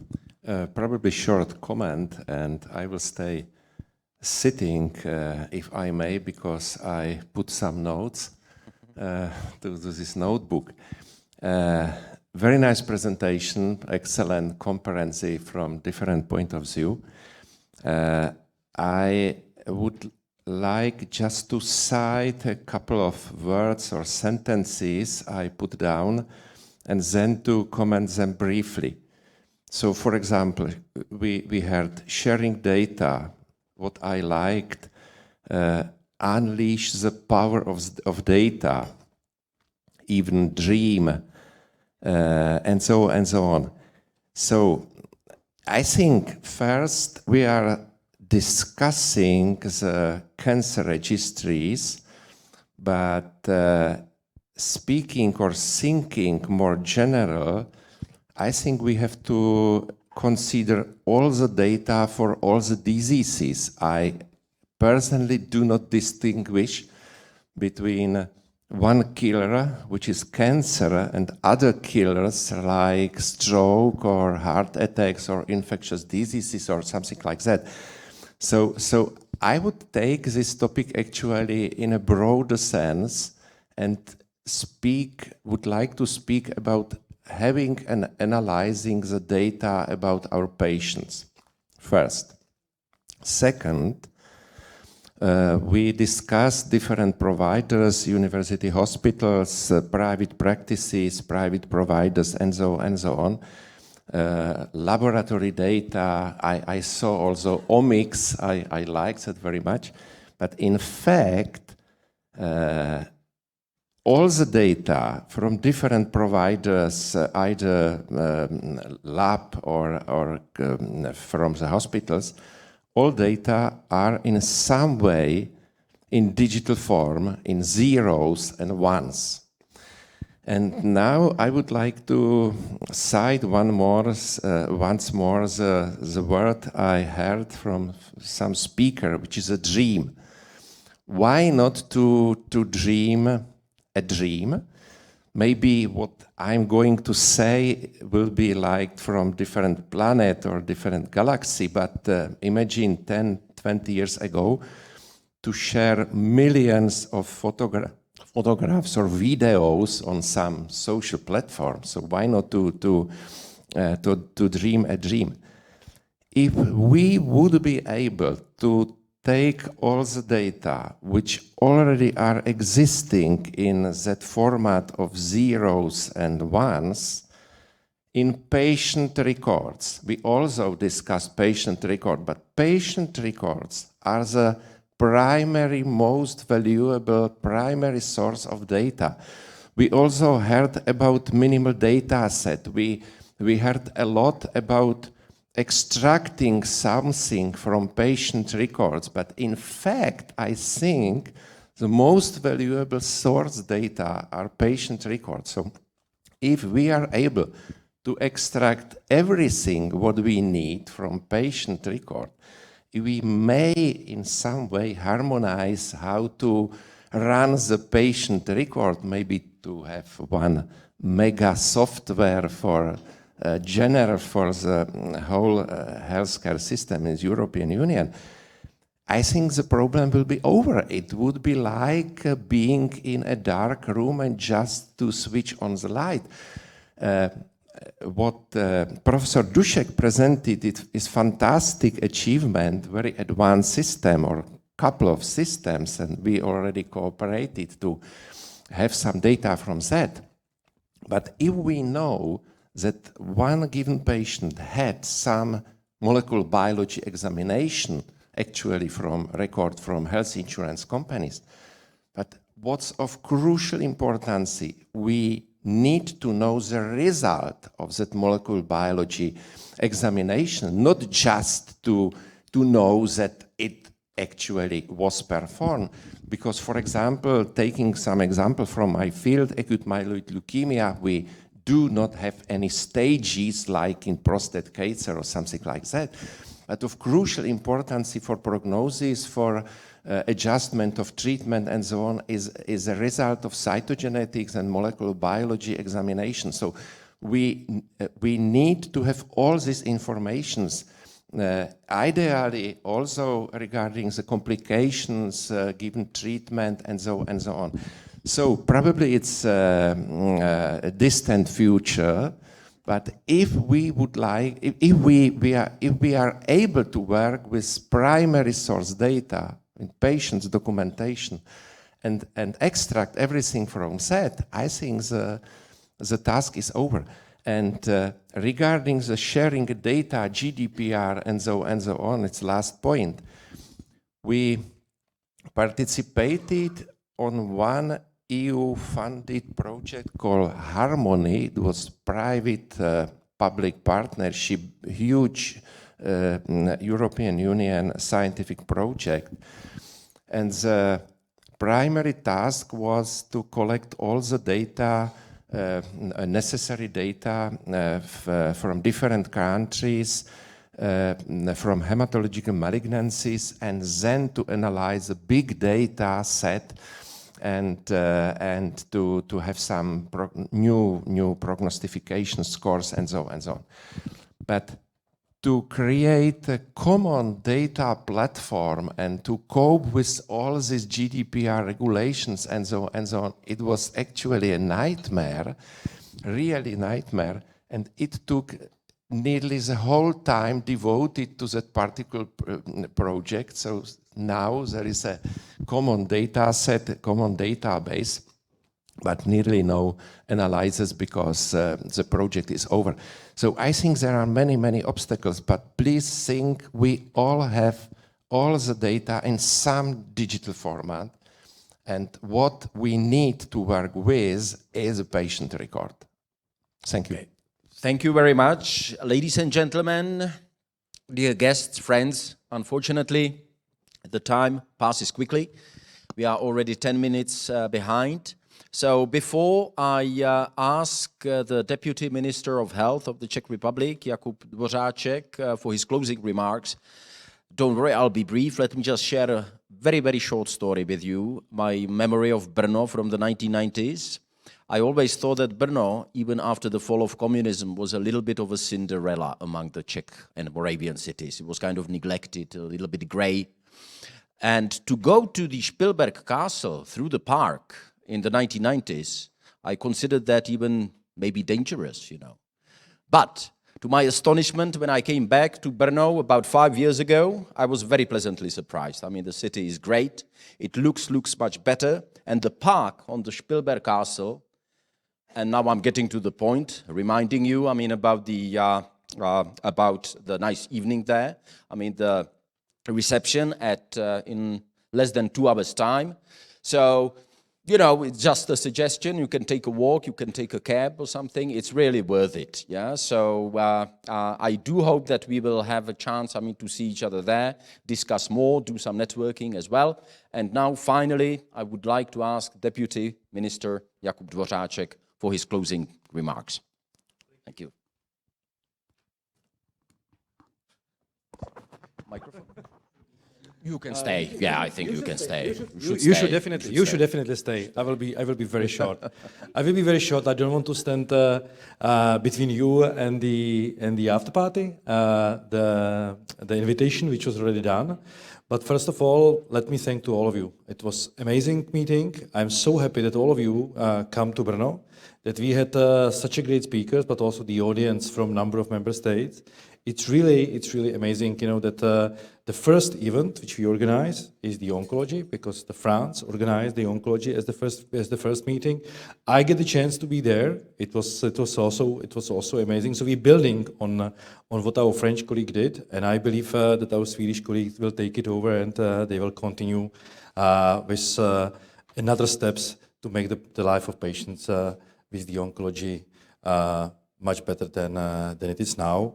And I'm so happy that nearly in all presentations, we see the patients first, that the patients are really in the center of all the discussions. It was not always in the past, and I'm so happy that this is happening now, that it's not happening just on the European level, but we can see it also on the national level. I would like to mention one example from the Czech Republic. It's already 10 years when we start to really integrate the patient groups inside of our system. The Ministry of Health has the patient council, so all the key representatives of the patient groups are invited to comment the topics, the legislation, all important steps which we are taking in the healthcare area. And the first would start, you know, from the January this year. We invited the patients. It's now only in the area of rare diseases, but we invite the patient organizations and patients to be the part of evaluation process, but newly also the decision-making process. And I believe this is something what will happen more and more often.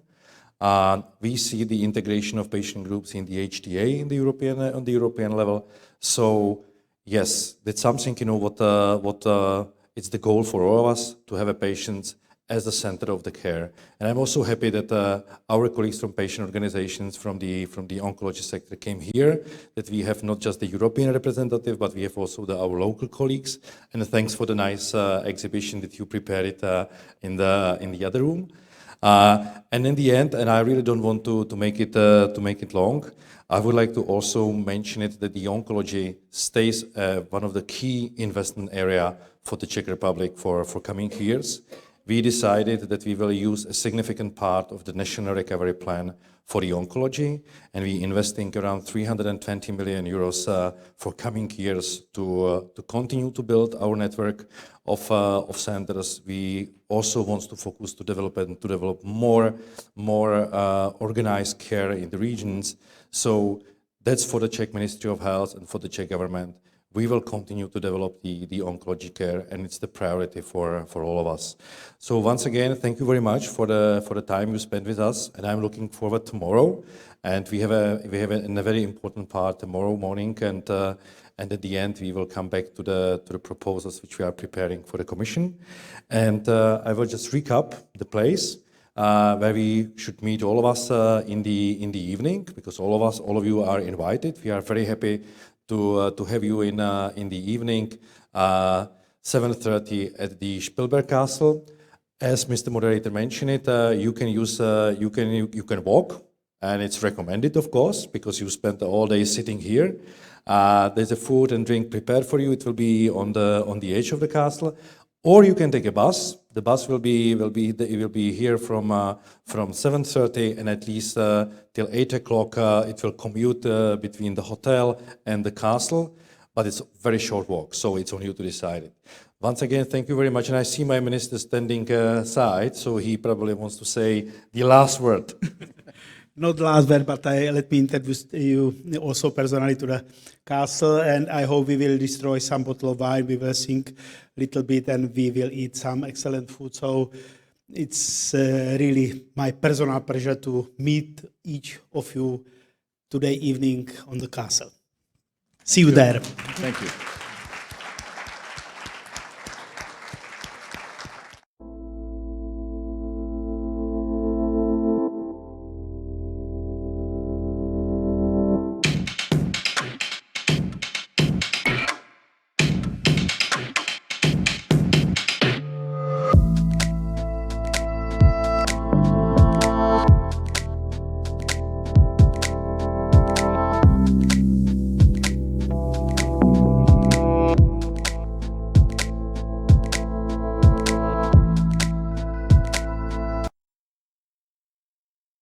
Good morning again.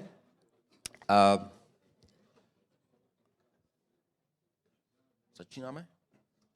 Okay, so let us start with the first block of today's discussions. And I believe Matthias is already here. So the theme this morning is improving early detection of cancer and screening schemes in the European Union. And we've got Matthias here from the European Commission, DG Santé, with his first remarks and speech presentation. So good morning. So up for an early start. Yes, basically I will run you through the developments leading to the Commission proposal to amend, update the Council recommendation on cancer screening, which is almost 20 years old. So I think it's timely that we have a look at this recommendation. So the recommendation as adopted in 2003 was actually quite important and instrumental in improving cancer screening throughout the Union. The old recommendation recommends cancer screening for breast, cervical and colorectal cancer. And if you look at the timeline, of course, slowly but progressively, we see access to cancer screening of these 3 cancer sites improving. We're still not there in terms of covering all member states and all target populations, but you can see the incremental progress very good. Now, there have been 2 implementation reports on this Council recommendation. The first one already in 2008, 2009, which at this stage could not, let's say, provide a lot of insights because it simply was too fresh, the recommendation at that stage. But then we have the 2017 report, which had some more meat, and indeed jointly also with the European Guide on Quality Improvement in Comprehensive Cancer Control, which was prepared by the Joint Action CANCON, gave some pointers, identified challenges and barriers. Now moving forward, what's the aim for updating the Council recommendation? Of course, with the latest evidence, we have new methodology, we have results of trials, etc. So that's important. Then also to consider potential extension, also on the basis of the latest evidence. And here we're talking about prostate, lung and gastric cancer. Improve the implementation of the existing recommendations for these 3 cancer sites, breast, colorectal and cervical. Improve also training programs and improve the monitoring mechanism. Monitoring in the sense we have had these 2 implementation reports, but there's no systematic monitoring system, and that's what we are also working on.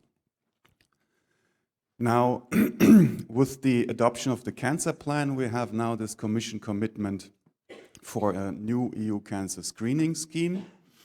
And here we have these objectives again: increase the screening rates for the existing sites and consider the extension to potentially 3 new sites based on the existing evidence, cost effectiveness criteria. Now, in terms of, let's say, more the policy side of it or the institutional side, the Council recommendation already foresees in Article 6 a potential update, so it's inherently included already in the original text that novel screening tests can be included if the evidence is conclusive. Then we had already in 2008 Council conclusions that focused on reducing the barriers and support the implementation to cancer screening. We had the implementation report, as I mentioned already, and when we launched the work on the Europe's Beating Cancer Plan, which was preceded by basically 1 year of consultations with stakeholders, we also had, as part of this feedback, the recommendation to really first update and then also look at potential expansion. Now, a bit closer to our time now, in December last year, we had also Council conclusions on the European Health Union, in which the member states invited the Commission to submit a proposal for an update of this Council recommendation. We also had a resolution of the European Parliament in February this year, which builds on the work of the Special Committee on Beating Cancer, the BECA committee, basically asking the Commission to do the same. We have also then in February launched a call for evidence. Again, this is a stakeholder consultation which ran for one month, collecting evidence and positions concerning cancer screening, so this particular action. And then we have also commissioned the European Commission's group of chief scientific advisors to deliver a scientific opinion recommendation on how to improve breast cancer screening across the EU, advise us on the potential methodologies to be used for the existing cancer screening sites, consider the evidence or what evidence there is for a potential expansion, and also beyond that do a bit of, let's say, more forward-looking assessment, what kind of new methods, technologies may be coming online in the near future and where we should have an eye on for potential further new developments. On that, we will have a presentation later today as well. Now, for this update, we considered subsequently the following elements. So, second implementation report of the existing Council recommendation, the European Guide on Quality Improvement and Comprehensive Cancer Control, the scientific advice of the group of chief scientific advisors, the results of the call for evidence, stakeholder meetings on cancer screening, which we had with the wider stakeholder community, and we had an extensive dialogue with member states in the cancer subgroup of the SGPP, which was basically the last part before we went into the, let's say, internal Commission proceedings. We have now, in July, launched the inter-service consultation. So basically, this is a consultation amongst all Commission services that are concerned to finalize the draft, and then it's moving kind of up the stage to the college for the adoption, which will happen in December and is currently, in September, and is currently scheduled for the 21st of September. Then we are already also in discussions with the Czech presidency to take this forward in discussions in the Council with the member states. This conference, for instance, today, and then discussions in the Council Working Party in October, November, and we very much welcome the ambition of the Czech presidency to aim for an adoption of the Council text in December in the formal Health Council. Now, of course, this recommendation is only one part of this new cancer screening scheme.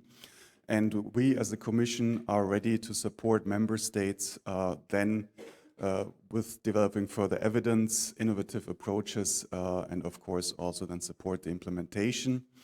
I just want to highlight a couple of ongoing projects that are linked to the cancer screening file. For instance, at the beginning of this year, we had published a call for proposals for innovative approaches to monitor and strengthen the implementation of prostate, lung, and gastric cancer. So this call has been closed and is currently being evaluated. So this will also then feed into the further work on these different cancer screening sites. We have also, under the Horizon mission on cancer, launched again early this year, a call to develop new methods and technologies for cancer screening and early detection. And before the end of this year, the Commission plans to formally launch the European Cancer Imaging Initiative, which shall, through various measures, provide an ecosystem for the development also of new techniques and methodologies for cancer screening, early diagnosis, and treatment. We are also in discussions with member states in the cancer subgroup of proposing under the EU for Health Work Programme 2023 further actions concerning cancer screening, namely a joint action that would focus on both supporting member states in implementing basically the existing 3 cancer sites for those countries particularly that still have some catching up to do, and then also work with member states in piloting and doing further implementation research as necessary for the 3 new proposed cancer sites. So that's perhaps everything from my side, and I guess we will then have time to ask questions in the panel discussion. Okay, thank you very much. Of course, there's going to be a panel discussion, so you will be able to ask questions later on.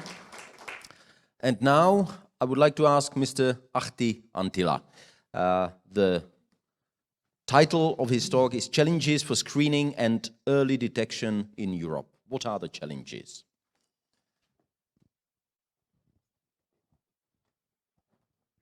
Good morning.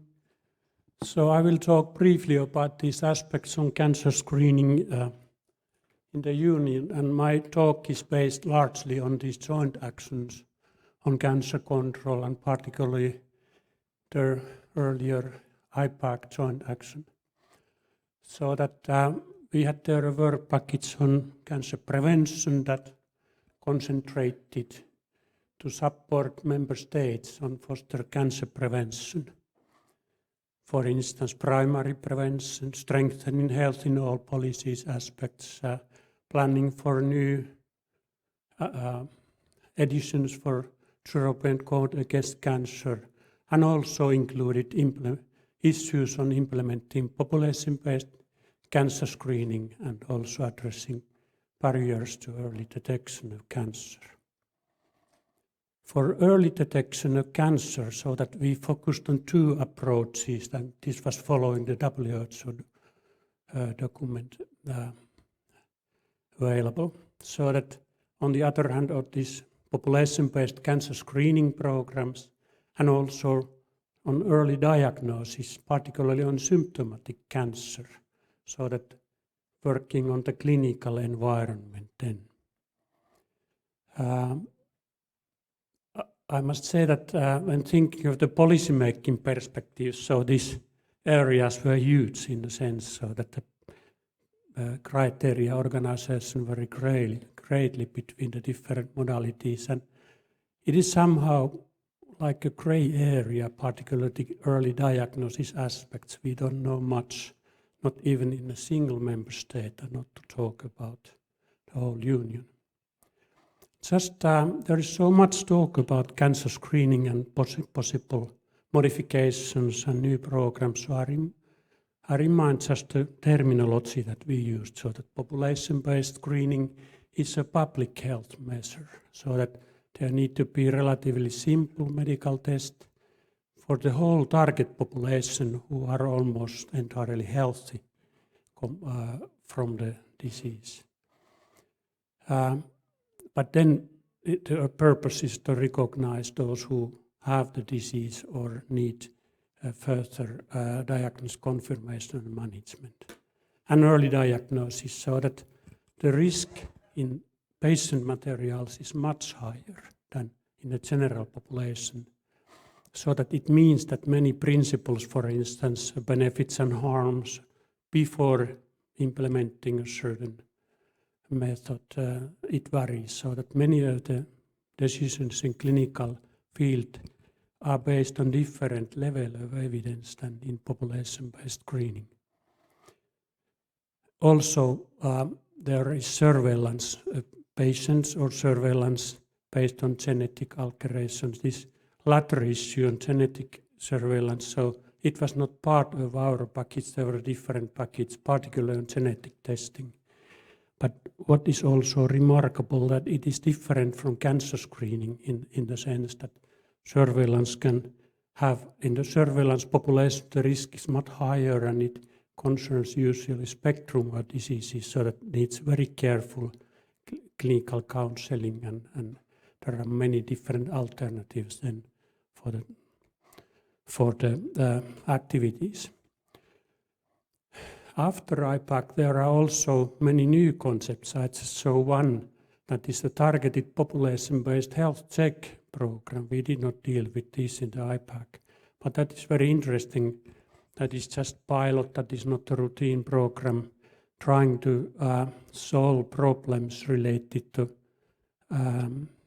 use of CT imaging for lung cancer and other diseases caused by tobacco smoking. So there's a single exposure, but again, a spectrum of diseases that the risk has increased, so that it searches ways how to recruit population and also clarify all the problems that are there for dealing with many so-called incidental findings related to lung cancer screening, but can be targeted also by this approach. It also has links with prevention programs. Prevention to stop smoking is by far the most important thing for prevent lung cancers.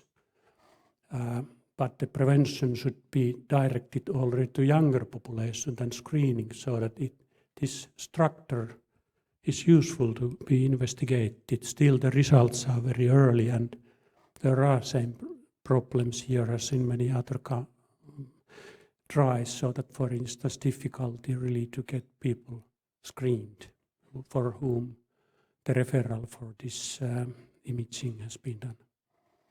Risk-stratified screening is not a new concept, so that in principle already in Wilson and Jungner it was defined by selective screening concept. So that the idea is that in the target population there may be some groups that have very low risk or some other group very high risk, and then you could modify, for instance, choose the screening tests or modify the screening interval or target age.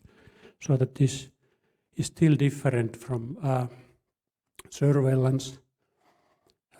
For risk-stratified screening current day, so that the opportunities seem to increase a lot, so that even though this is known and used in some aspects, now there are many new alternatives. We try to look the criteria also for risk-stratified screening, but there are no generic criteria same for all.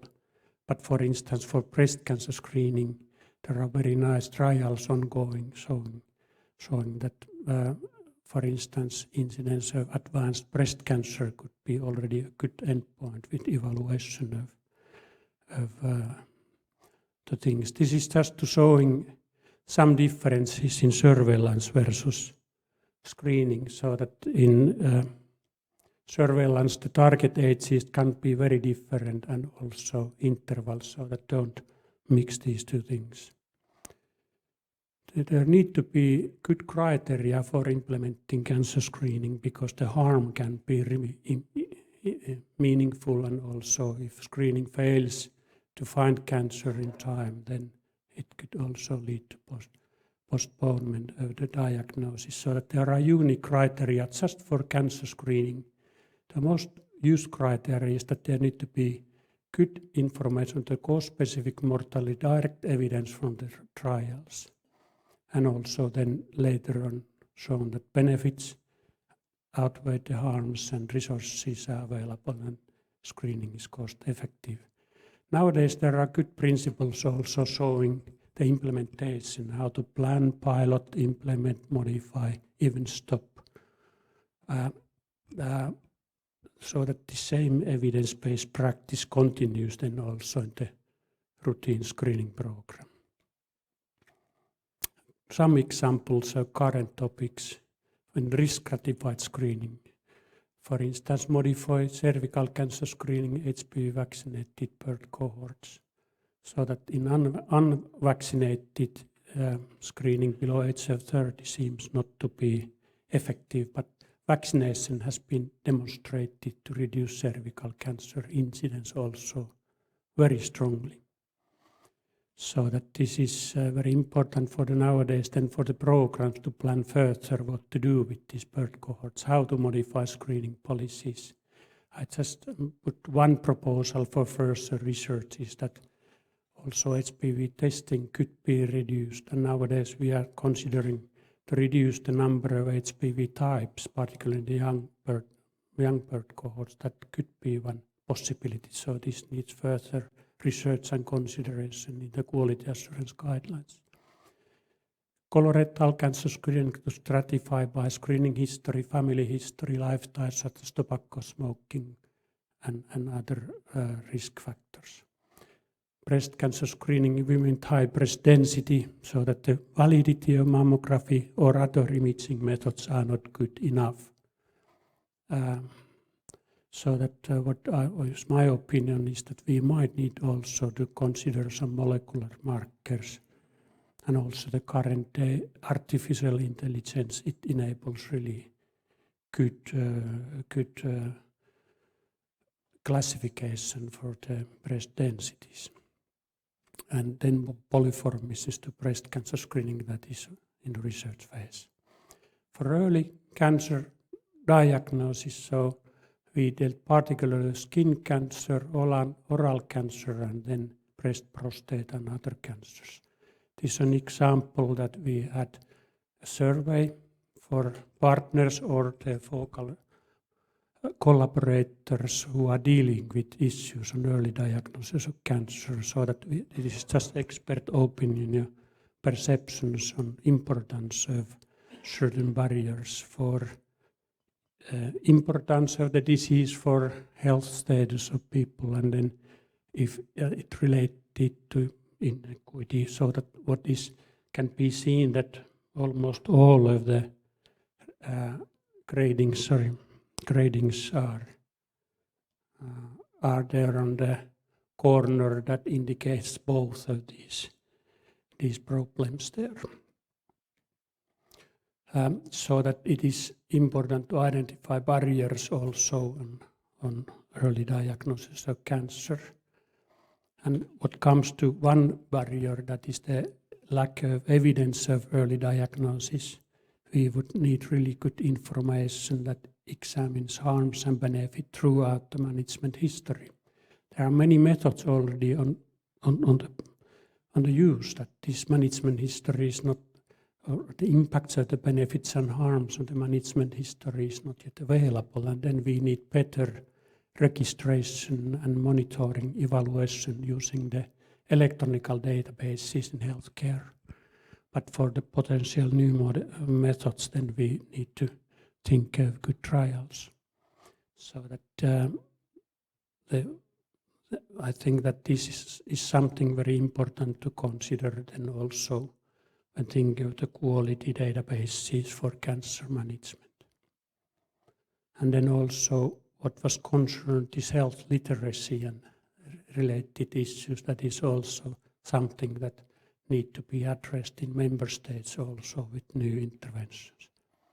Challenges in cancer screening in the Union, the development of new cancer screening, new countries to implement cancer screening is there, so that nowadays already a large number of member states plan or pilot or implement programs.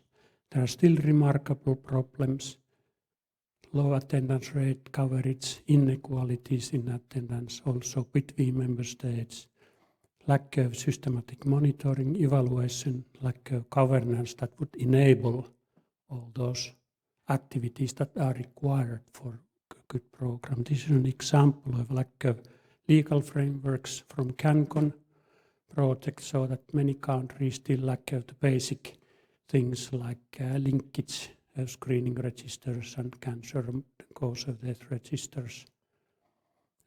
This is from the previous implementation status report, so that attendance rates are not good, and for instance of cervical cancer around 30%.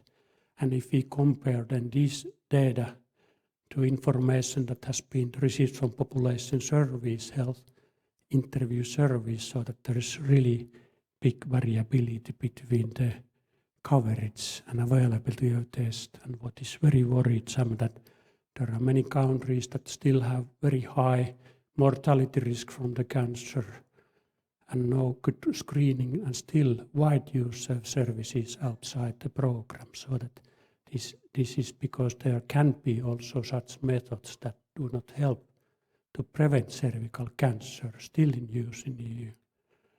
That is not nice.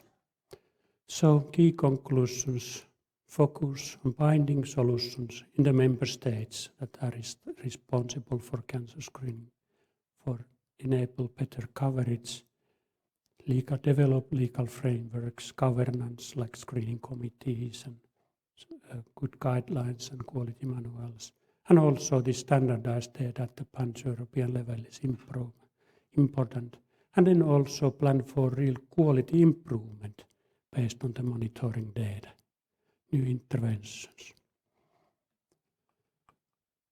Just to summarize, there are many issues ongoing that I don't open up further, so that we have this priority list that is ongoing, so that this COVID is one issue, then disparities, HPV vaccination, cancer screening is an issue, particularly between member states. Modifications, risk stratified modification with evaluation of effectiveness, and then also putting this to guideline process along with the in health inequalities issues. Implementation, we need capacity building, training, otherwise these problems could not be solved. Also exchanges between screening evaluators, coordinators and providers between member states. Comprehensiveness, better integration of primary and secondary prevention strategies in the overall health policy. And then for new programs, updating evidence-based, finding good solutions, evidence-based implementation, taking care of the criteria are met, and then we react early, not too late. And on the other hand, we have to take into account all the readiness, resource assessments and prioritization in the member states, given the huge variation also in the resources and healthcare systems between the member states. Thank you very much. Okay, thank you very much. And now I'd like to ask Harry de Koning.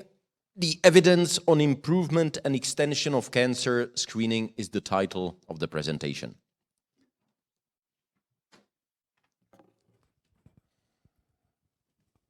Good morning, everyone.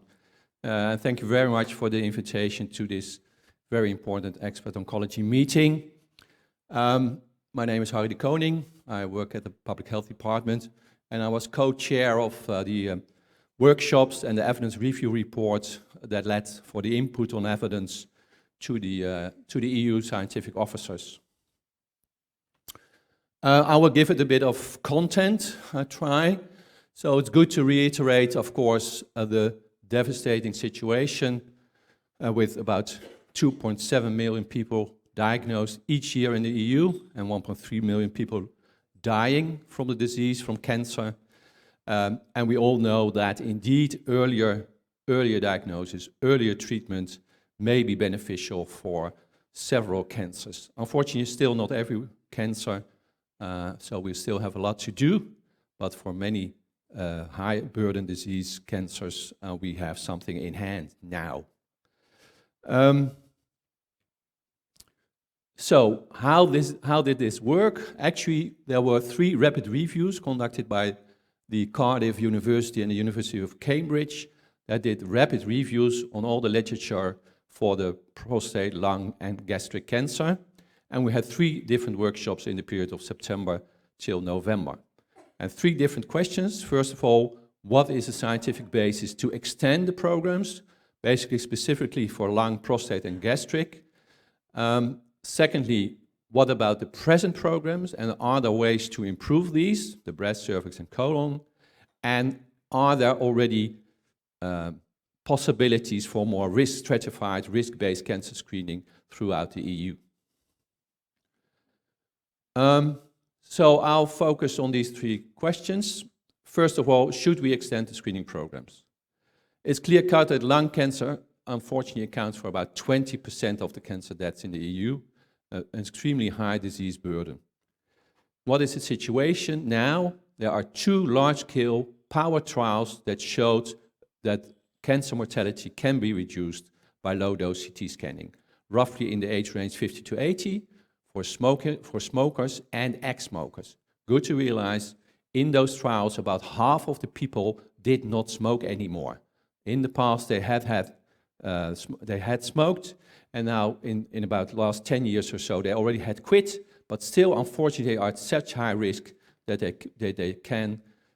they have a risk for lung cancer, and that with CT scanning, they can really reduce their death from lung cancer. The possible harms are actually quite limited. Sure, there are false positives, there is overdiagnosis, there is some radiation risk, but on average, the balance between benefits and harms is very reasonable. There are systematic reviews that show that if you have, let's say, stringent criteria to include people, there can be cost-effective strategies, and I will show you a little bit on that. The US Preventive Services Task Force, for instance, now has an eligibility criteria for all people from 50 years and over with at least 20 PEC years. That's probably way too broadened for the EU, but nevertheless, just to show you that. And there are pilots now running in the UK and some European countries, including the Czech Republic actually, which actually show a broad acceptance rate. So if you look at socioeconomic class, some of these UK pilots already have 50% acceptance rate or more. And it's good to compare that with the other programs, of course, but then also look at low socioeconomic class. And then actually, for instance, also in breast cancer screening, the attendance rate is not 70% for the low socioeconomic class, but maybe more in the order of 60% or so on average. Or I'm talking a bit in my country, but nevertheless, you have to compare apples with apples. So what is the evidence? These are the two trials, the NLST on the left-hand side, and the Nelson trial, the European trial, on the right-hand side. And I'm not sure whether this works. I don't think so. Oh, sorry, I did something wrong. Yeah. And here you basically see on the y-axis the number of lung cancer deaths in the trial. It starts at year 0, of course, at randomization, and by time, the red lines is the cumulative mortality in the control arm on lung cancer. But in the screening group that has been offered low-dose CT scanning, you see already after about 1 or 2 years or so, the divergence of the lines, the difference in the lines, and throughout visible all those years. At the end, they all both showed something like a 20 to 24% reduction in lung cancer mortality. As a group as a whole, but actually if we look at the difference by gender, even the mortality reduction in the women is even larger than the 20%. Anyhow, this is the clear-cut evidence from 2 big power trials, the only 2 big power trials in the world that show it works. Sorry, my apologies. And that means that the experts find a strong scientific basis for extending the cancer screening programs to lung cancer based on effectiveness, based on burden, and based on the things that I showed before, harm benefit and cost effectiveness. The second challenging one is, of course, prostate cancer. But we have to realize again, prostate cancer is the most commonly diagnosed cancer and leading cause of cancer death in non-smoking European men. So after lung cancer with of course, the issue of smoking or ex-smoking, in a non-smoking situation, prostate cancer is the leading cause of cancer death. Again, there is one big, large European trial that is powered enough to show a result. All other trials are underpowered. And this large European trial, called the European Randomized Trial on Prostate Cancer Screening, again showed a reduction in prostate cancer mortality, roughly in the age range 55 to 69. That was the core age group in that trial. Again, good to realize, there were about 200,000 people randomized. In the core age group 55-69, something like 150,000 people randomized. That we do know the difficulty with prostate cancer, and that is the issue of overdiagnosis, false positives, etc. But there is very good new evidence. Two major things. On the one hand, active surveillance is now basically key, is basically now the guideline for men that are being diagnosed with prostate cancer. And that basically means that many men are in agreement not to immediately treat the disease, but have a sort of active surveillance, which means have their PSA tested regularly and not getting the treatment and the side effects of treatment. That is probably, I give it a figure now, but probably in about 40% or so of people, they agree on that active surveillance system. And that basically means less overtreatment. But the second very important new evidence is about the MRI, published in the New England Journal, trials, etc., that show that if you have a positive PSA test and you then do an MRI in that subgroup, that MRI is very capable of showing which lesions should I biopsy and which lesions should I not biopsy upon.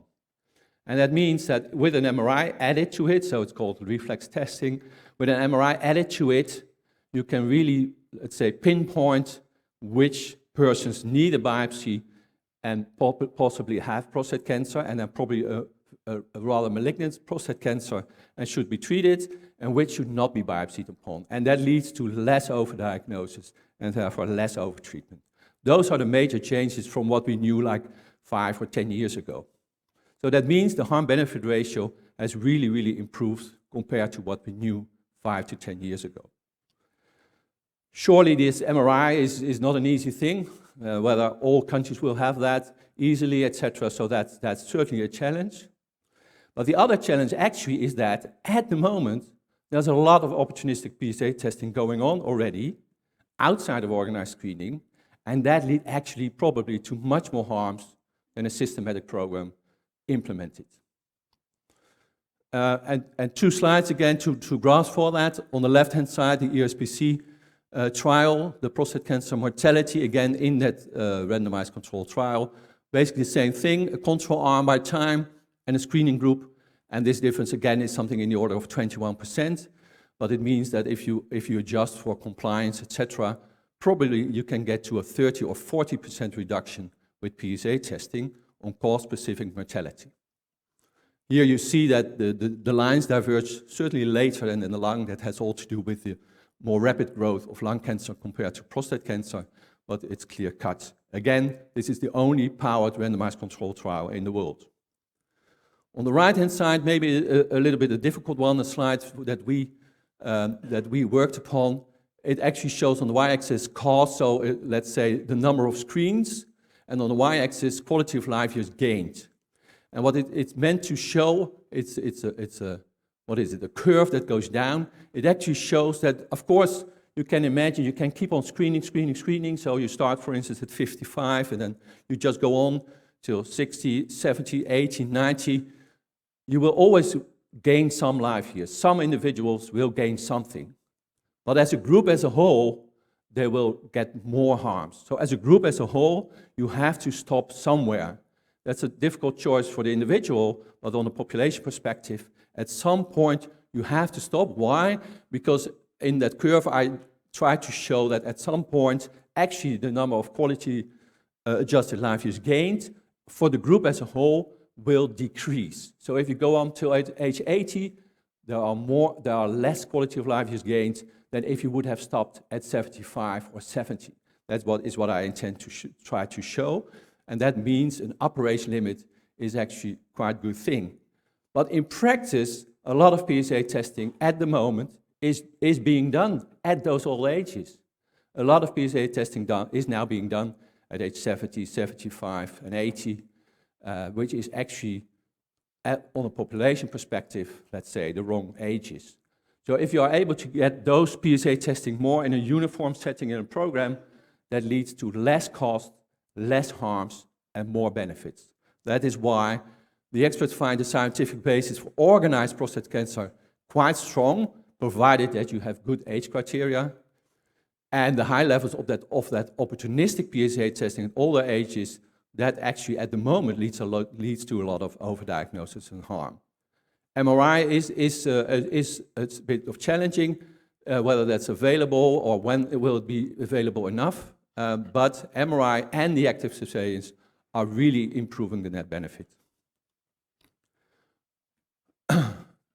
And just to give you a bit of comparison, I put down a table for the Netherlands, where we have about 70 million people. Of course, this will be different for each country, but it does give you a bit of a clue, I'm sure.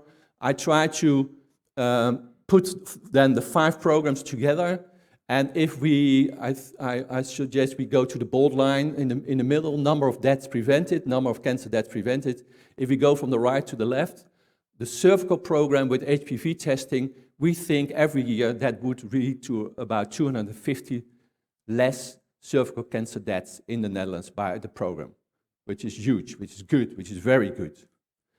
But I think that the prostate program, again, a wise program, only, for instance, 3 tests between 55 and 65, would come to something like 650 prostate cancer deaths prevented every year in a full-blown program. The breast at the moment is leading to about 1,000, and that will probably, due to aging and so, increase to something like 1,500, but at the moment about 1,000 deaths prevented per year. And then you see the lung, depending on who you want to include, we're talking about maybe 1,500 to 2,500 deaths prevented per year.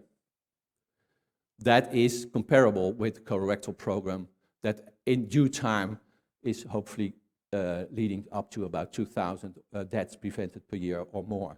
That's roughly what we are talking about. And again, I know burden will be different, like cervical cancer is different in Eastern Europe and so on, so these numbers will surely change a little bit, but roughly this is what we are talking about. It means that prostate cancer screening can have an absolute benefit, at least as cervical cancer, I think, and the lung actually is somewhere, at least in the order of the breast programs or the colorectal programs. That is what we are talking about. And I gave a bit of indication of cost of the screening program, and for instance, the breast program costs about 70 million euros in the Netherlands, and probably a lung program could be in that same order. But then again, gives more absolute benefits than the breast. Again, I'm very in favor of cervical, breast, and colorectal programs, but just to show you where the other ones probably can stand. So, secondly, I apologize that I didn't say too much about gastric cancer yet. That's a bit because it's not valid for all EU countries. So the gastric cancer is probably important to do screen and treat for Helicobacter pylori in EU countries with a high incidence or high burden, and it's sort of still a bit arbitrary where that line should lie. But let's go to the second important one is, should we not improve present programs, breast, cervical, colorectal? And in fact, there are, as you already saw, certainly differences between the member states. One example, this is a paper by Zielonke et al.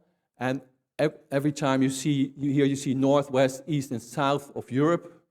And the first bar is the number of breast cancer deaths in the absence of screening. And the second one is now what we observe with the current screening examination coverage. And the difference between the first and the second bar at the moment is actually in Europe about 20,000. So at the moment, every year, there are about 20,000 deaths less due to the screening programs running in the EU. But just to show you the third one, if we would have 100% coverage, which probably is not the correct number, but nevertheless, then you see there's still a lot to gain in the different regions, and the differences are different per region actually. So that is why that indeed the third bar still shows you we can still have much more improvement or much more effect in whole of Europe actually. There are still things to do. So what are the improvements? I probably go to the statement given time. There is strong scientific basis for extending the program to initiate screening around age 45. That was already EU guideline recommendation, but it's clear cut that the evidence of starting earlier around age 45 is evident on breast cancer mortality reduction, false positives, etc., etc. The new, let's say the new evidence is from a big randomized controlled trial, for instance, that unfortunately women with dense breasts or extremely dense breasts, mammography is not the technology, unfortunately. And for those, we do need MRI. And it has been shown to be very effective. The number of interval cancers is something like only 20% or so if you have done an MRI instead of mammography. So for women with dense breasts or extremely dense breasts, we should have, or we should consider MRI as an alternative technology. And the third, of course, would be the risk stratified screening, which if time allows, I want to show you a little bit about that later on. Colorectal, again, the major issue is on the bottom. FIT testing is the preferred stool test. That's simply what the situation is. You can much better, it's more cost effective. You can much better tailor your program on the exact value of the FIT. So it's really, really important to change to FIT testing as the preferred stool test in many situations. And the third, of course, cervical, clear-cut HPV vaccination on the one hand, and HPV screening on the other hand. Again, HPV screening more effective, more cost-effective than cytology. And in fact, with HPV screening, you can possibly enlarge your screening interval, actually, because the test is so much better, actually. So those are three major changes. The rest is a lot of text. I'll keep that for the slide. So improvements in running programs, lung, prostate, clear-cut evidence. What about the new technology? Well, unfortunately, there's a lot of going on: molecular, artificial intelligence, circulating tumor DNA, but they are not yet ready for prime time. But at EU level, we should, of course, be on the forefront of all these developments. I wanted to show, if time allows, just one thing for the breast to just give you a bit of idea for the future. What we really want, of course, is to do a risk assessment, then risk stratify people, and those with a really reduced risk, they should probably get reduced screening intensity, because screening always leads to some harms. So if you do less screening because your risk is not that high, you should have less false positives, less harms, of course. Again, still a challenge, if women will do that. But so far, I think what is seen in trials, it's quite doable. And if your risk is very high, you should probably have intensified screening and maybe even prophylactic interventions or primary preventive interventions, even so. And there is a lot of stuff going on already. We did one analysis on whether that's reasonable, cost-effective, and harm-benefit ratios. I will not go into lots of detail, but on the left-hand side is a current screening program, biannual 50 to 74. You get 13 rounds as a woman, and you have some false positives and life years gained, etc., etc. And what we here show is that if you are a woman at low risk, for instance, only 3/4 of your risk, you should probably get a 3-year program between 50 and 71. That means only 8 rounds. Of course, your life years gained is a little bit less. But the ratio between false positives and deaths prevented or life years gained, so your ratio between harms and benefits are actually the same. So if you get less screens, still you are doing the same. You're roughly doing the same thing as the average woman now in the present programs. Whereas on the right-hand side, a high-risk woman, she would, for instance, need to get screened between 40 to 74, get 18 rounds, get more life years gained as a group. But again, their ratio, their harm-benefit ratio is actually, again, better than for now for the average woman. So that is what the risk stratification means. Some at lower risk, a better screening program, less intensified, with then still a reasonable harm-benefit ratio, not worse at all. And again, the high-risk group, a different interval, with again, a good harm-benefit ratio. That is probably the future, again, with all sorts of challenges, but that is the future, I guess. And in this paper in the JNCI, we actually showed that breast cancer deaths averted, if you just look at the bold numbers, if you now have the biannual, you have some deaths prevented. If you go to risk based on family history, you have more. If you do polygenic risk, you have more. If you do both, you have more. So you really gain more in risk stratification, actually. So it would, for instance, mean, if I'm looking for breast cancer screening, it would it could mean that you get a SNP test at age 40 to look at your polygenetic risk. If your polygenetic risk at age 40 is really high, like more than twice the average or so, you should probably get started with screening. If not, you just have, for instance, at 45, either a baseline mammogram. Again, if it's an extremely dense breast, you should probably get started screening, or for instance with MRI. Or if your risk is high, start screening. And at some point, maybe your risk is lower, and you start triannual screening. This is, of course, still hypothetical now, but just to give you a clue about how this will evolve. So I think 2 or 3 final slides. Very important is upper age limit and risk limits. Again, a challenge, but actually the expert group finds that an upper age limit on cancer screening can address the issue that the number of cancers that you find with no or marginal net benefit for the individual that increases with age, that you have to try and stop that with some upper age limit. And that's especially important that I showed for prostate cancer screening, for instance, but actually for many more. But we need more research, of course, to do that for what is then the exact age.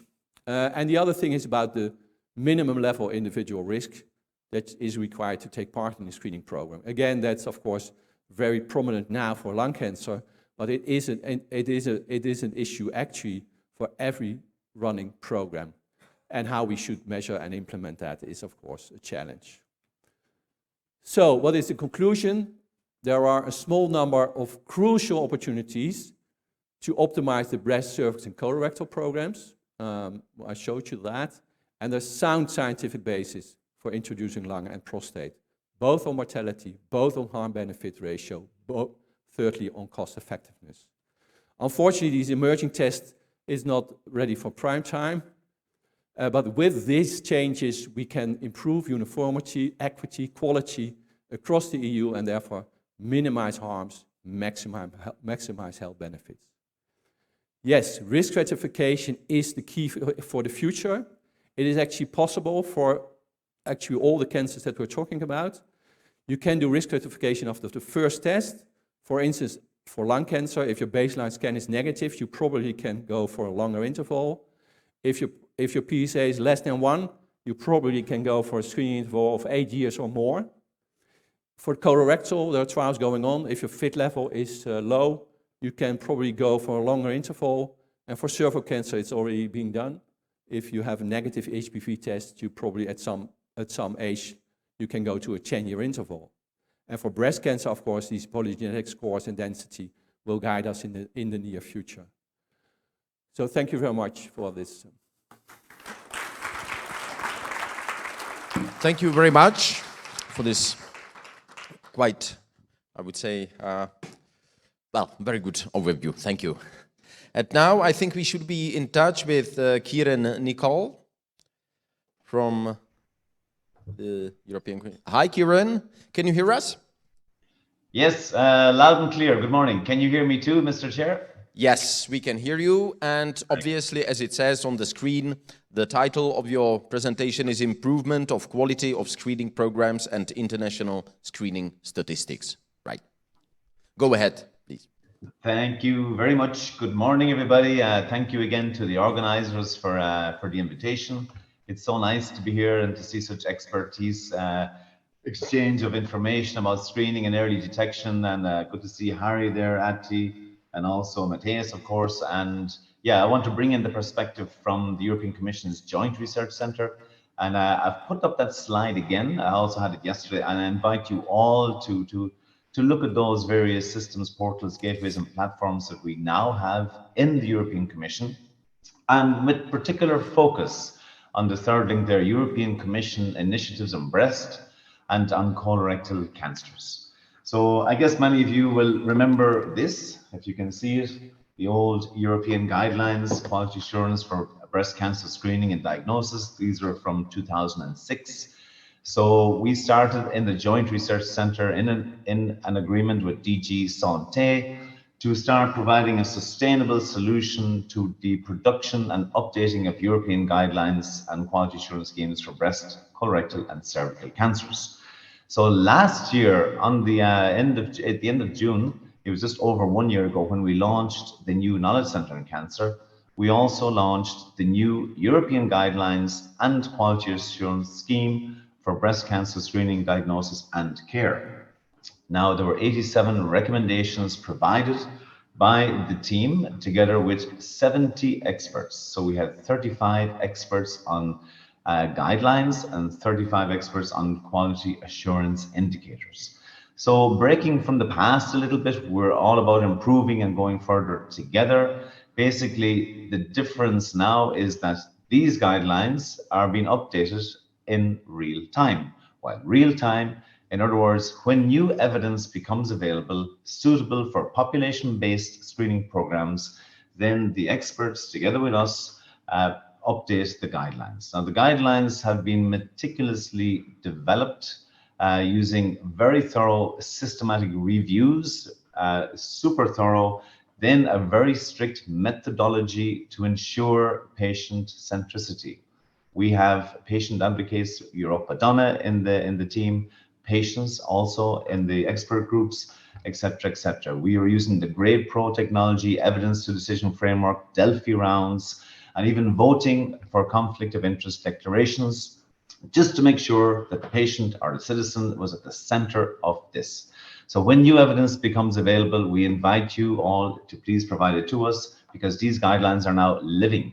They're living and they're being updated as new evidence becomes available. As well as that, we're also providing now a whole list of guidelines internationally recognized and screened, covering the whole breast cancer healthcare pathway. This is new and this is very important, because when it comes to treatment, post-treatment, psychosocial care, pain management, etc., we also need to bolster and make sure minimum levels are guaranteed and that the patients do not fall between the stools of the healthcare pathway.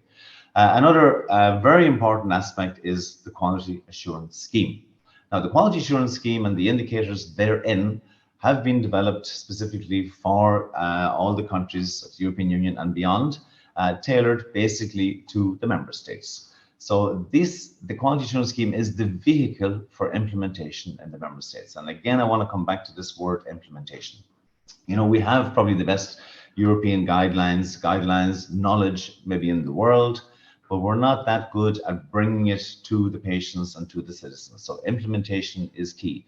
Right now, in several countries in the European Union, we are piloting the quality assurance scheme, and we will be in September, October, we will be publishing the results from that piloting exercise. We hope that that will then be the basis to saying, this works, this can be done, and let's now go and implement it and monitor it. And indeed, monitoring is mentioned. I know Ati mentioned things like binding solutions. I picked up on that. Harry with it, apples with apples. We need now to connect all our systems together. I'll come back to that later, and I will be quite short because I'm aware of the time. Now, on the 20th of June, we now started working on colorectal cancer. You will see on the website, if you click on the third link below, the European Commission Initiative on Breast and Colorectal Cancer, all of our publications are there, internationally reviewed. So we had expert international workshops to look at this guidelines and quality indicators development. And now for colorectal cancer, instead of having two large groups, we're going to have one group working in tandem together. It's a work in progress. We're learning as we go along. The executive committee met on the 20th of June, and we're already on our way with the colorectal cancer. For the cervical cancer guidelines, we'll be working together with our colleagues in the International Agency for Research in Cancer. And basically, we will be delivering both sets by 2025. Maybe a word about colorectal cancer.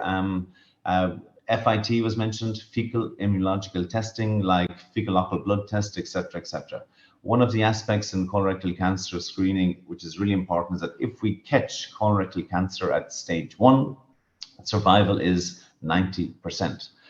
This is a non-invasive test, so we are now working with the International Federation of Clinical Chemistry, together with our colleagues for the reference materials producers, which are the second biggest reference materials producers in the world after the guys in NIST in the USA, looking to see how we can streamline and look at this whole fit testing. Colorectal cancer is way too high on the chart. It is, second and third for men and women in Europe. It shouldn't be there. If we can catch it early, survival is high.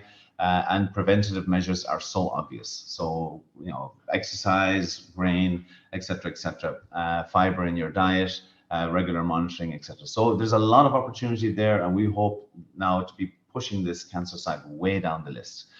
Cervical, as I said, will be starting too. I want to say a few words now about the other, let's say, dots that we need to join together. For the implementation of screening programs, it'll be very, very important to monitor their impact. So I think if you want uptake, if you want to generate confidence in women, men going to screening, you heard about the benefits and harms. I mean, this has been meticulously elucidated. Our other distinguished speakers mentioned that. So it is not like we're feeling our way in the dark. No, it's all evidence-based.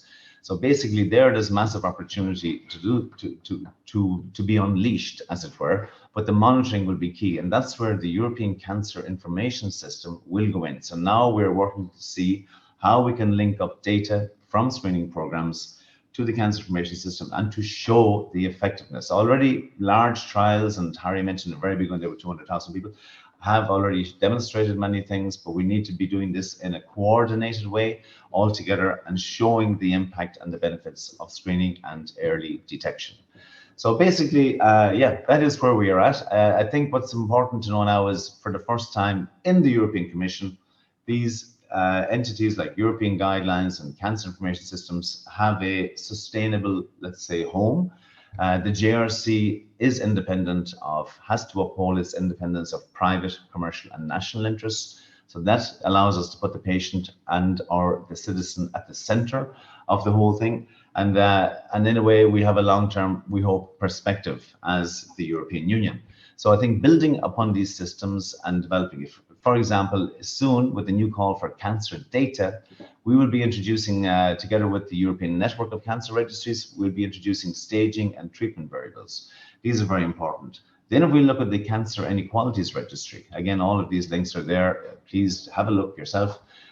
Showing inequalities in screening programs. One of the slides showed various countries, the situation, which is unacceptable. So basically, we need now to bring up levels in various regions and countries together, and that will bring in new evidence as we go and we keep improving and developing it. So yeah, I think it was great work was done in the past. We're doing great work now, and it'll become even greater.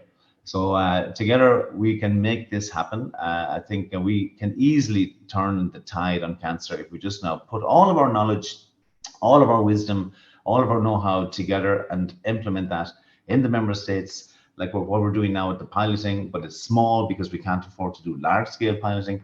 It's a massive task, but in any case, bit by bit, and this is a real opportunity. Catching those cancers early, screening, and then of course a bolstered healthcare pathway, making sure the patients do not fall between the stools of the healthcare pathway, which unfortunately we know happens far too often, as even today in 2022. I want to maybe in there, I look forward more to the discussion. So these are some of the aspects from the European Commission's Joint Research Centre. We're working very close together with our colleagues in Santé and also in DG Research, but also with all the stakeholders and cancer experts out there. Feel free to contact us at any time, and thank you again for the invitation, and I look forward to the discussion later. Thank you. Thank you very much. That was Kieran Nicol.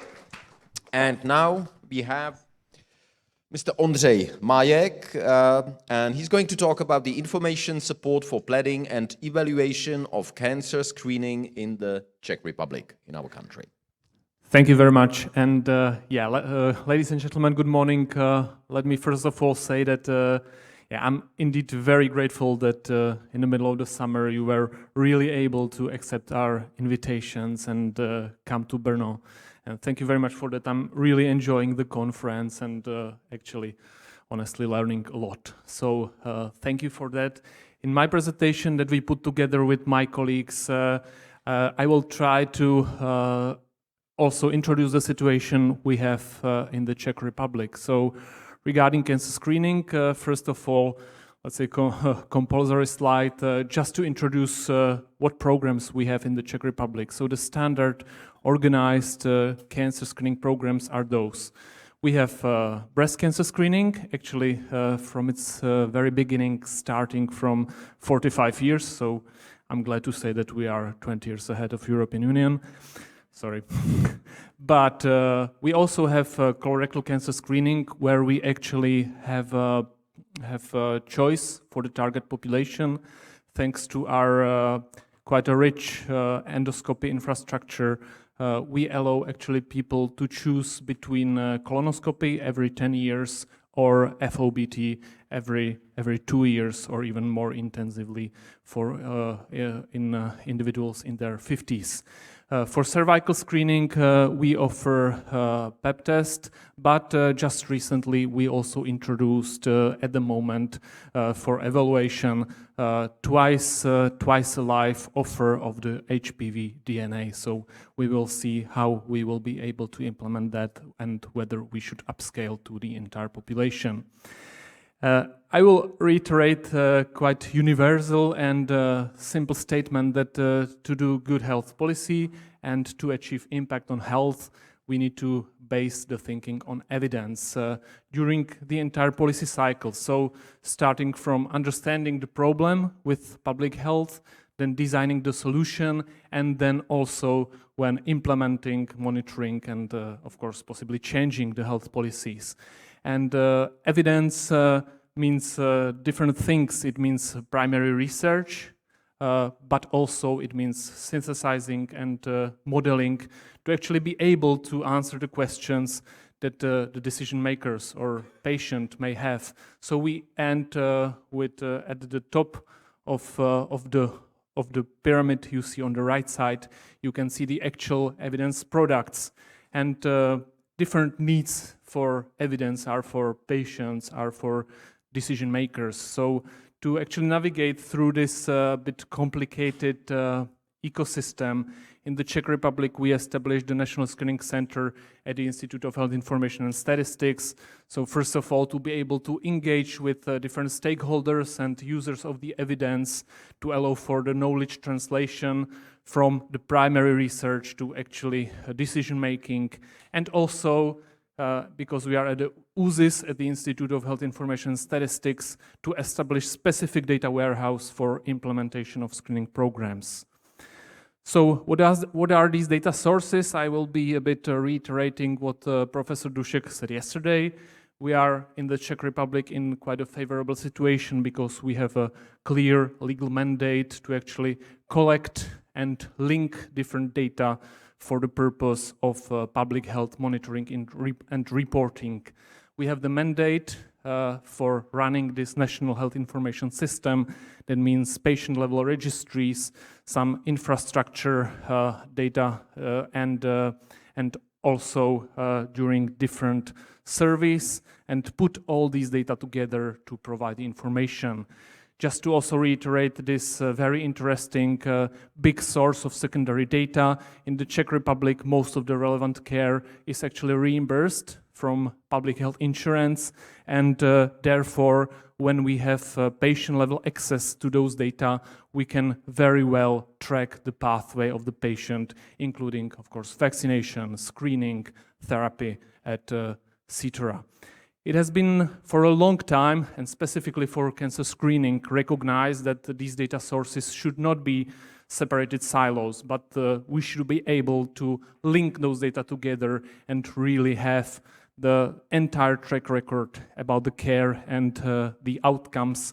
But in this survey we've done a few years ago for cervical screening, we actually discovered that only like a half of countries were actually able to doing data exercises like that. So I'm glad I can now say the cancer registry and the screening data warehouse we have in the Czech Republic is nowadays able to link those data together and describe the entire cancer control continuum. So this is what we have specifically for cancer screening. We work with the National Health Information System, this legally based background, but for different pilot projects or for different research questions, we are also able to establish research databases dedicated to particular projects. And we also use external sources from the statistical office and from academic databases to supplement what we know about these cancer screenings. And it is then possible to monitor the burden of cancer, looking at some long-term impact indicators of the cancer screening, but also to monitor early performance indicators, either from those administrative or registry data or specific research databases. Actually, most of what I said isn't so much specific for cancer screening, but it is also applicable to other health policies. But I think we all understand that cancer screening is actually a great example for application of these principles in practice. So first of all, to understand what is within the cancer problem, let us look at this picture of the cancer deaths in Czech Republic in last 5 years. So I can just read those first five diagnoses loud. So it's lung cancer, colorectal cancer, pancreatic cancer, breast cancer, and prostate cancer. And it's probably not a coincidence that except the prostate cancer, we have these 4 diagnoses where we actually have the screening test and potentially effective intervention. So the question is now what we are going to do for patients with those cancers or patients that could be saved from death from these cancers on a national level. I will talk about 2 examples. The first one is colorectal cancer. As I mentioned, we have a program. We actually started with first semi-organized program in the year 2000. We have the choice of the 2 screening tests, as I mentioned, and it is necessary to say that we have one specific in the Czech Republic compared to programs in West and in North. In the Czech Republic, a crucial role for organizing these programs for patients is at the level of GP. So we have sort of a national experiment in the Czech Republic. How could such a program work with a very strong role of GPs? What are the strengths and weaknesses, and what are maybe possible vulnerabilities in health crisis of such a system? This system is governed by committees at committee at the Ministry of Health, and the system is monitored by the National Screening Center at UZIS. And from all the possible indicators we can analyze, let me look at just at these 2 outcomes. We actually have quite promising results on the level of the Czech Republic. If we look at these long-term time trends of colorectal cancer incidence mortality, we can indeed see that since the year 2000, we've seen a decrease in the mortality by 40% and a decrease in incidence by 25%. It is quite likely that this is also associated with the extensive offer of screening examinations. But if we look at the right picture, we could also see there is definitely room of improvement. And it's again actually reiterating what Harry said, that we have a big room for improvement just when getting more people screened.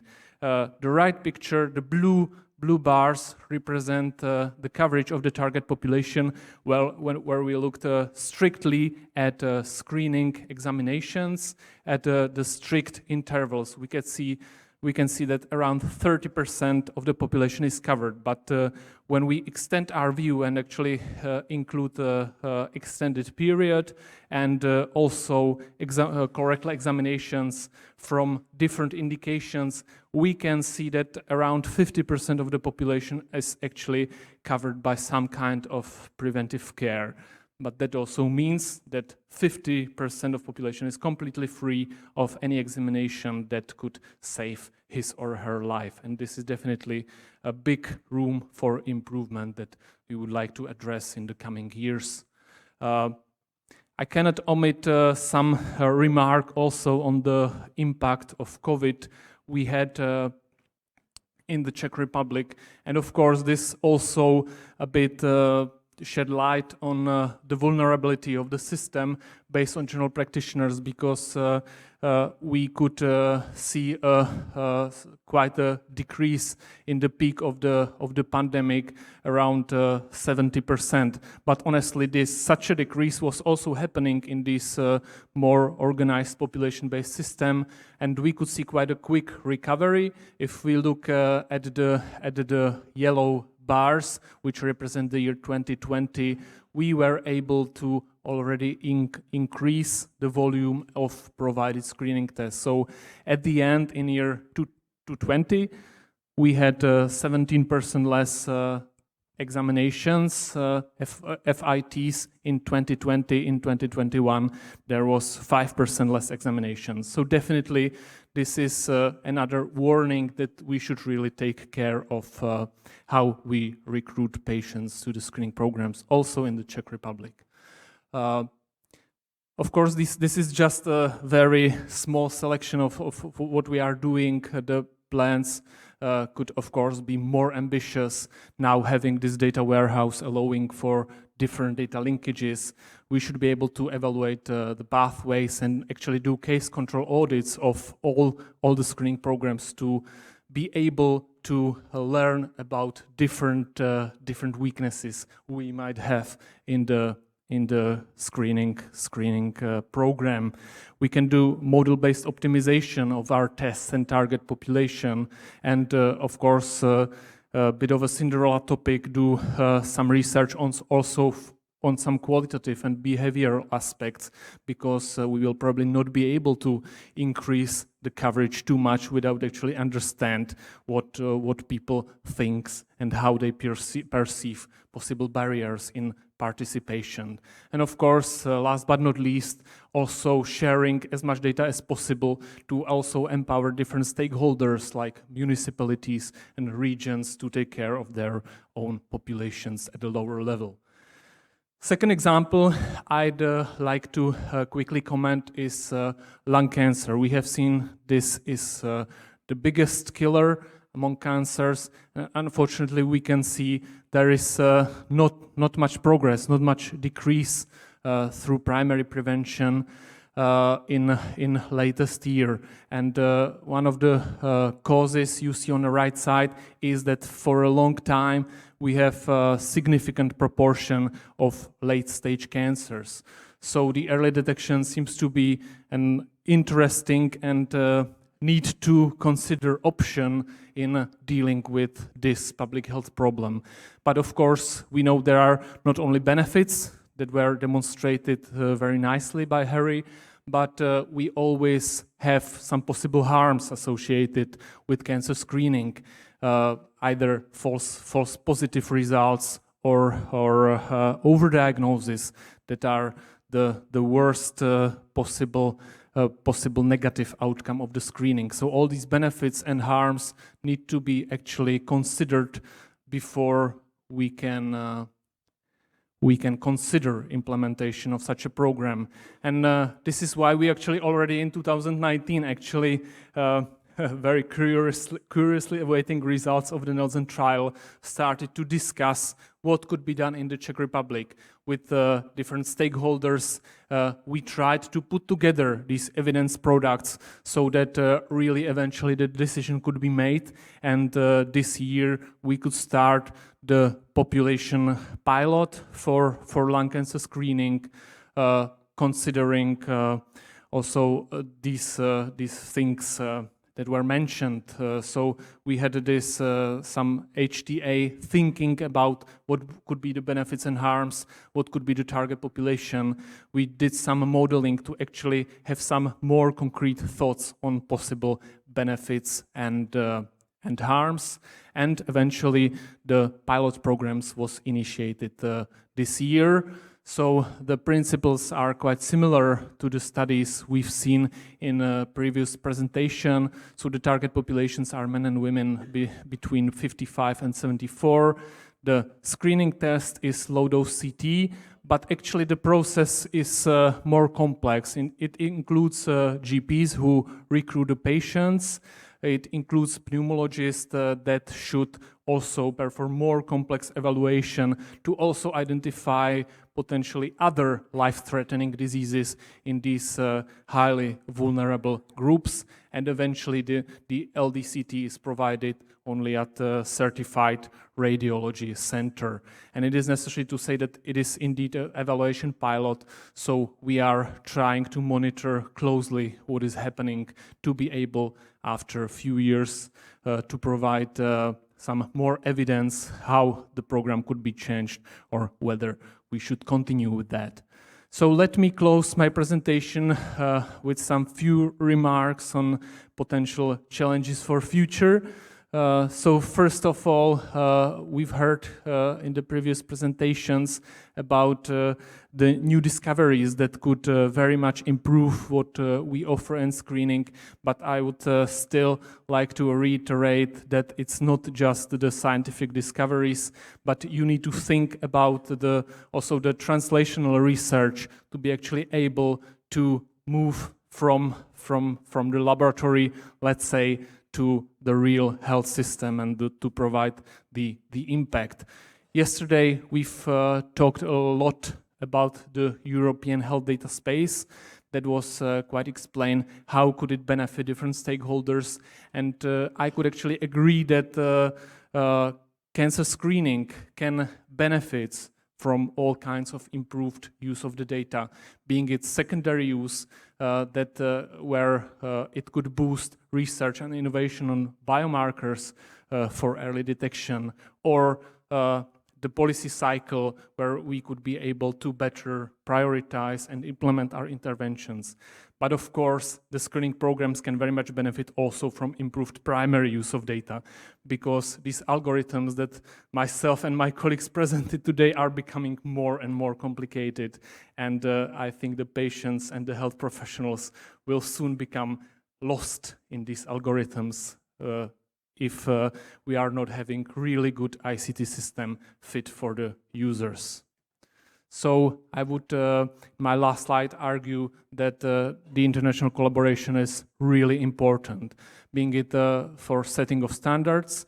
We've heard about the cancer recommendation that could give us, all the European states, the general direction, but also the European guidelines and quality assurance schemes that give us professionals in health system the better cookbook how to do it in practice, and the sharing of data to be able to monitor ourselves and improve ourselves.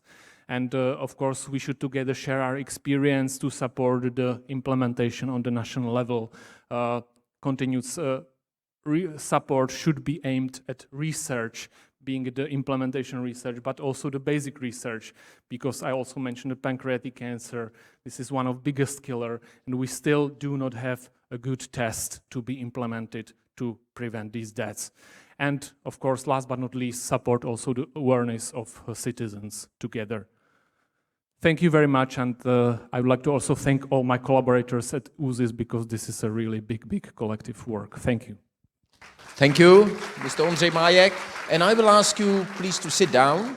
And I would like to ask all the contributors to this block of the conference. Matthias, you too, as well, if I may.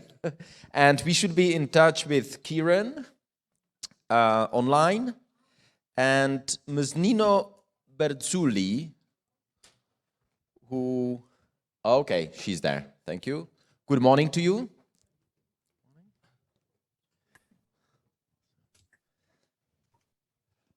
Okay, we've got the microphones.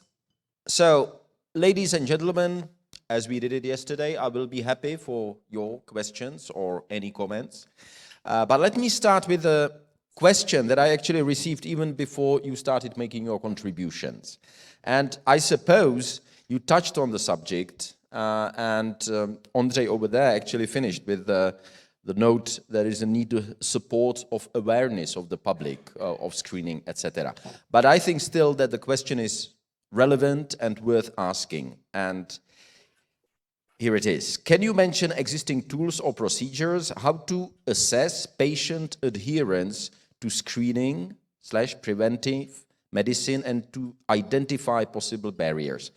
As I understand the question, it is, can we help the public to overtake whatever obstacles there are in their mind rather than in the system, to be aware of, that they have the possibility? I mean, let me elaborate a little bit. I mean, I'm a 56-year-old Czech, and I'm told by my GP, about the possibilities, and I'm trying to be responsible, so I take all the tests that are necessary, preventive screening, basically.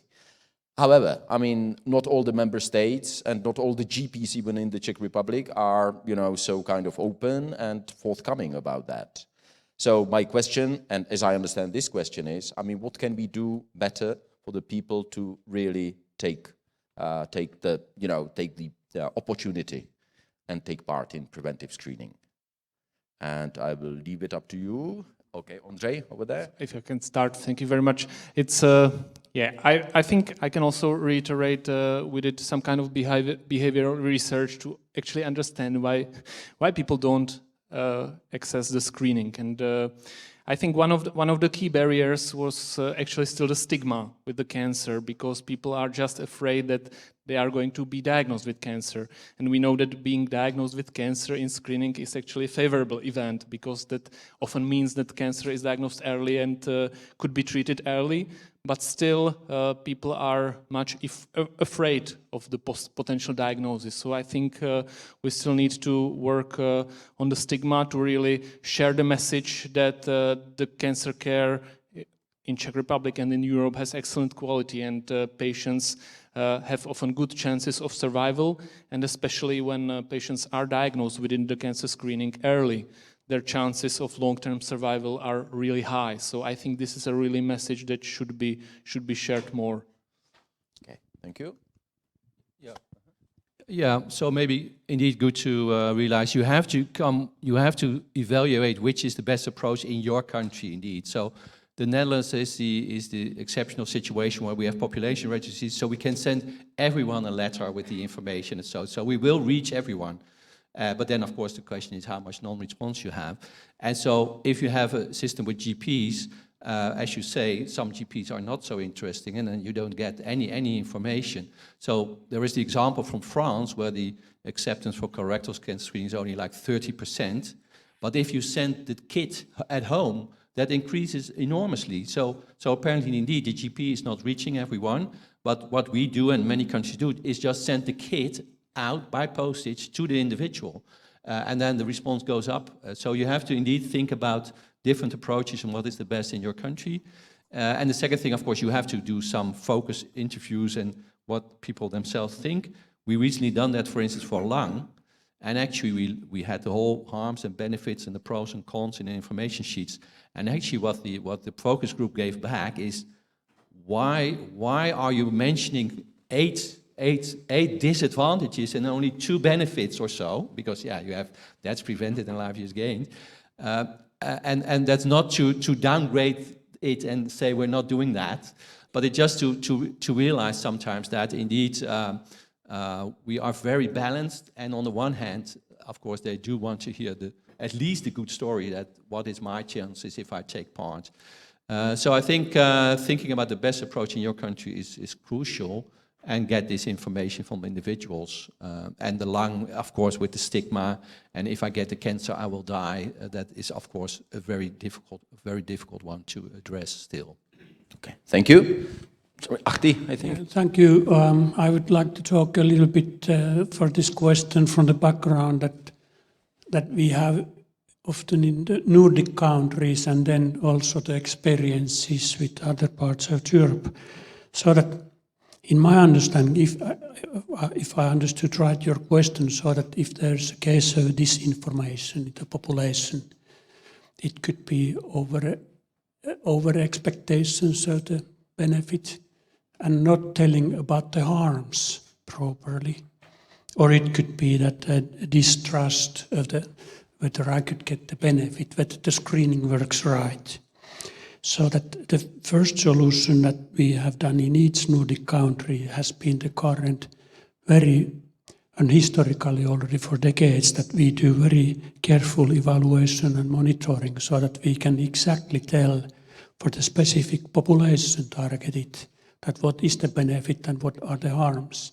And then what we try to do is to transfer this information also to various validated data portals and websites and brochures, and then to use many channels where this information is tried to make as reasonable and understandable with examples or absolute risks and so on combined.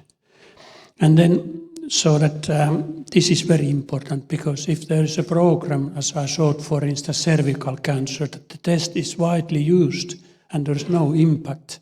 So tell me how can then the population tested trust that it works right? This is, if you don't have appropriate evaluation, you are then in a difficulty. And then the last is that training schemes, so that even in the Nordic countries we need extensive training schemes also for the healthcare professionals, also those people who take the samples, for instance, who meet the people who inform them orally and respond to their questions and so on. We have seen that even at the basic level there can be much misinformation that is there and spread to the population, so that training need to be extensive and continuous in a well-organized program. Okay, thank you. You want to say? Maybe good to realize your first hit is your most important hit. If you get people in for their first screen or the first attendance or compliance, then most people re-attend. So mostly like 90% or 80% that have attended once, they just follow. So important is to do your best in your first information, pros and cons, etc. And I agree, website, you can have all sorts of information.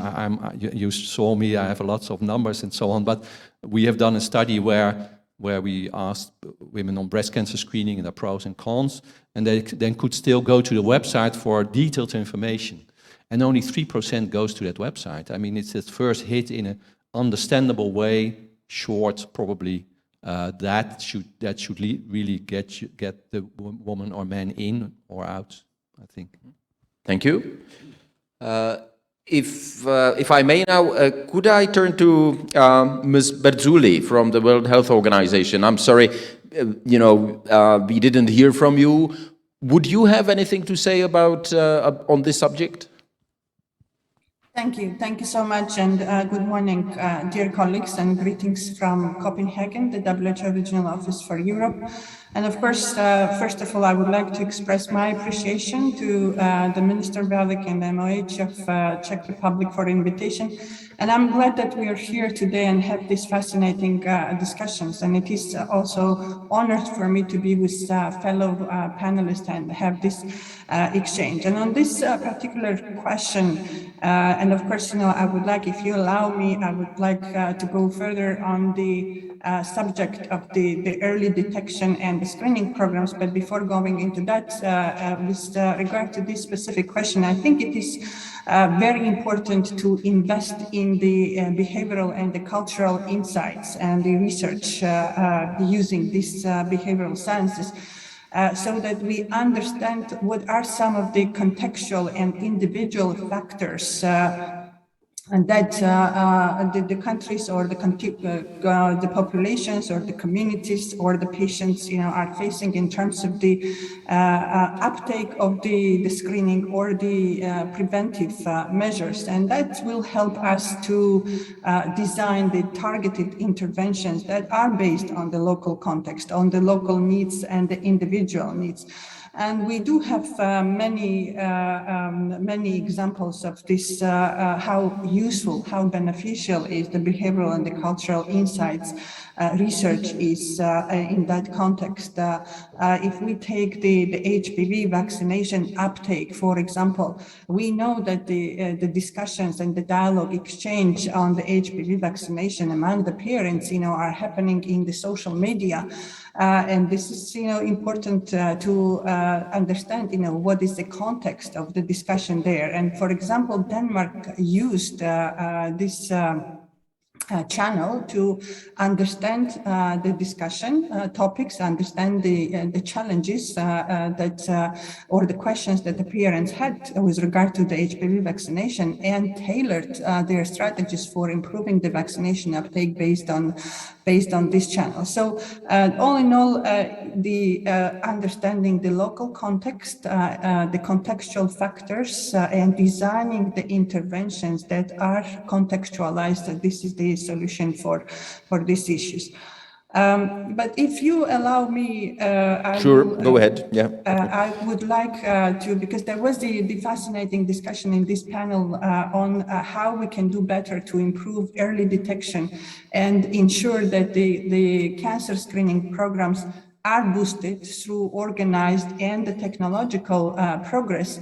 And the decision on cancer screening considered the balance of benefit versus harms. And Mr. Antila, I think, presented the early detection concept, which we all are striving for, which is an umbrella term consisting of two main strategies, the early diagnosis and the screening. And both are hugely important if we consider the huge disparity in the level of healthcare infrastructure across the region, across the European region, and the substantial investment and the solid healthcare infrastructure that screening programs will require. And in our view, in WHO view, the biggest gains in early detection across the region will be seen through implementation of early diagnosis programs, ensuring that the symptomatic patients are going through the system of the diagnosis as early as possible. And we issued the guide on this topic in 2017, but the concept remains understood and under-implemented. The other point is our regional director, Dr. Hans Kluge, in the opening remarks mentioned the guide to cancer screening that the WHO published. And this is a tool for policymakers grappling with this question. And actually, this tool comes at a time when the worrying increase of non-evidence-based cancer screening is being seen in the region and beyond. And of course, this trend is partly attributable to the commercial determinant, but also the limited awareness of the harms of screening. And there was some discussion this morning about that. But I will highlight four main aspects with regard to the screening. First is primary importance is the evidence and the ethics around screening for cancer, and importance to address the key misconceptions related to screening, because knowing when not to screen for cancer is as important as knowing when to screen for cancer. And my second point is that the screening can only deliver the expected result when it is part of the comprehensive cancer care pathway, connecting people to timely diagnosis, appropriate treatment, and follow-up care. And together with the International Agency for Research on Cancer, which is a cancer research branch of WHO, we are investigating country-specific factors that are causing delayed diagnosis and delay in treatment of several cancer cases, which includes the breast cancer, cervical cancer, and childhood cancer. And this research is ongoing also in the EU countries. My third point is that the cancer screening programs will only make a substantial difference to population health if there is sufficient proportion of eligible population will participate in the screening program and receive the necessary follow-up care. And we need to focus on the best by screening programs, prioritizing cervical cancer, colorectal, and the breast cancer with high quality and a good coverage. And we know that these screening programs suffer from a lack of uptake. In some of the EU countries, even in the pre-pandemic, uptake was for breast and the cervical cancer well below 50% and less than 30% for colorectal cancer, for example. So there is substantial room for improvement here. We know that there are many cancer sites for which there is an active research and interest to develop new screening forms. And we heard today in the morning the presentations on how complex is an issue of the prostate cancer. More potential for short and the long-term harms of screening over diagnosis with the PCA test, and there is the systematic review and the meta-analysis on that. But there is a potential improvements that technology, the MRI scanning and the active surveillance can bring that we're also brought today. So far, in our view, in WHO's view, we need sufficient data and the evidence to be able to assess the benefit-harms ratio, feasibility and the cost effectiveness of screening to support screening for other cancers. What we definitely need is more investment in screening research, which is less developed than the therapeutic treatment research.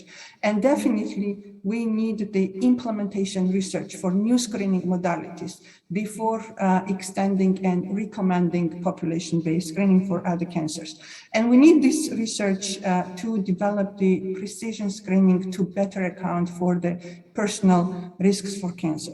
And my final point, the fourth point, it is highly problematic to promote screening if the population cannot access to appropriate diagnostic tests and effective treatment at affordable cost. And in our view, where diagnostics and the treatments are available but not accessible to population, efforts must be focused on putting fast-track diagnosis systems and increasing access through better coverage. So thank you so much, for giving me an opportunity to reflect.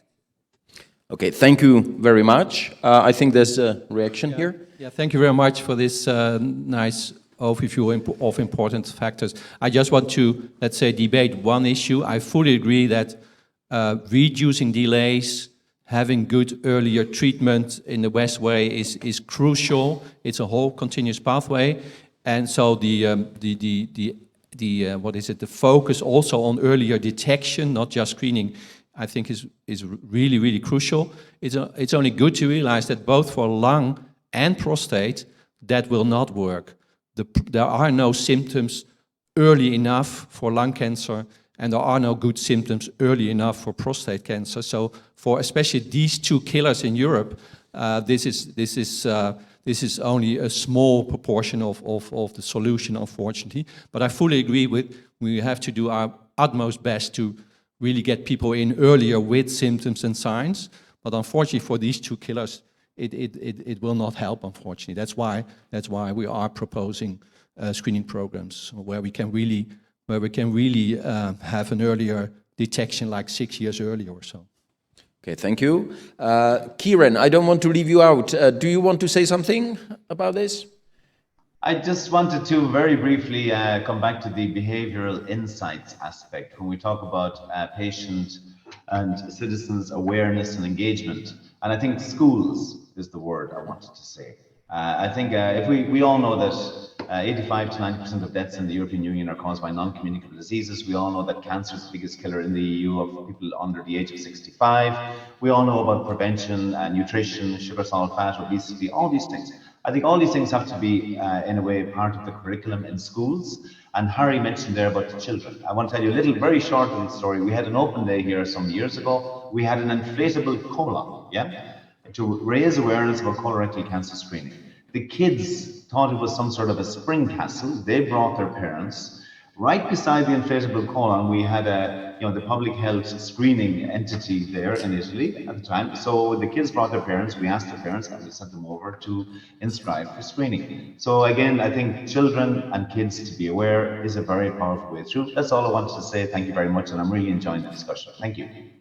Okay, thank you. Thank you very much. If I may, I got another question from the audience, and it's, again, I'm afraid, to Harry Koenig again. It's from Mr. Popel from the European Association of Urology, and it concerns stopping age. What about the latest publication of, I hope I pronounce it well, Hugoson, 22 years follow-up, suggesting that stopping prostate cancer screening at 70 might lead to an increasing prostate cancer mortality. So it's about the stopping age at 70. Yes, thank you. Yeah, microphone. Yes, we're sure that any stopping age, unfortunately, will lead to some mortality in some men that will get diagnosed later on. It's inevitable. But maybe good to realize, you heard me this story already. The Dutch government was summoned to court by 3 women who were 85 or so, and they said, you can't give an upper age. We have an upper age limit of 74. I come every 2 years for my program, and now it suddenly stops. You cannot do that as a government or so. And so they went to the court, and we of course tried to explain, and the judge really understood, in the sense that at some point in the time, actually, this harm-benefit ratio decreases. For the population as a whole, for that individual, maybe there will be some benefit, of course. But as a population as a whole, you will lose. You will get worse than by continuing. So this is really a difficulties that, of course, if you have an individual person in front of you and he or she is 75, you probably act differently from as a government inviting them all. At some point, it is for the population as a whole better to stop. So yes, unfortunately, surely if you would go on, you will have less mortality, so more mortality reduction, but you will have much more harms. You will have the overdiagnosis, the overtreatment, the false positives, etc. And that we all agree we have to take into account. So I think it's still the harm-benefit ratio that says at some point you probably an upper age limit is probably okay. But again, there's still research to be done, and it's basically not wrong if government still does not have that, but I would plea for some limit somewhere, yeah. Okay, Andrzej? If I may, a short remark, yeah. I already mentioned the Czech system is quite specific because we do invitations by the age of 70 for all the programs, but still the main responsibility is at the general practitioners. And this, you're completely right that you need to decide somehow at the population level, but then the decisions at the level of the provider, of the GP, with patients in front of them might be much more difficult. And of course, these people in their 70s are incredibly diverse population. And as well, their individual harm to benefit would be so diverse. So I'm sorry, I do not have a good questions. Just in our context, this is a very complex and challenging issue, how to actually work on that. And with the discussion on actually stratifying the screening, individualizing, it will probably be also an issue for population-based programs.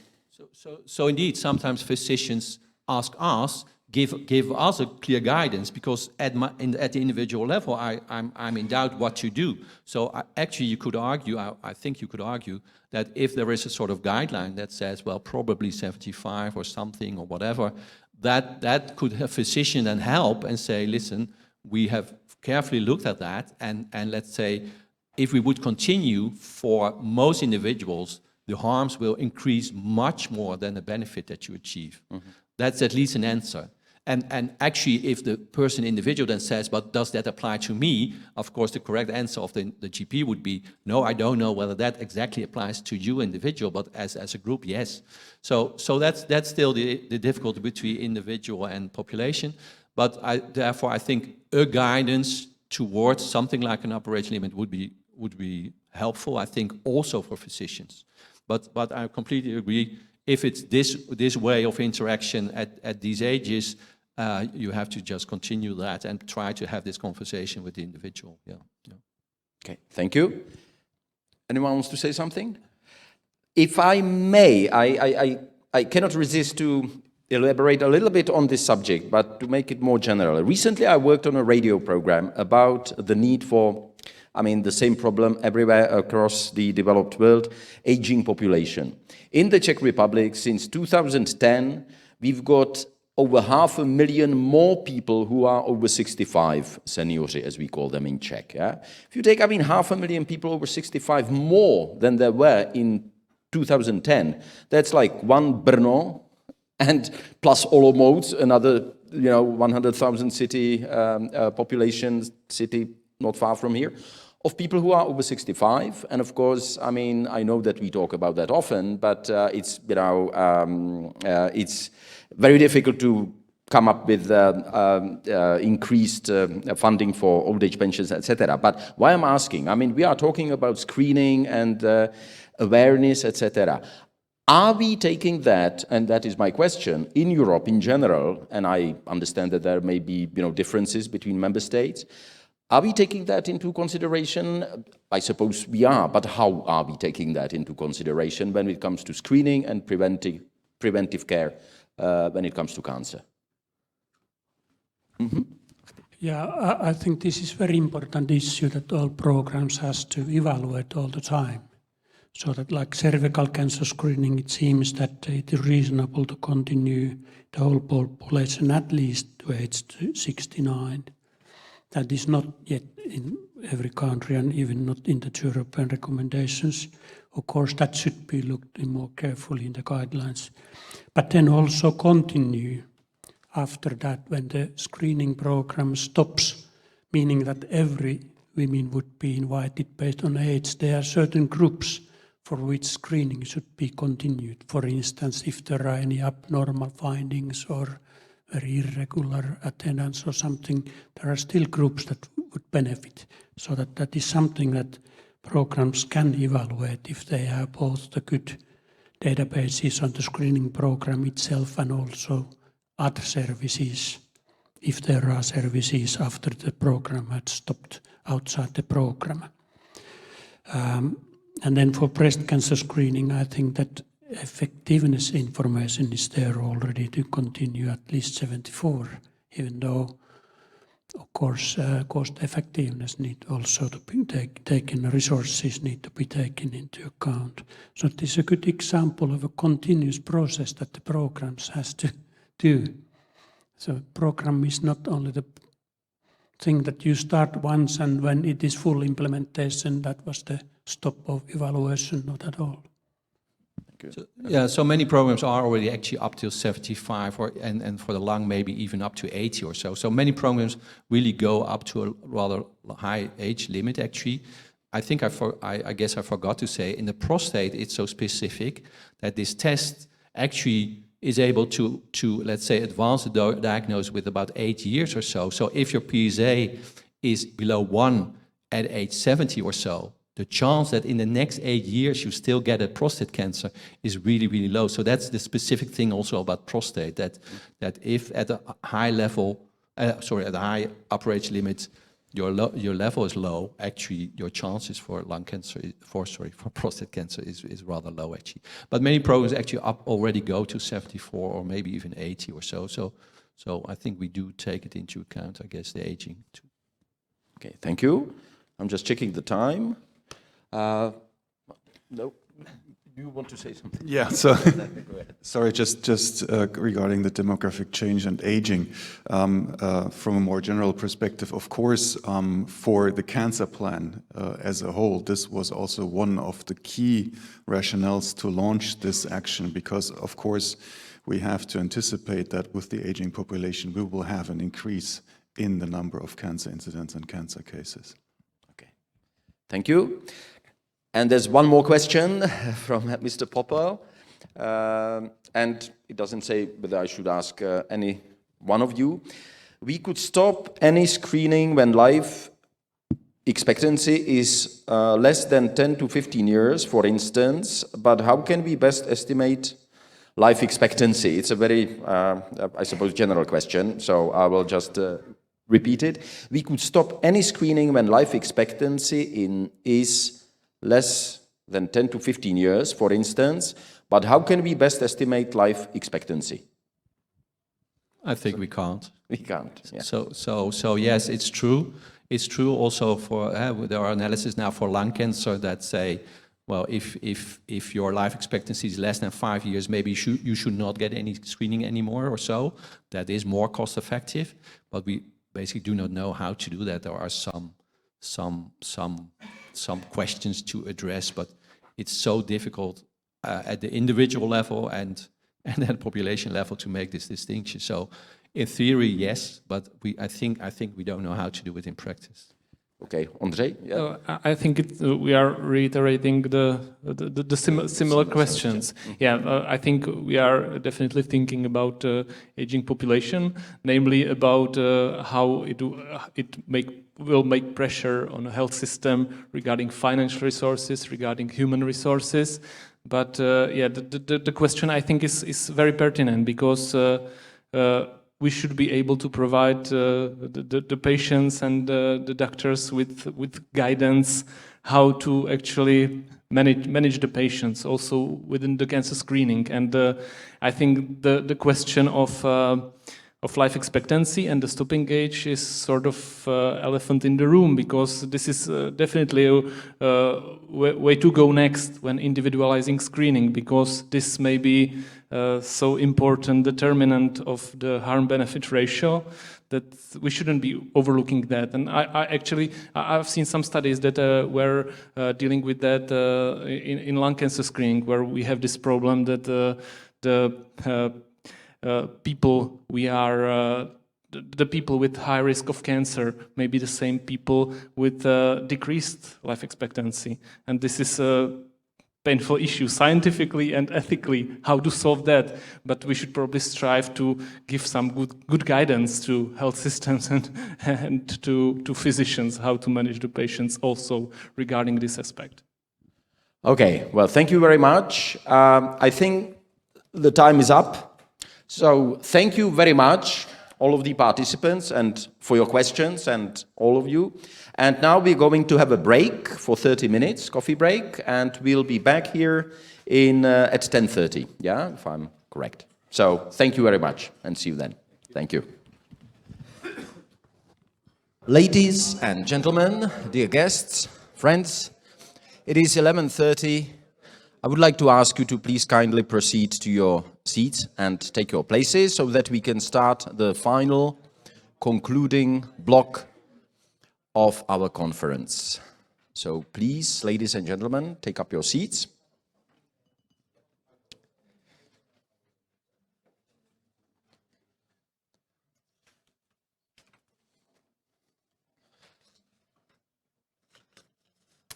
Okay, so now I would like to ask the Deputy Minister of Health of the Czech Republic, Mr. Jakub Dvořáček, to come and kind of introduce the call to action, the conclusions. So it's only a few of us, but still it's a quite nice presence, and I'm happy that you survived till the end. It's my pleasure to recap the call to action, which we prepared already weeks ago. And first of all, let me thanks to all of you who participate, because it was a collective work of a very extensive group of people, the guarants of the conference, but then also the speakers of the conference were approached to provide the feedback to the call to action, and also the patient organizations, and let's say the very wide scope of participants. Unfortunately, I cannot improvise this time. It's something, what I don't like it, so I will have to read it, because I promised to my colleagues, that I will be precise in the sentences and in the recap of the call to action. So, dear colleagues, ladies and gentlemen, let me briefly introduce the call to action. As I mentioned it, the way of working, it was really a comprehensive work of a number of people. What is also important to highlight it, we had the discussion with WHO and the leading European initiatives on cancer prevention and European Commission. Again, the big thanks to Mr. Schupe and the team of Ms. Kyriakides. It was definitely great that we had the chance to discuss it. We also approached the member states, so we believe that now, when we will finish the conference, we will send the text once again to ensure that for the September informal meeting of ministers, we will have material which we will then finally agree, and we will be able to move it forward. And let me also mention it that it's based on the joint cooperation with our colleagues from France, and it's great that after such a long time of discussion, we will be able to move it forward. What is also very important to mention it's a non-binding document, so it's the recommendation, and I believe that when the 27 member states will sign it, it will be really taken by Commission very seriously. So the document itself also consists of 3 parts, the same way as we had the discussion during yesterday and today. So the first part of call to action includes the comprehensive cancer infrastructure. What is, let's say, the main content of this part is a need and call for need to support and facilitate the creation of an EU network of comprehensive care infrastructure and the development in each member state. I believe that based on the presentations which we had a chance to hear it yesterday and today, we will also focus not just on the member states, let's say, diversity in the care, so also to the regional care, and we will really try to also include it the focus, on to have the balanced care in the individual member states based on the regional accessibility. The second very important point is the requirement to develop a framework with standards for the assessment of comprehensiveness, quality and accessibility of cancer care and patient-centeredness, and consider using existing European guidelines and quality assurance schemes as support for member states. And the final point from the summary is the necessity to facilitate awareness of the CCI network's existence purpose and of the principles of patient-centeredness care among the patients, carers, and healthcare professionals. So that's the first part of call to action. Second, future of cancer registers and European health data space. That's definitely the very important part of the document. You know that we have a chance to follow up with the negotiation of the material from each and every member state. There's just so many comments and so many proposals, to this let's say, future regulation. We believe that we will be able to move it forward, but it will be on our Swedish colleagues to finalize the text.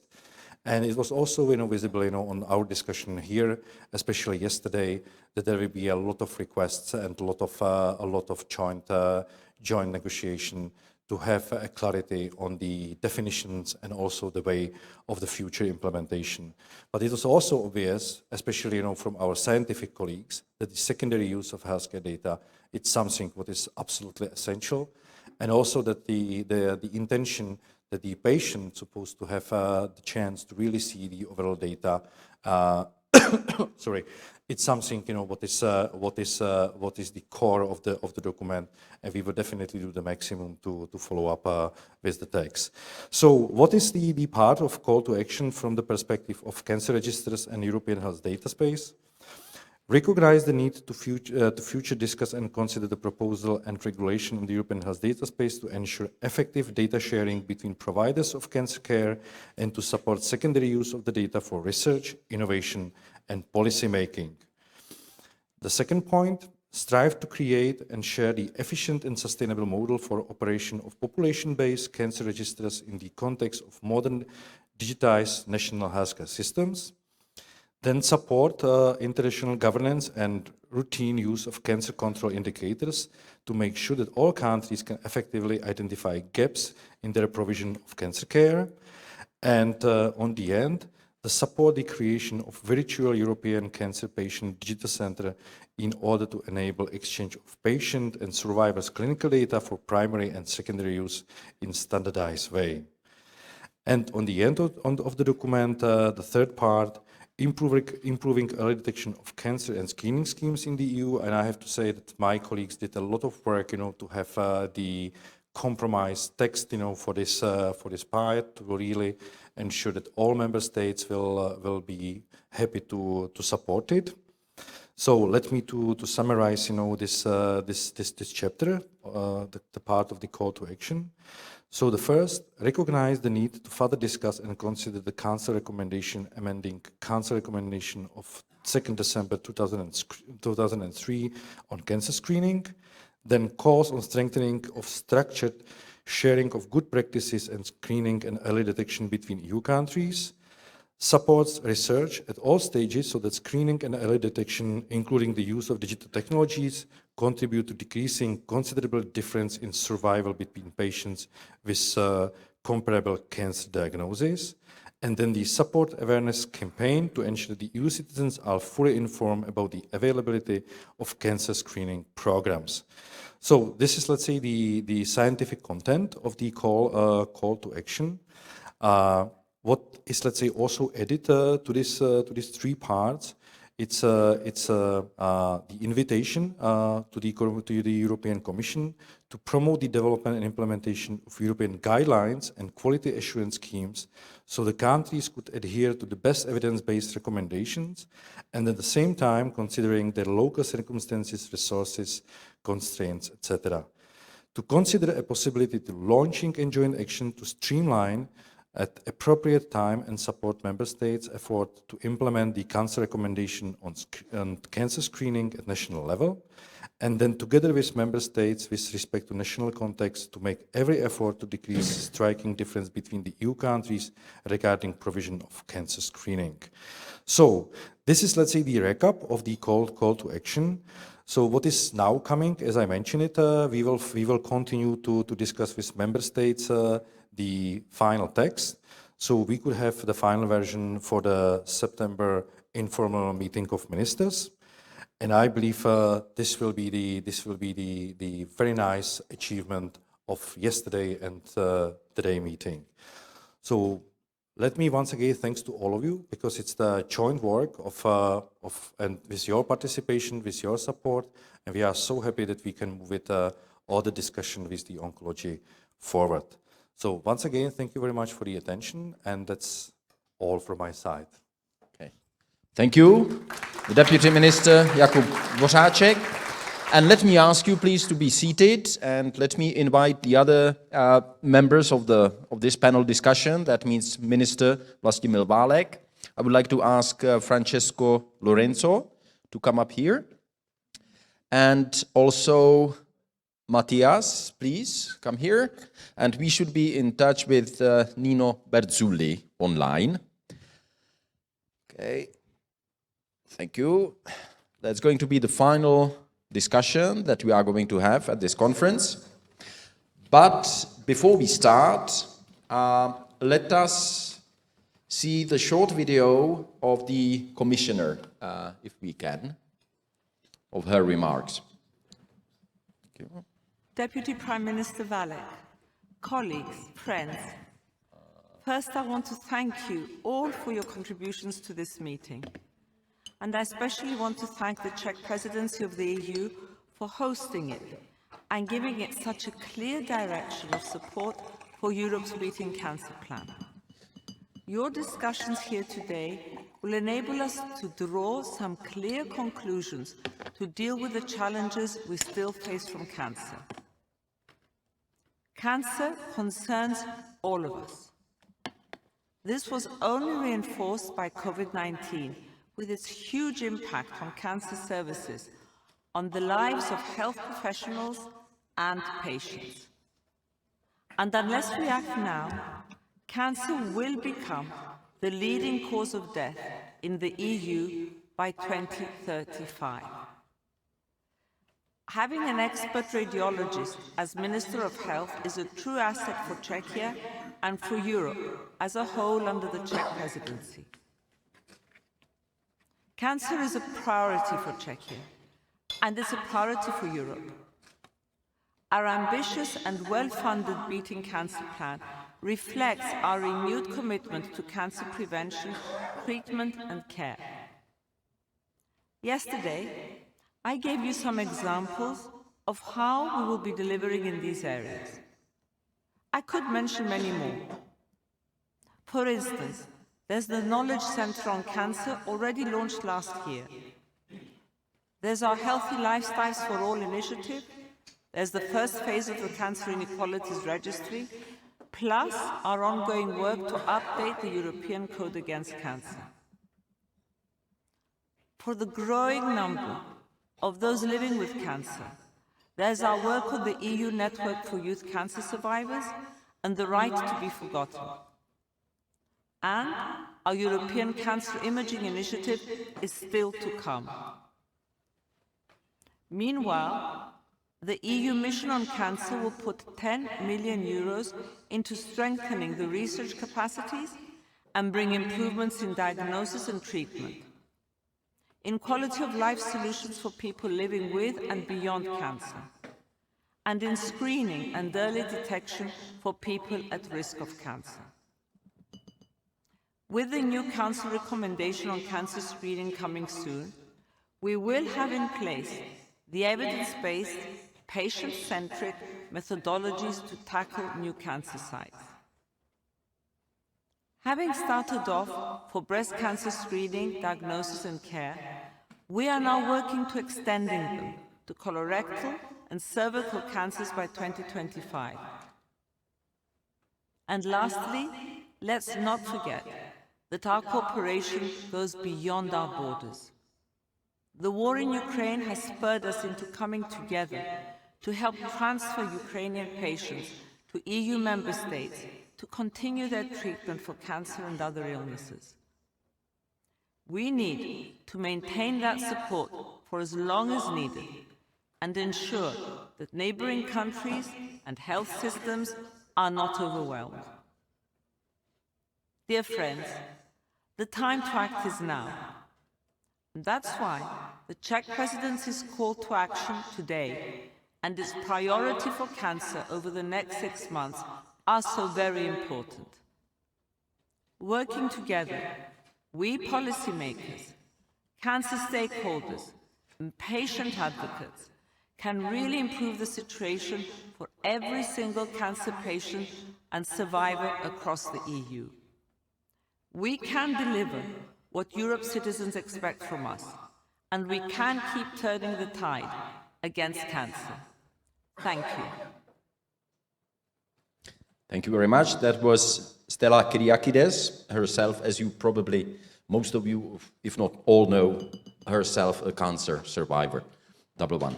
Ladies and gentlemen, as Deputy Minister Jakub Dvořáček told us a few minutes ago, we should have a document, call to action, agreed upon later on this year. I would like to ask probably first Nino Lorenzo from the World Health Organization.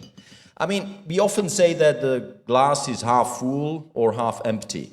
From your point of view, the Czech Republic came up with this initiative, there's going to be a document. Is that a glass a little fuller, or would you like to see more, or is it more than you expected? Thank you. Thank you very much for this question. And of course, first of all, I really would like to congratulate the Czech Republic, the minister and under the Czech EU presidency for putting forward this very important meeting. And as I already mentioned, the fascinating discussion of the expert community, the member states, the patient organizations. This is really the big way forward.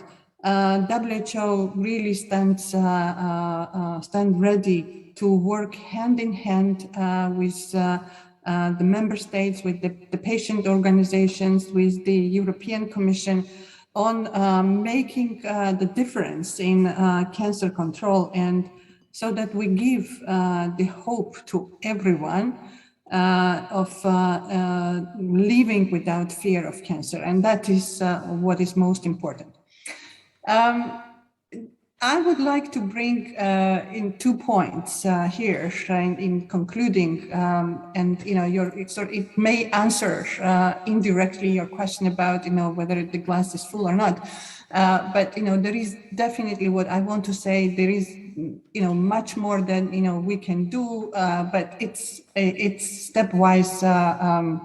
stepwise process. First, the focus on prevention, which we know that it is very important area in cancer control. And we know that the 40% of cancers are preventable with smoking, obesity, and the alcohol consumption being the 3 most important modifiable causes of cancer that is related to the lifestyle. So we should not forget about the prevention. We know that the obesity, for example, is a direct risk factor for certain cancer, and it is associated with the poorer outcomes among patients with the cancer. But if we look at the WHO European region, which comprises of the 53 member states, none of the 53 countries are on track to meet the non-communicable diseases target of halting the rise of obesity by 2025. But we have the tools to address this complex issue of the obesity. And these are the fiscal interventions, such as greater taxation on the sugar-sweetened beverages, restricting the marketing of unhealthy food to children. And in the digital environment, it becomes extremely difficult and complex to address this issue. We know that the drinking alcohol also causes at least 7 types of the cancer. And there is no safe level of alcohol consumption for cancer. And it has been demonstrated by the recent compilation of evidence we published together with the International Agency for Research on Cancer. But at the same time, the WHO European region is the region with the highest level of alcohol consumption in the world. And alcohol attributable cancer is a major health concern. So we need here proactive policies, and we know what works. We know what are the best buys, increasing the alcohol taxes, restricting accessibility of alcohol, pricing aspects, and awareness, of course, of the population. And when we speak about the lung cancer, and we had a discussion today about this at length, we need to put an end to tobacco use, increasing taxation on tobacco, increasing efforts on awareness, and increasing the knowledge in the population is actually the best method to reduce the lung cancer mortality. So there was a discussion also about the HPV vaccine. We have great opportunity to eliminate cervical cancer. And this region can become the first region in the world which will eliminate the cervical cancer. But we need to make sure that every member states include the HPV vaccination in their national immunization plan. We have 24 out of 27 countries in the EU that have included the HPV vaccination in their routine immunization programs. We definitely can get to 100%, but this is not enough. We are still lacking the coverage that we need for cervical cancer elimination, and addressing the vaccine hesitancy, increasing vaccine uptake. So this also, of course, will require a major investment.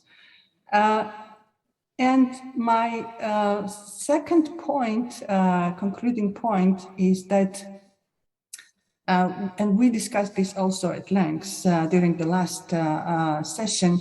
We have modern technology, advanced medicines for treatment of cancer, but early detection is still our best investment. But for this to be successful, it needs to be really of high quality. So all in all, I'm very happy to hear that the discussion focused on investing in boosting the organized screening programs, and for which we have the solid evidence, and the new screening organization procedures that need to be put in place.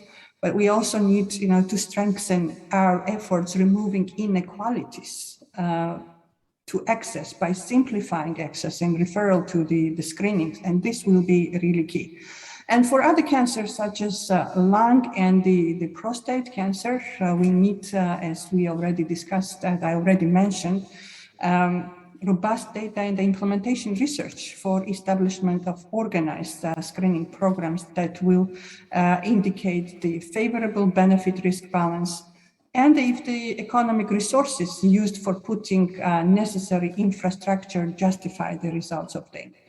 So definitely we need to move forwards towards more personalized approaches through improved risk stratification, more comprehensive health assessment, new technologies, less invasive technologies, which will be more acceptable for patients. But to deliver those population-based screening and the organized personal risk-based screening programs, we need competent and trained health workforce, and especially the primary healthcare workforce. And I want to emphasize the importance of the primary healthcare as a game changer in early detection. So I'll stop here, but definitely we must not rest. There is plenty room of improvement and for innovations, and let's work together towards the common legacy in the European region. Thank you very much for that reaction of the first reaction of the World Health Organization. Now, let's take a different point or angle of view. What about the patients? European Cancer Patient Coalition. Mr. De Lorenzo, what do you think about this document? What's your first reaction? First of all, I like to say that we enjoyed very much being here, and we appreciate very much to be invited, not only formally, but also we were asked to give our contribution to the final version of the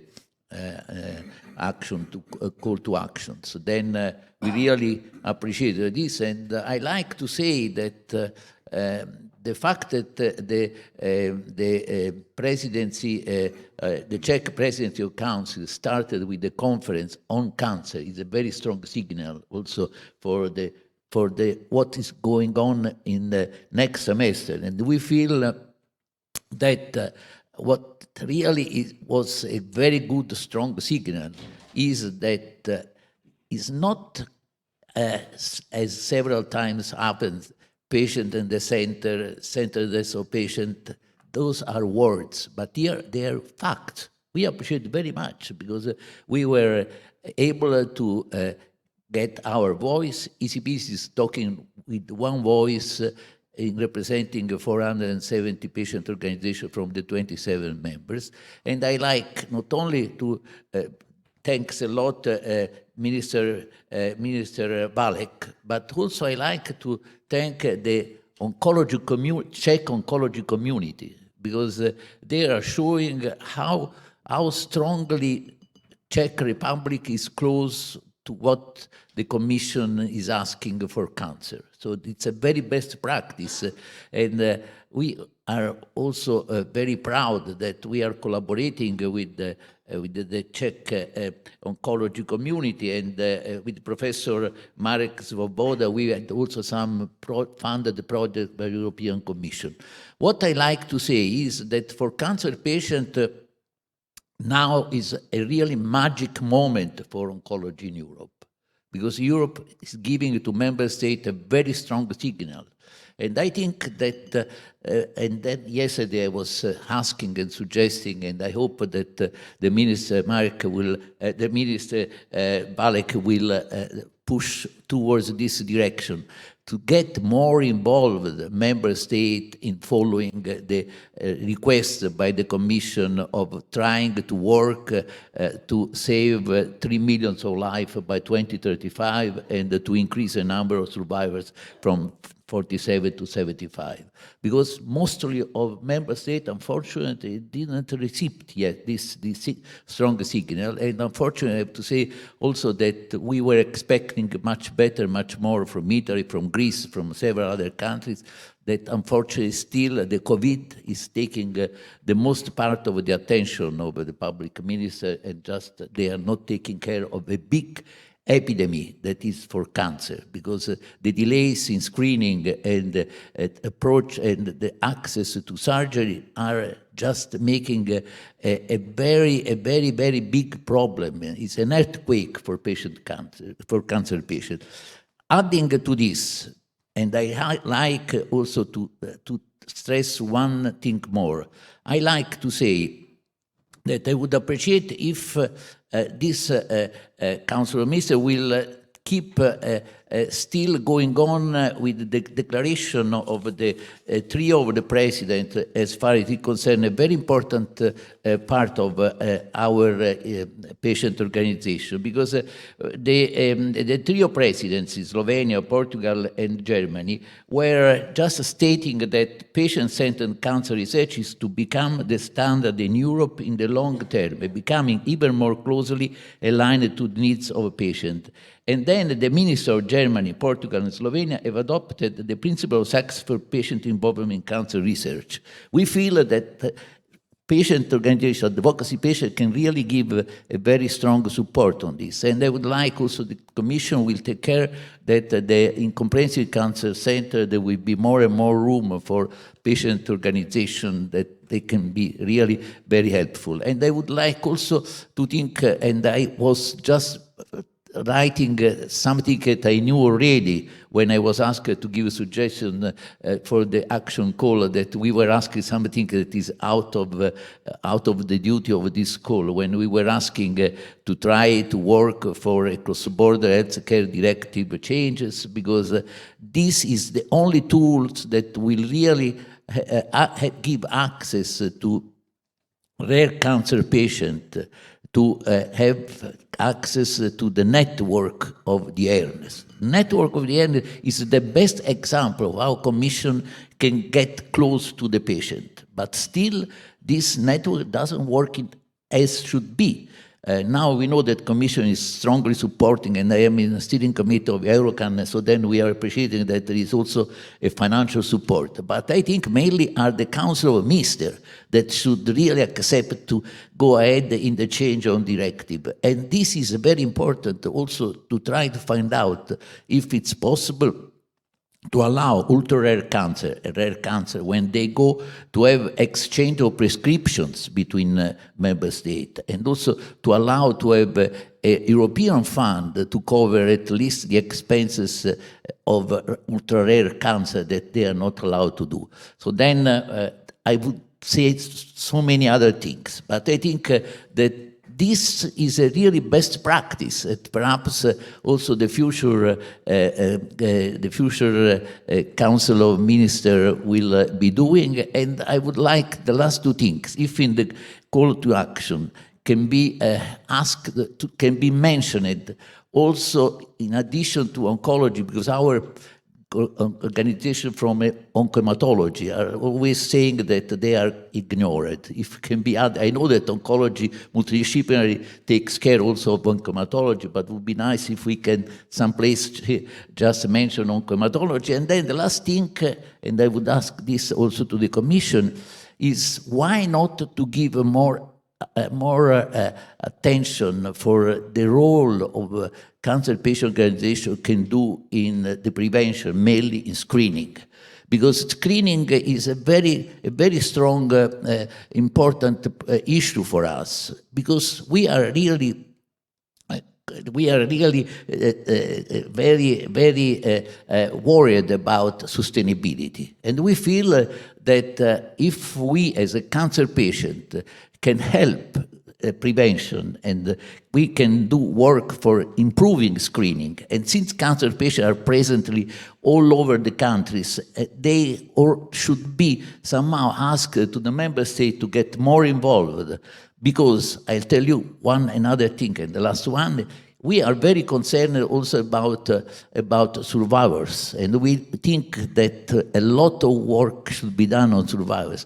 I would like also that in the future, in addition to say that we have 2.7 each year new cancer, and then we have 1,000,027, we should say that we have more than 10 million cured people in Europe, and very little has been done. The majority of this, because there are no rehabilitation in the countries, they are living on pension, inability, and disability. We need to get these people back to work.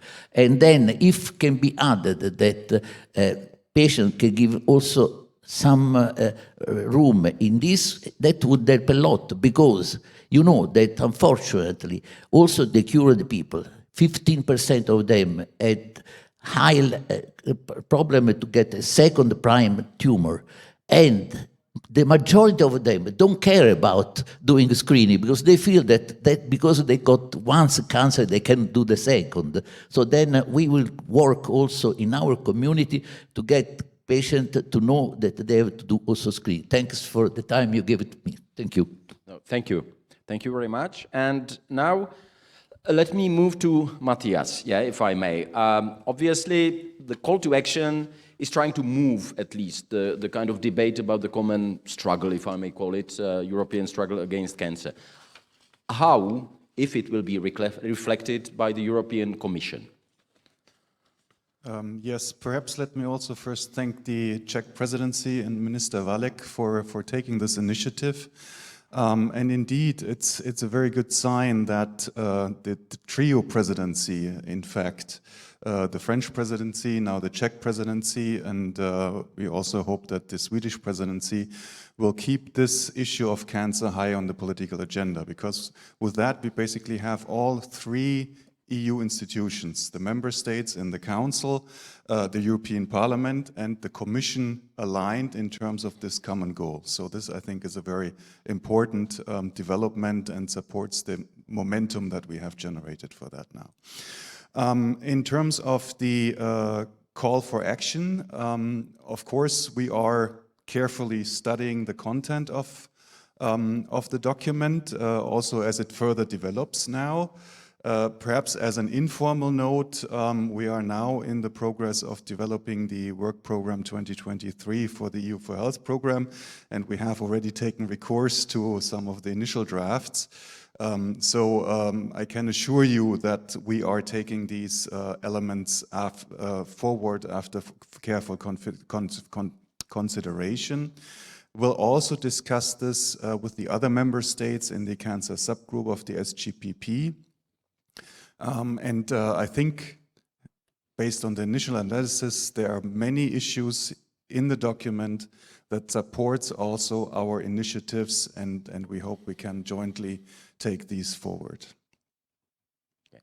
Thank you. And before I give some space also for you to ask a question, let me ask Minister, let me use the opportunity that we have the representative of one of the member states. Minister, if you could try to explain what particular steps or actions can be taken at member states in order to establish CCIs, as we talked about it yesterday, and support the joint efforts of the creation of EU network of CCIs, if you may. Thank you for this question. I mean, it's necessary to have a dream. And the dream is clear, to have better care concerning oncologic patients, to have standardization of the care in all European countries. 15 years ago, approximately, had such a dream Professor Vodlíček, past president of Czech Oncology Society. And now we have a network of comprehensive cancer centers in Czech Republic. The process is still ongoing. We have 2 national centers, and these centers will be part of these European comprehensive cancer centers. I believe such a dream is necessary also for Europe. I am very happy that I am here and that Europe has and have such a dream. So it's necessary to build in each European country, even smallest, some comprehensive cancer center. It's necessary to compare quality of care between the centers. It's necessary to cooperate between such centers, because same availability and same quality of care, it's also extremely important. So, and this process is long-term process, ongoing long-term process. But we started this process a couple of years ago, and now we continue this process. So this is my suggestion, to have a dream, we have a dream, and to step by step build comprehensive cancer centers in each European country, together with, to put these centers to one network in Europe, to cooperate between the centers, to have same standard, to have same availability, and to have better care and better cooperation with patients' organization. So dream is here, and I expect the best future. Okay, thank you very much, Mr. Now, we are really coming closer to the conclusion of this conference. So I would like to give you the opportunity, if you have any questions or comments. Anyone? Okay. If not, no, don't worry. Maybe I'll have a question for all of you. What should be the first steps to fight inequalities in cancer control between and within member states? I understand this is a very complex question, but what should be the first steps that we can take both on the national level and on the EU level to fight the inequality when it comes to access to care concerning cancer? Who wants to start? Well, maybe as a patient. Okay. First of all, I would like to think about, when we're talking about inequalities, to think about also about social inequalities. And because we feel that social part is really a very important part of the cancer pathways. And the most important thing is to consider that social disparities are impacting tremendously also on the treatment. We know that also in Europe, also in those countries, like, for example, Italy, that we are giving everything to patients, we found out that there are really financial toxicity. And we were explaining this mainly because in the last part of life, patients don't have enough support for social support. So this, when we talk about inequalities, we should think both things. And then there are a lot of things for inequalities for access to screening.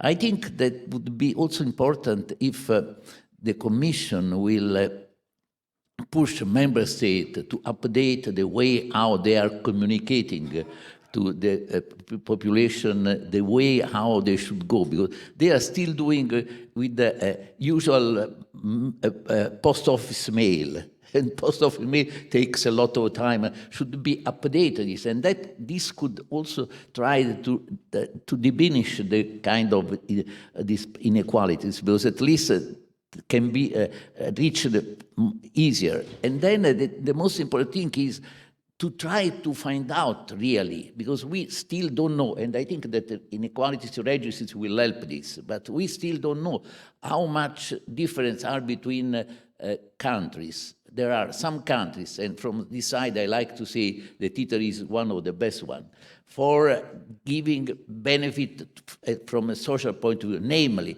cancer patients want to work also during their treatment. And very few countries give now the opportunities to work. I think that Italy was the best country that just 8 or 10 years ago started to say that cancer patients during the treatment are allowed to go from full-time to part-time job reversible. Then the other thing that was also done, that is important, that at European level must be taken into consideration, recognition of transitory disability during chemotherapy, because that is also a very important thing. So all these things should be, the Commission should try to really work out. We're talking also with the Commission, because at CZPRES we had the opportunity to talk about what should have been done in the European Cancer Plan before the Cancer Plan was, and we were mentioning this specific thing. Social disparities are one of the most important things. Then there are obviously difficult to disparities. And the most important problem that we have disparities in several countries to have for cancer patients access to innovative medicine. We did our support we did when we started to think that the best would have been to have a kind of giving to new pharma a value at European level. So then we were working to get the start of regulation, and we were just at ETPC to push the European Parliament to do this. Now it would be very important to apply the regulation at European level, to have an European evaluation, so that we have the possibility, all of us or cancer patients, to know that doesn't matter if each single country will give a different value to a pharma, but at least there will be at European level the value of a pharma that can be anyhow used to harmonize, because that should be done, try to harmonize the value of the pharma at all level. And the other thing would be, but this is a dream, to do in China, the pharma company got a very low price, but giving to all patients their one. Then Europe should do the same thing as they did for the vaccine, should do also for cancer. I know that that's impossible because each country, but that would be really the way how to give access to patients, besides the different that are now very high between countries about pricing and reimbursement. Thank you. Thank you. To come back to your initial question, I think an important part is essentially to identify those disparities and inequalities. And you have already mentioned it. We have launched at the beginning of February the Cancer Inequalities Registry, the first phase of the registry, actually the data tool, which indeed takes for the moment existing cancer indicators and compares countries, but also regions. And this is then also taking into account different other dimensions like gender differences, socioeconomic differences. So we're working on that also actually jointly with WHO's IARC to benefit from their research, from their prior research. We are working also with the OECD, and that would be the second phase of the Inequalities Registry to be launched by the end of this year. Country cancer reports, so that we look at the situation in the country in the context of that particular health system. And we are also launching a number of studies, for instance, to look also at the issue of cancer patients, cancer survivors, retention in work, return to work. And of course, these data also then feed into the Inequalities Registry, because as the next step, once you have identified these disparities and inequalities, you need to then look what kind of actions you can take both at the EU and at national level. And this is basically the purpose for the Inequalities Registry, to feed then into EU measures and future national measures that we can take to remedy this. Okay, would World Health Organization like to take up the word right now? Thank you, and very much. And I would like to echo Matthias that it's extremely important to have the data. It's actually the key for addressing the inequalities. And of course, the improving the cancer registries and the quality of the cancer registries is key to understand where we have those inequalities, which segment of the population, so that we are able to bring the evidence and the data for the decision making. And then, of course, understanding the drivers of the inequalities in particular communities, using the behavioral, the cultural insights, which I already mentioned, and a number of speakers also mentioned during the previous sessions, will be key to understand the local context. What are the concrete drivers of and the barriers, for example, accessing the cancer screening or the early diagnosis and the entire cancer care pathway. So using behavioral and the cultural insights to understand the drivers of those inequalities in the local context will be also key to put the measures and put the policies and the plans in place. Thank you. Okay, thank you. Would Deputy Minister or Minister Walek like to say something to that? Perhaps I start and Jakob will continue. So I, I absolutely agree with Francesco. So in Czech exists network of comprehensive cancer center, and I am very proud that we have such a high quality. Nevertheless, there are differences between quality of care between these centers. Still exist differences. There are still areas in Czech Republic where the quality of care is not so high and the availability is not so high. And my responsibility as Minister of Health in Czech Republic to offer each Czech citizen same quality, same availability, same standards. Health is one of the most important things. The problem is that the health strategy is different in each European country, and the European politic is not common concerning health. It started to change 2 years ago when HERA, and it was extremely big success, bought vaccine and start to discuss with big producers. For me, it's absolutely crazy that the discussion concerning milk and chocolate quality and differences concerning quality between countries was extremely burning discussion in European Parliament, even if milk and chocolate in fact is nothing important, such a health. But the discussion concerning availability of rare drugs, clinical studies in European Parliament, which is definitely much more important, like milk and quality, milk and chocolate quality, was not so burning. And during our presidency, I can promise that start to be this discussion a really very burning discussion, because it is much more important to have all drugs, cheap drugs, rare drugs available in each European country for each European citizens. It's very important to have all studies available in each European country in the same time. And it's necessary to start discuss between the most powerful economic, which is European Union, and companies. It is much more easy to, if this discussion is between Europe and companies, like between Czech Republic companies, Estonia companies, Hungary companies. And this is what we want to have as a very important message during our presidency. We are not a small country. We are between these 27 countries, number 9.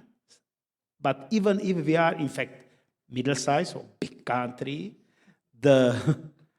not all drugs are available in Czech Republic. Not all clinical studies are available. But the milk quality is same like in Germany, France, and Austria. And this is not so important. Thank you. Deputy Minister, could I actually ask you a question? And it concerns the Czech Republic. There is no secrecy. It's a kind of sub-question, yeah, to the main question. There's no secrecy that we've got socio-economic regions such as Northern Bohemia, Northern Moravia, where people have lower quality of life. I mean, people have a lower expectancy of life, etc. Does that reflect on their accessibility to cancer treatment as well? Of course. Of course, like everything. That's like everything. Mm-hmm. It's, I mean, if you're talking about the prevention, but also the way of life, that's always, very closely connected with the socio-economic situation of the people. So if we have a region where the situation is worse than in others, then of course, it's reflecting also on their education and on the access to the treatment and information and so on. So you're absolutely right. It's and it's something, what was also mentioned in a number of presentations here, the communication. We are talking now. I mean, and again, thank you very much, for this activity of Commission. We are talking, how to communicate together in COVID-19 area, how to find, the joint way, how to approach the citizens to come for vaccination, and this is something, what if we succeed, again, could be easily translated, to the further communication, also towards the prevention in oncology and about the care in oncology and so on. And it's also closely connected, and I'm coming back, to the first part of the question, and what was also addressed by Mr. Minister. It's the success of the Commission and your colleagues, from the HERA recently, just a few weeks ago, not to do just the negotiation in the area of purchasing the new technologies or new vaccines or new pharmaceuticals, but they did not just the negotiation. They bought it for all of us. It's the monkeypox. They bought it. They did the negotiation with the producer. They bought it, and we were just a part of that whole process. And it shows, that we can do it together. So every learning we get, from last 2 years should not be forgotten. We should build on that. We have a lot of opportunities coming very, very closely. We have a new pharmaceutical strategy. We have in pipeline a number of legislative proposals, the regulation for orphan designated products, regulation for pediatric use of pharmaceuticals, and at the end, the general pharmaceutical legislation. So all these documents can be used, as a good carriage to include the better way of access of oncology patient, but not just the oncology patient. It's so closely connected, the rare disease and the oncology. So we are always talking about some specific area, but at the end, it's a joint approach. And those last 2 years really shows that the healthcare, it's not the member state topic. It's the topic, for all EU. So it will change, and we see also the let's say the goals and duties, for the individual DGs are changing, which I feel is right, because it's something what we need to do it together. We will not achieve it the better access by individual member state, even the member state which is not small, as the minister said, Czech Republic, for example, yeah. But we see how the big companies, especially the pharmaceutical, but it's not just the pharmaceutical, it's also the medical devices and the diagnostics, how difficult sometimes is to have the technology at the same time in all countries. And it's not just about the pricing. It's also about the willingness to come to the small state. Yeah. If you take the rare oncology, I mean, if you have like 2 or 3 patients in one state, of course, when they calculate, how much costs the filing of this new technology to get the reimbursement, economically it's not working. So if there is no economy, which normally works, we should have some tools, how to help, to move it forward. We have some pharmaceuticals where the difference between one member state and between the first member state and last member state could be 5 to 7 years. In some member states, never come to the patient. So we have 2 possibilities. We have chance to somehow, change the environment to ensure that those producers are coming to the member states, or we have to ensure that the patients are coming to the technology, to the comprehensive cancer centers and so on.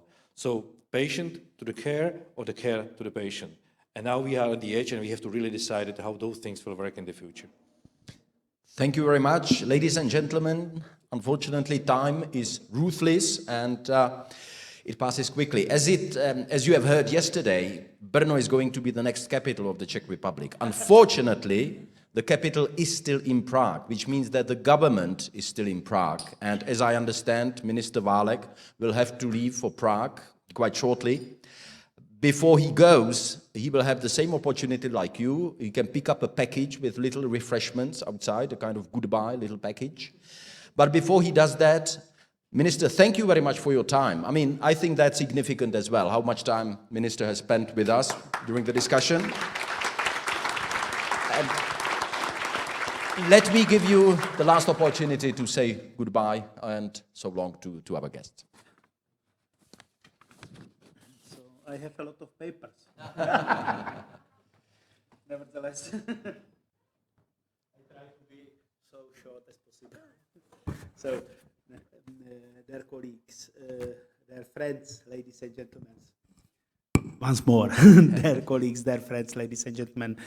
It's my pleasure to make a few closing remarks and thank to all who made this event a reality. And especially, I would like to thank Marek Svoboda, Professor Svoboda, my friend, concerning to inviting such an excellent speaker, such an excellent scientists and also to my team and Jakub to invite such excellent people concerning this discussion. I mean, it was really great 2 days.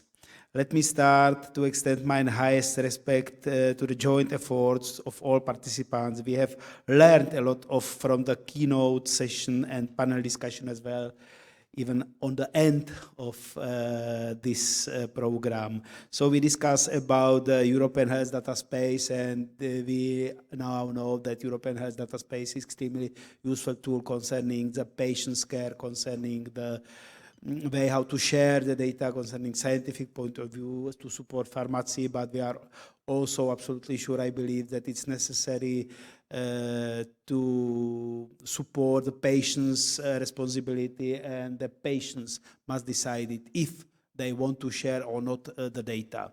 We discuss about comprehensive cancer centers, and comprehensive cancer center is the future of Europe. We need to build in each European country comprehensive cancer center. We need to discuss about national comprehensive cancer center to cooperate between the centers to put all this center in European network and to have same standard, same quality of care, same drug availability, study availability in all Europe. And I mean, this is the perhaps most important issue. Last but not least, we discuss about screening program. They are a very well working screening program. There was a lot of data how useful are screening program from Belgium, from Italy, from different countries. But there are still differences not only between European countries, but also in one country, between north, south, between east, west in the country, concerning screening availability, quality of control, and so on. So there is a lot of work to do that, and it's necessary to discuss about further screening programs like lung carcinoma, prostatic carcinoma, but also to support the best screening program like breast carcinoma screening program, colorectal carcinoma screening program, because this is the future, this is the prevention, this is the best way how to offer top quality life and how to offer the best public health to European population. So today we propose many constructive ideas and suggestions concerning improvement related to these three pillars and to these three issues. Some of the most important conclusions were formulated into the call to attention which was presented in the last block, and I would like to say thank you very much, Jakub, because this conclusion is, I think, excellent, and this is a very important source of information, and expert recommendation will be discussed more at the informal meeting of the Ministry of Health in Prague in September. I will do it with great pleasure, and I will moderate the discussion, and be sure I will be do best what can I do. Before closing, I would like to take this opportunity to thank keynote speakers and all the guests as well. Finally, I would like to thank to the ministry staff, to all ministry members, because it was really hard work. Thank you very much. And the organization, I believe, was excellent. Also, the balloon yesterday evening, which was a surprise for us, was really nice. And I mean, nobody expected such an excellent blue moon like we saw yesterday evening over the next capital of Czech Republic. So, ladies and gentlemen, I thank you once again for your participation and wish you all a safe journey home. Good fly or good walk, good travel home, and thank you once more.